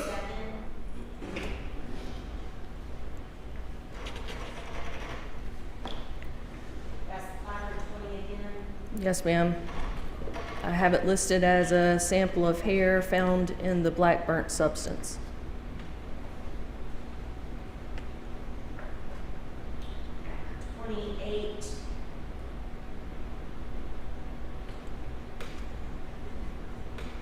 And is that just a reference point for placard 20? It is. Okay, but it's still the same debris that was collected? Yes, ma'am.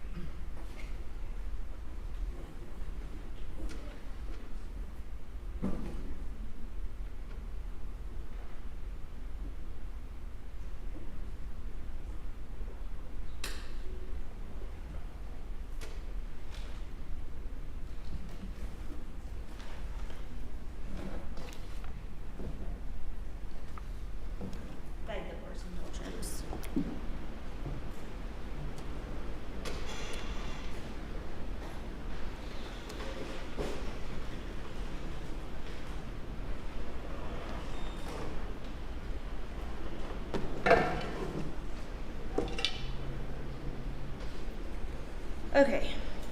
In reference to placard 20, was a can of fire debris collected? Yes, ma'am. Okay. I'm going to show you what's been marked as State's Exhibit 61. That was later labeled as SLED's Item 1. But is this what was collected in reference to placard 20?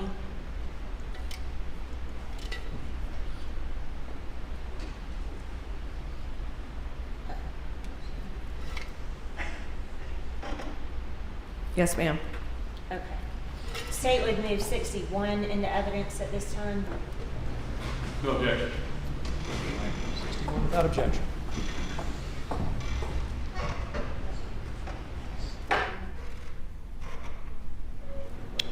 Okay.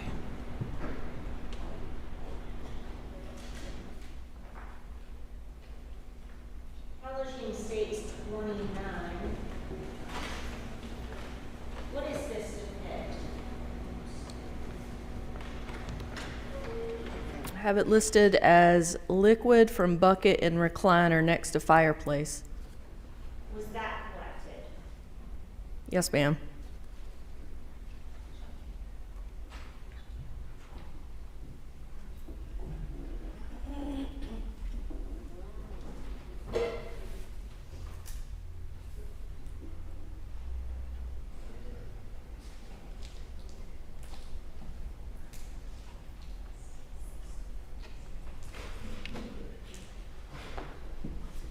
Showing you what's been marked as State 63.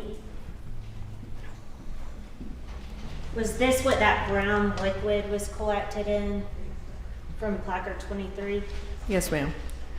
All right. State would enter 63 at this time. Without objection, I presume?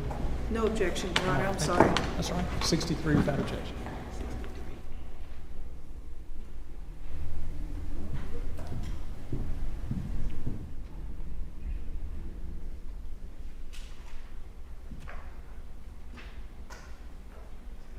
State's publishing Exhibit 30.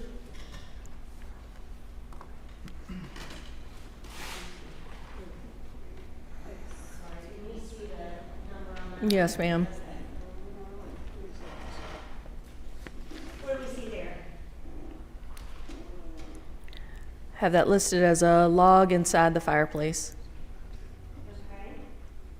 And is there another section to placard 24? Yes, also sample of ashes inside the fireplace.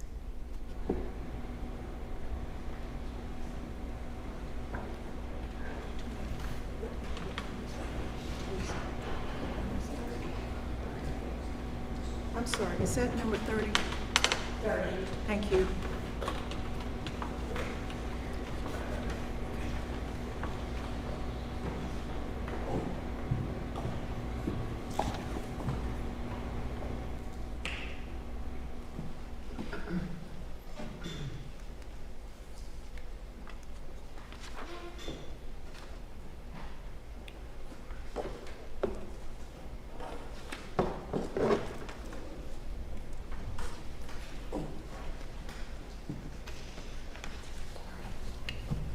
This is State's Exhibit 64.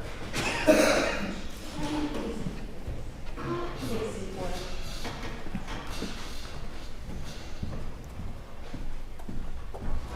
Handing you what's been marked as State's Exhibit 64. Is that where the ash from the fireplace was collected? Yes, ma'am. State would enter 64 into evidence. No objection. 64 without objection.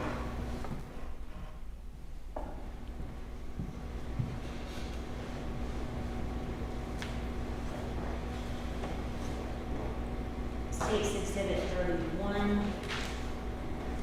What do you have that listed as? Sample of black substance from living room floor between the fireplace and coffee table. Was that collected? Yes, it was. Publishing 632. Is that just another view of the same placard material? That's right.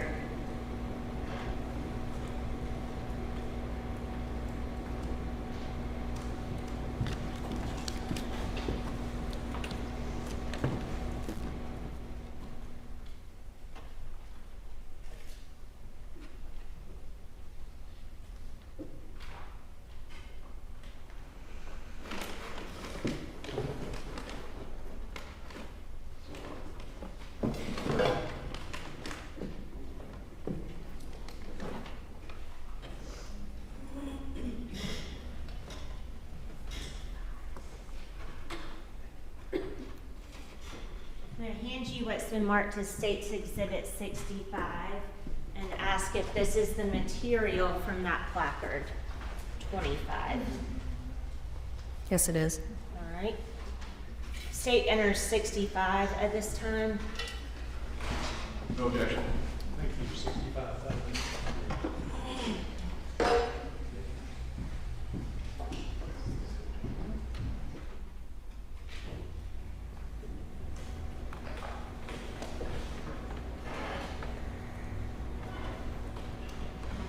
State's Publishing Exhibit 33. Can you tell us what placard 26 indicates? Sample of burnt substance from fireplace door. All right. Was that collected? Yes, it was.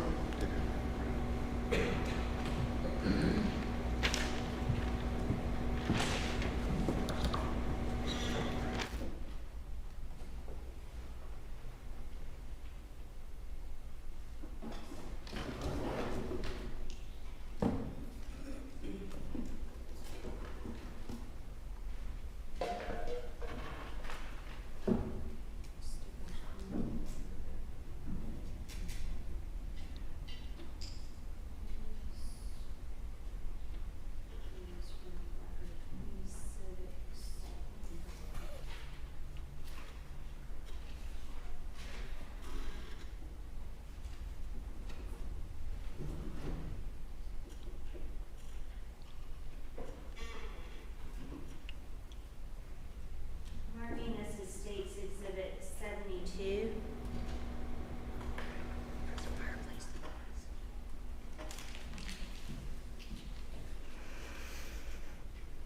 Handing you what's been marked as State's Exhibit 72 and ask if this is what was collected from placard 26.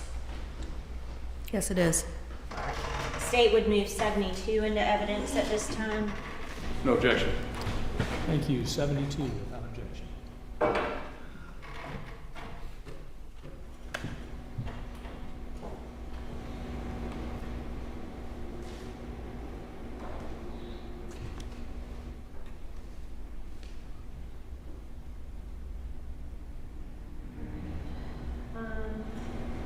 Publishing States 34.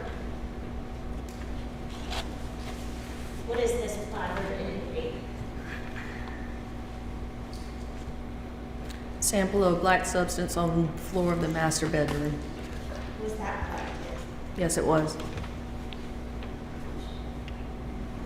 In States 35, this is just another picture of the same substance. That's right.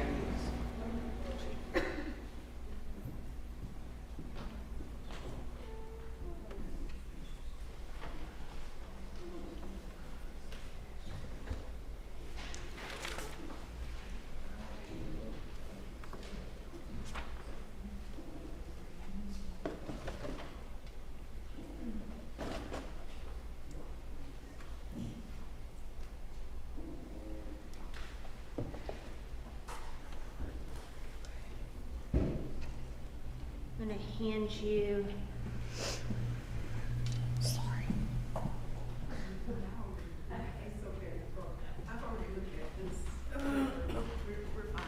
Handing you State's Exhibit 66 and asking you if that was collected from that placard 31 that we just viewed. Yes, ma'am. The State would move 66 66 into evidence. No objection. 66th objection. And I believe I left this one out, state 62, when we were viewing placard 20. I'm going to hand you state 62 and ask what this can contains.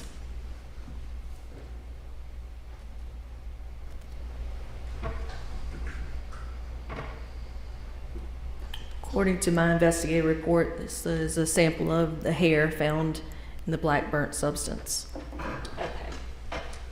Thank you. State would enter 62 into evidence at this time. No objection. Thank you. 62, no objection.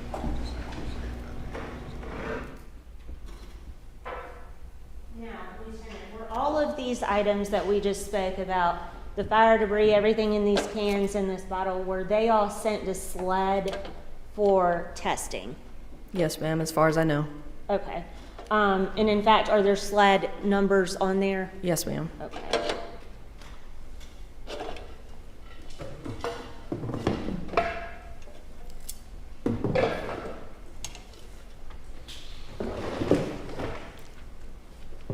All right, moving along.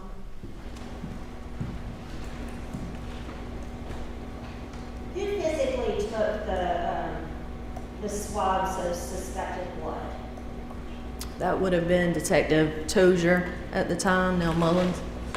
Okay. I'm just going to ask you about the locations.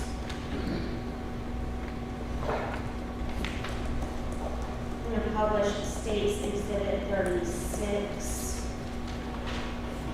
And that's placard 15. What are we looking at here? I have it listed as a swab of the bloody footprint on the living room floor. Okay, and that was collected by Tozier. That's correct.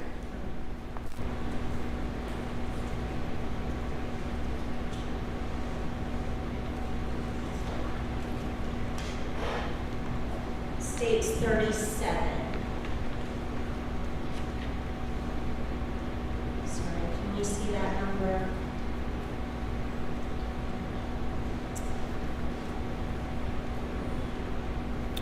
I'm sorry, I can't quite see the number on the placard.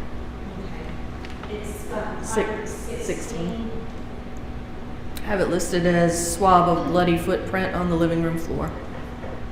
Was that collected? Yes, ma'am.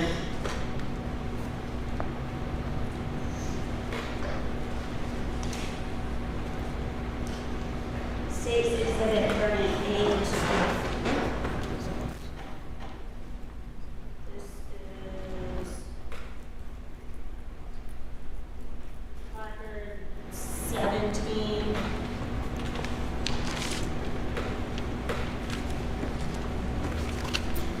Another swab of the bloody footprint on the living room floor.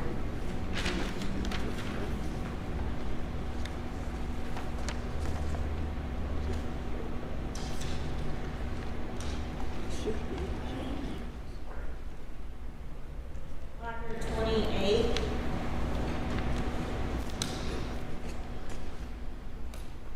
This listed as a swab of blood spatter from the top drawer on the right side of the entertainment center.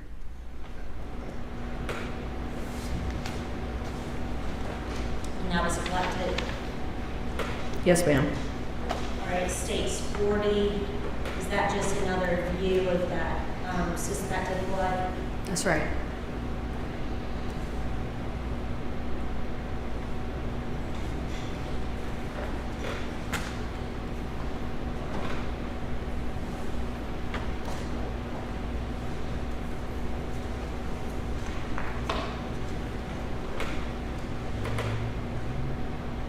State's 41.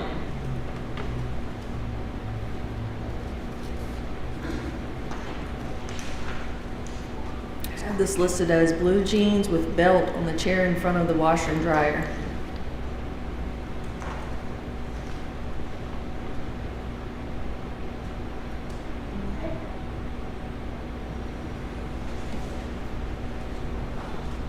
And 43, is that another picture of this blue jeans with the belt? Yes, it is.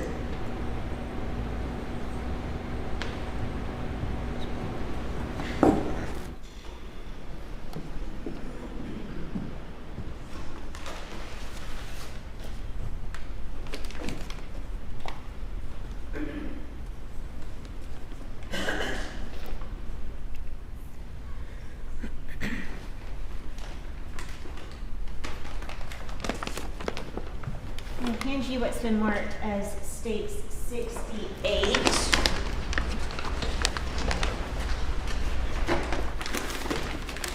Are these the jeans that, I'll take them out for you. Looking at the back, can you tell what it's labeled? Yes, jeans with a belt. Okay. And does it have a number on there? Number 34. Does that correspond to the placard? Yes, ma'am. Do these appear to be the jeans with the belt? Yes. And that states 68 that I would like to enter into evidence. Counsel? No objection. No objection, thank you. 68,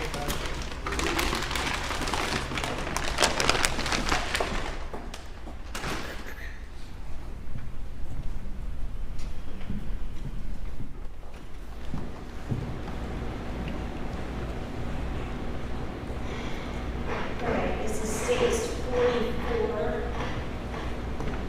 What are we looking at here? This listed as blue jeans with black substance on right pants leg on the chair in the dining room at end of table.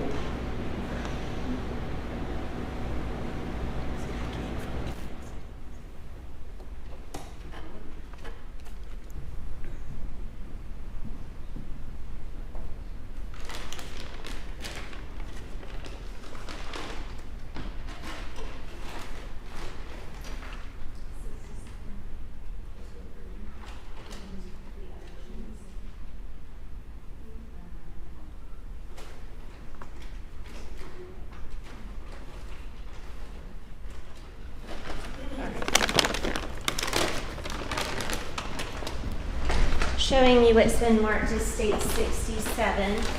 And does that indicate what it is contained in there? Yes, ma'am. Placard number 35, jeans from Sharon dining room.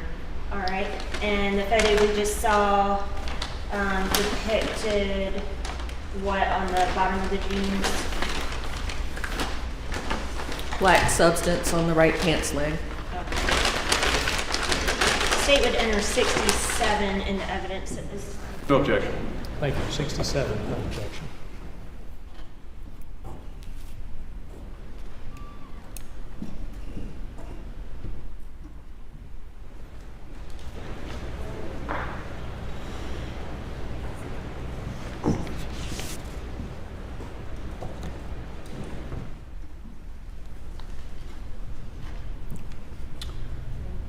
All right. Now, the following day, Lieutenant, did you all get another search warrant? Yes, we did. And what was that search warrant for? It was for a separate residence that was located 595 Kansas City Road in Walterboro. All right. And when did you execute the search warrant on that residence? It was executed on January the 18th, 2019.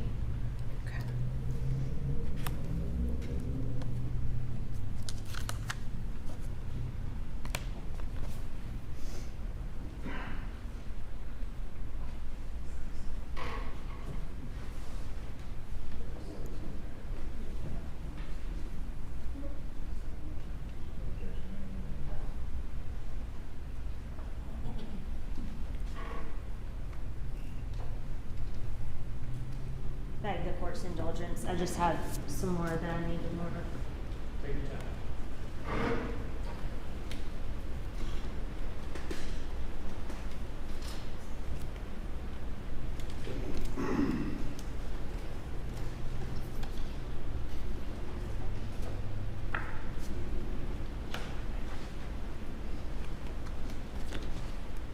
right. State is moving to enter exhibits 46 through 56, which are pictures of Kansas City and what was found there, as well as 73 through 75, and defense has already stated no objection. No objection. All right, 46 through 56, without objection. As well as 73 through 75. Missed that one. Sorry. 73 through 75 also, thank you. 12, no objections. I had to add some. Okay, again, Lieutenant, I'm going to turn your attention to this screen. If you can just describe what we're seeing on here for the jury. State's Exhibit 46. Here we go.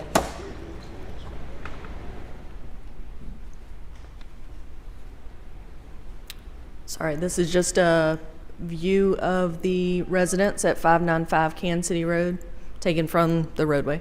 And whose residence is that? My understanding, that was a secondary home to Mr. Lewis.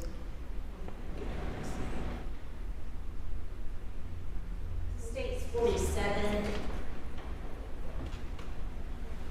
It's just another view of a different angle of the same residence.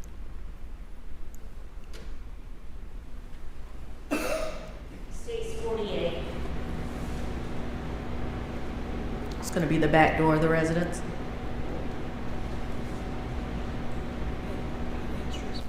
State's 49. It's going to be a burn pile that was located in the yard.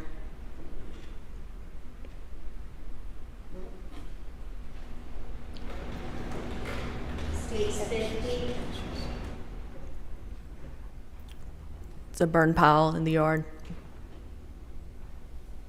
Was that a separate burn pile? Yes, ma'am, I believe so. I'm sorry, this is State's 51. What are we looking at? I have it listed as a burnt lighter fluid can in the burn pile in the front yard.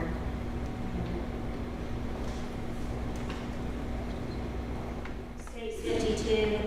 Is that just another picture of that same burn pile? That's right.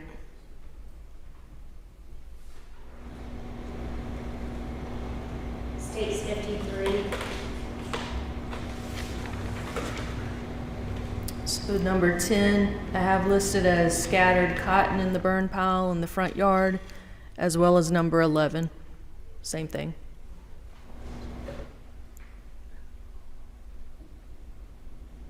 State's 54.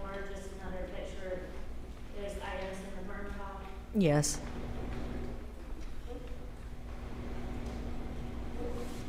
State's 55. It's a picture of a utility trailer in the yard.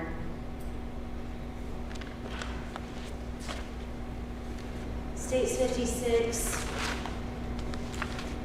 Just a view of some material in the utility trailer. State 6. I'm sorry, States 73, placard 6. Have it listed as black burnt substance on the floor of a utility trailer.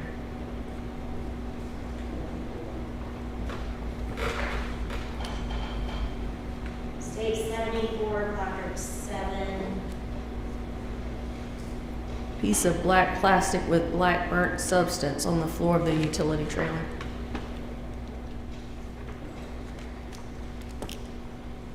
State 75, placard 8.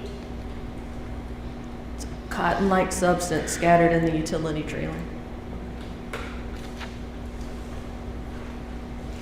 Let me ask you this, Lieutenant. Were those items with the placards from Kansas City collected?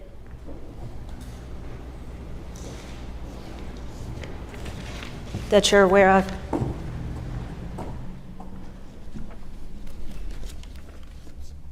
I don't believe so. Or if they were collected, were they sent off for testing?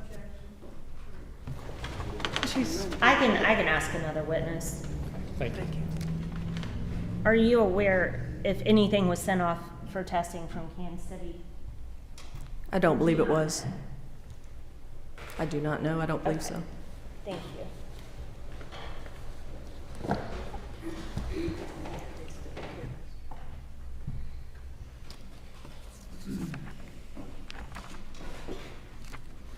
Beg the court's indulgence.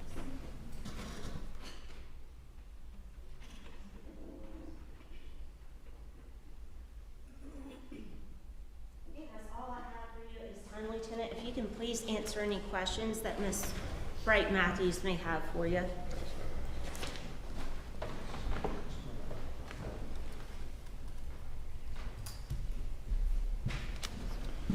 Good afternoon, Detective Padgett. Good afternoon. Ms. Padgett, you stated that what was your title back in 2019 working with the Sheriff's Office? At that point, I was a sergeant. And you were in charge of, also a part of the Criminal Investigations Unit? Yes, sir. At that time in 2019, when you arrived on scene at Wade Hampton Street, Wade Hampton Avenue, were you wearing any type of body camera? No, sir. When you arrived on scene, you stated you saw some other officers that had already arrived on scene. That's right.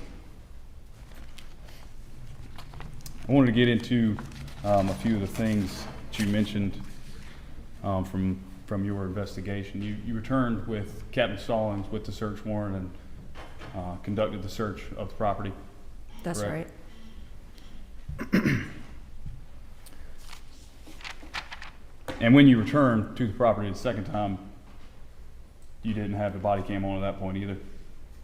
At that point, members of the investigation division were not issued body cameras, so no, sir. I wanted to take a look back at placard 20, which I believe is State's Exhibit 26. It should be.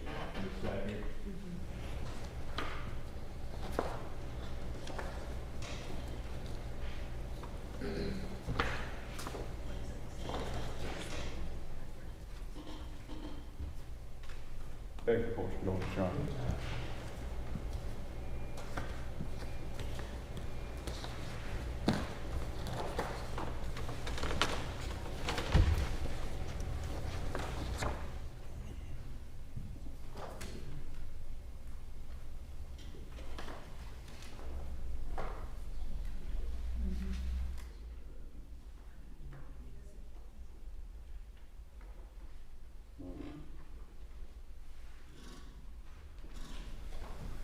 Captain Swanson, you can refer back to your report to placard 20. What did you list placard 20 as in your report?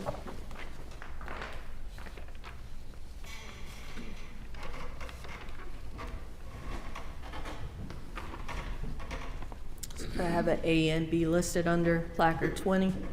Yes, A ma'am. sample of a black burnt substance on the living room floor next to the coffee table, and also a sample of hair found in the black burnt substance. And at the time of your investigation, were you aware of several dogs that lived inside of the home, your investigation, that was the subject of the investigation? Only that one of our captains had to call animal control to respond because of the canines in the residence. So you were aware that canines were in the residence? Yes. You also mentioned some pants that you retrieved from the scene, jeans, I believe. According to your report, what number were the jeans marked as?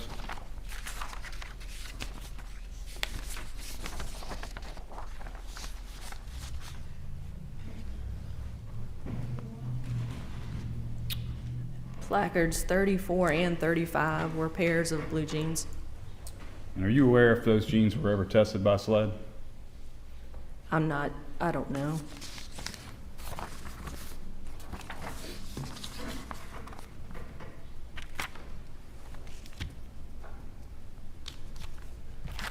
Let's go back to your arrival on the scene.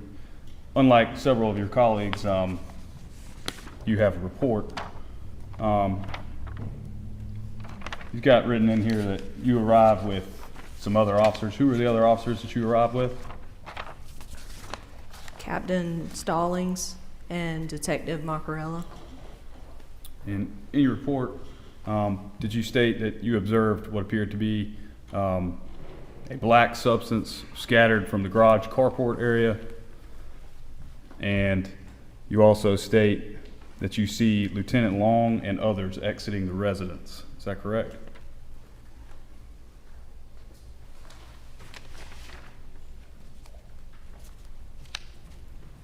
Yes, sir. Did you observe anything else underneath the carport upon your arrival to the scene?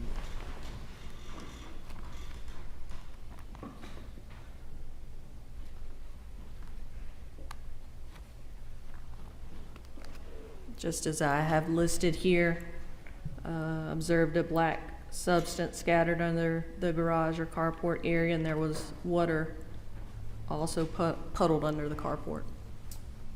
So you observed water as well as the black substance underneath the carport area? Yes, sir. And was that near the water hose? I can't recall.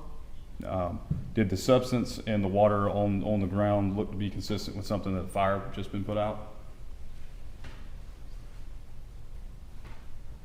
I think that's fair, yes. And also want to go back to another photo you took from the house. It's State's Exhibit 30, which is what you have marked as placard 24 in your report. If you could please tell the jury what you marked placard 24 as. Also, I have an A and B for this one. So A is a log inside the fireplace. B, a sample of ashes inside the fireplace. You want me to approach? I'm going to hand you what been marked. Placard 24. Is that accurately depict what you saw when you took the photo? Yes, sir.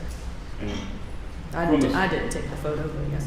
And from this photograph, does there appear to be some ash and some other debris that appear to be blown out of the stove or wood burning stove there?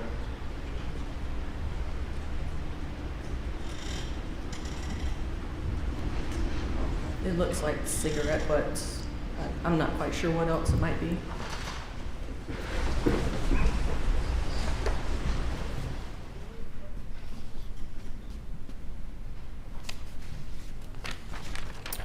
I also want to ask you a few questions, Ms. Padgett, about Mr. Lewis's arrest or his detaining and arrest.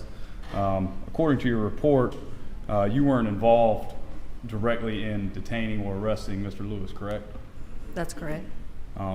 So you had no hands-on throughout the entire process? No, sir. So is it fair to say that you had a clean view of everything that occurred?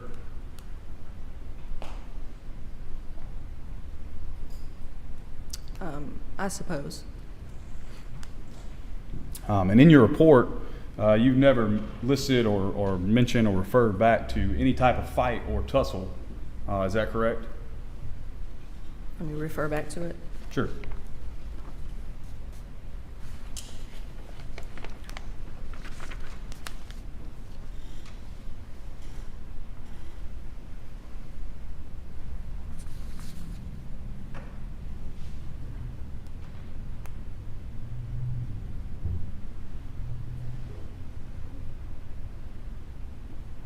I have here, it reads in part that detectives assisted in detaining Lewis. In the process of Lewis's detention, some detectives received injuries due to going hands-on with Lewis during his failure to comply. Nowhere in there is there a fight or tussle that you mentioned? No, sir, not in this report. And as you stated, you believed you had a pretty visible viewpoint, I guess you could say, of Mr. Lewis being taken to the ground? Yes, sir. And did anything happen after Mr. Lewis was taken to the ground? He was detained.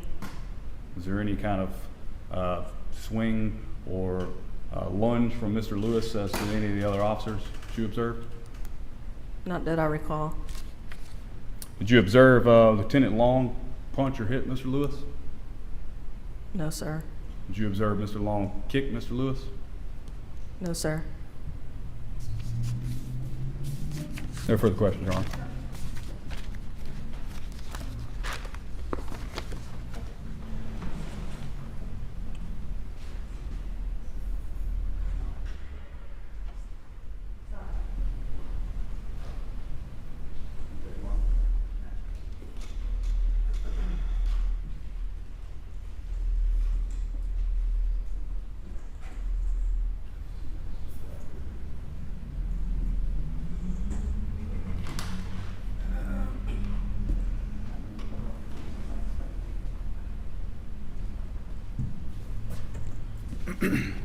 Ms. Padgett, may I approach, Your Honor?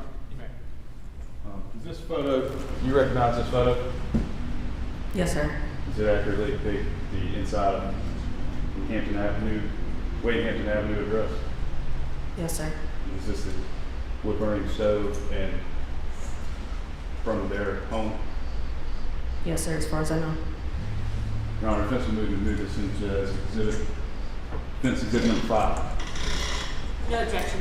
Number 5, without objection. Thank you. Back for course, Your Honor.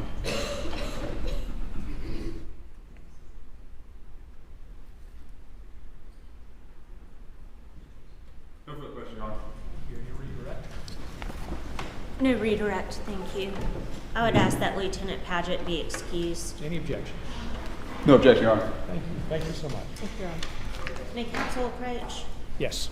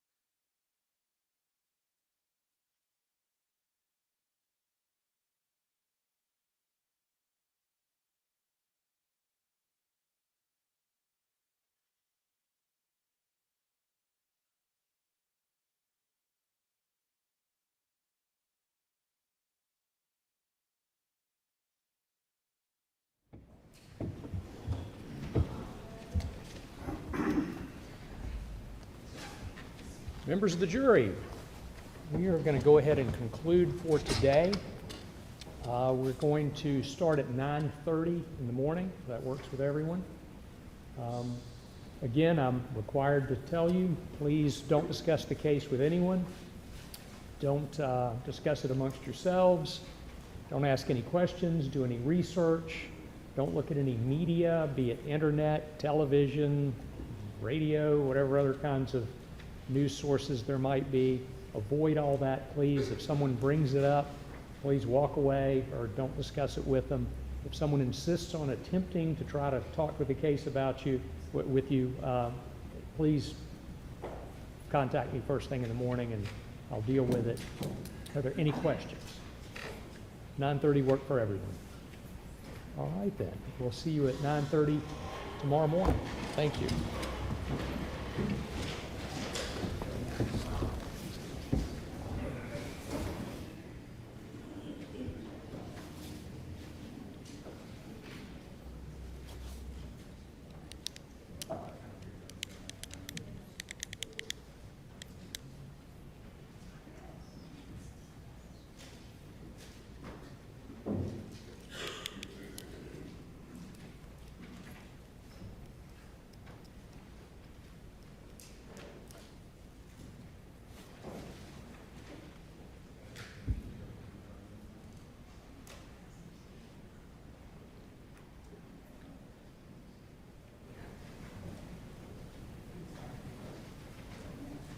Anything else for this record?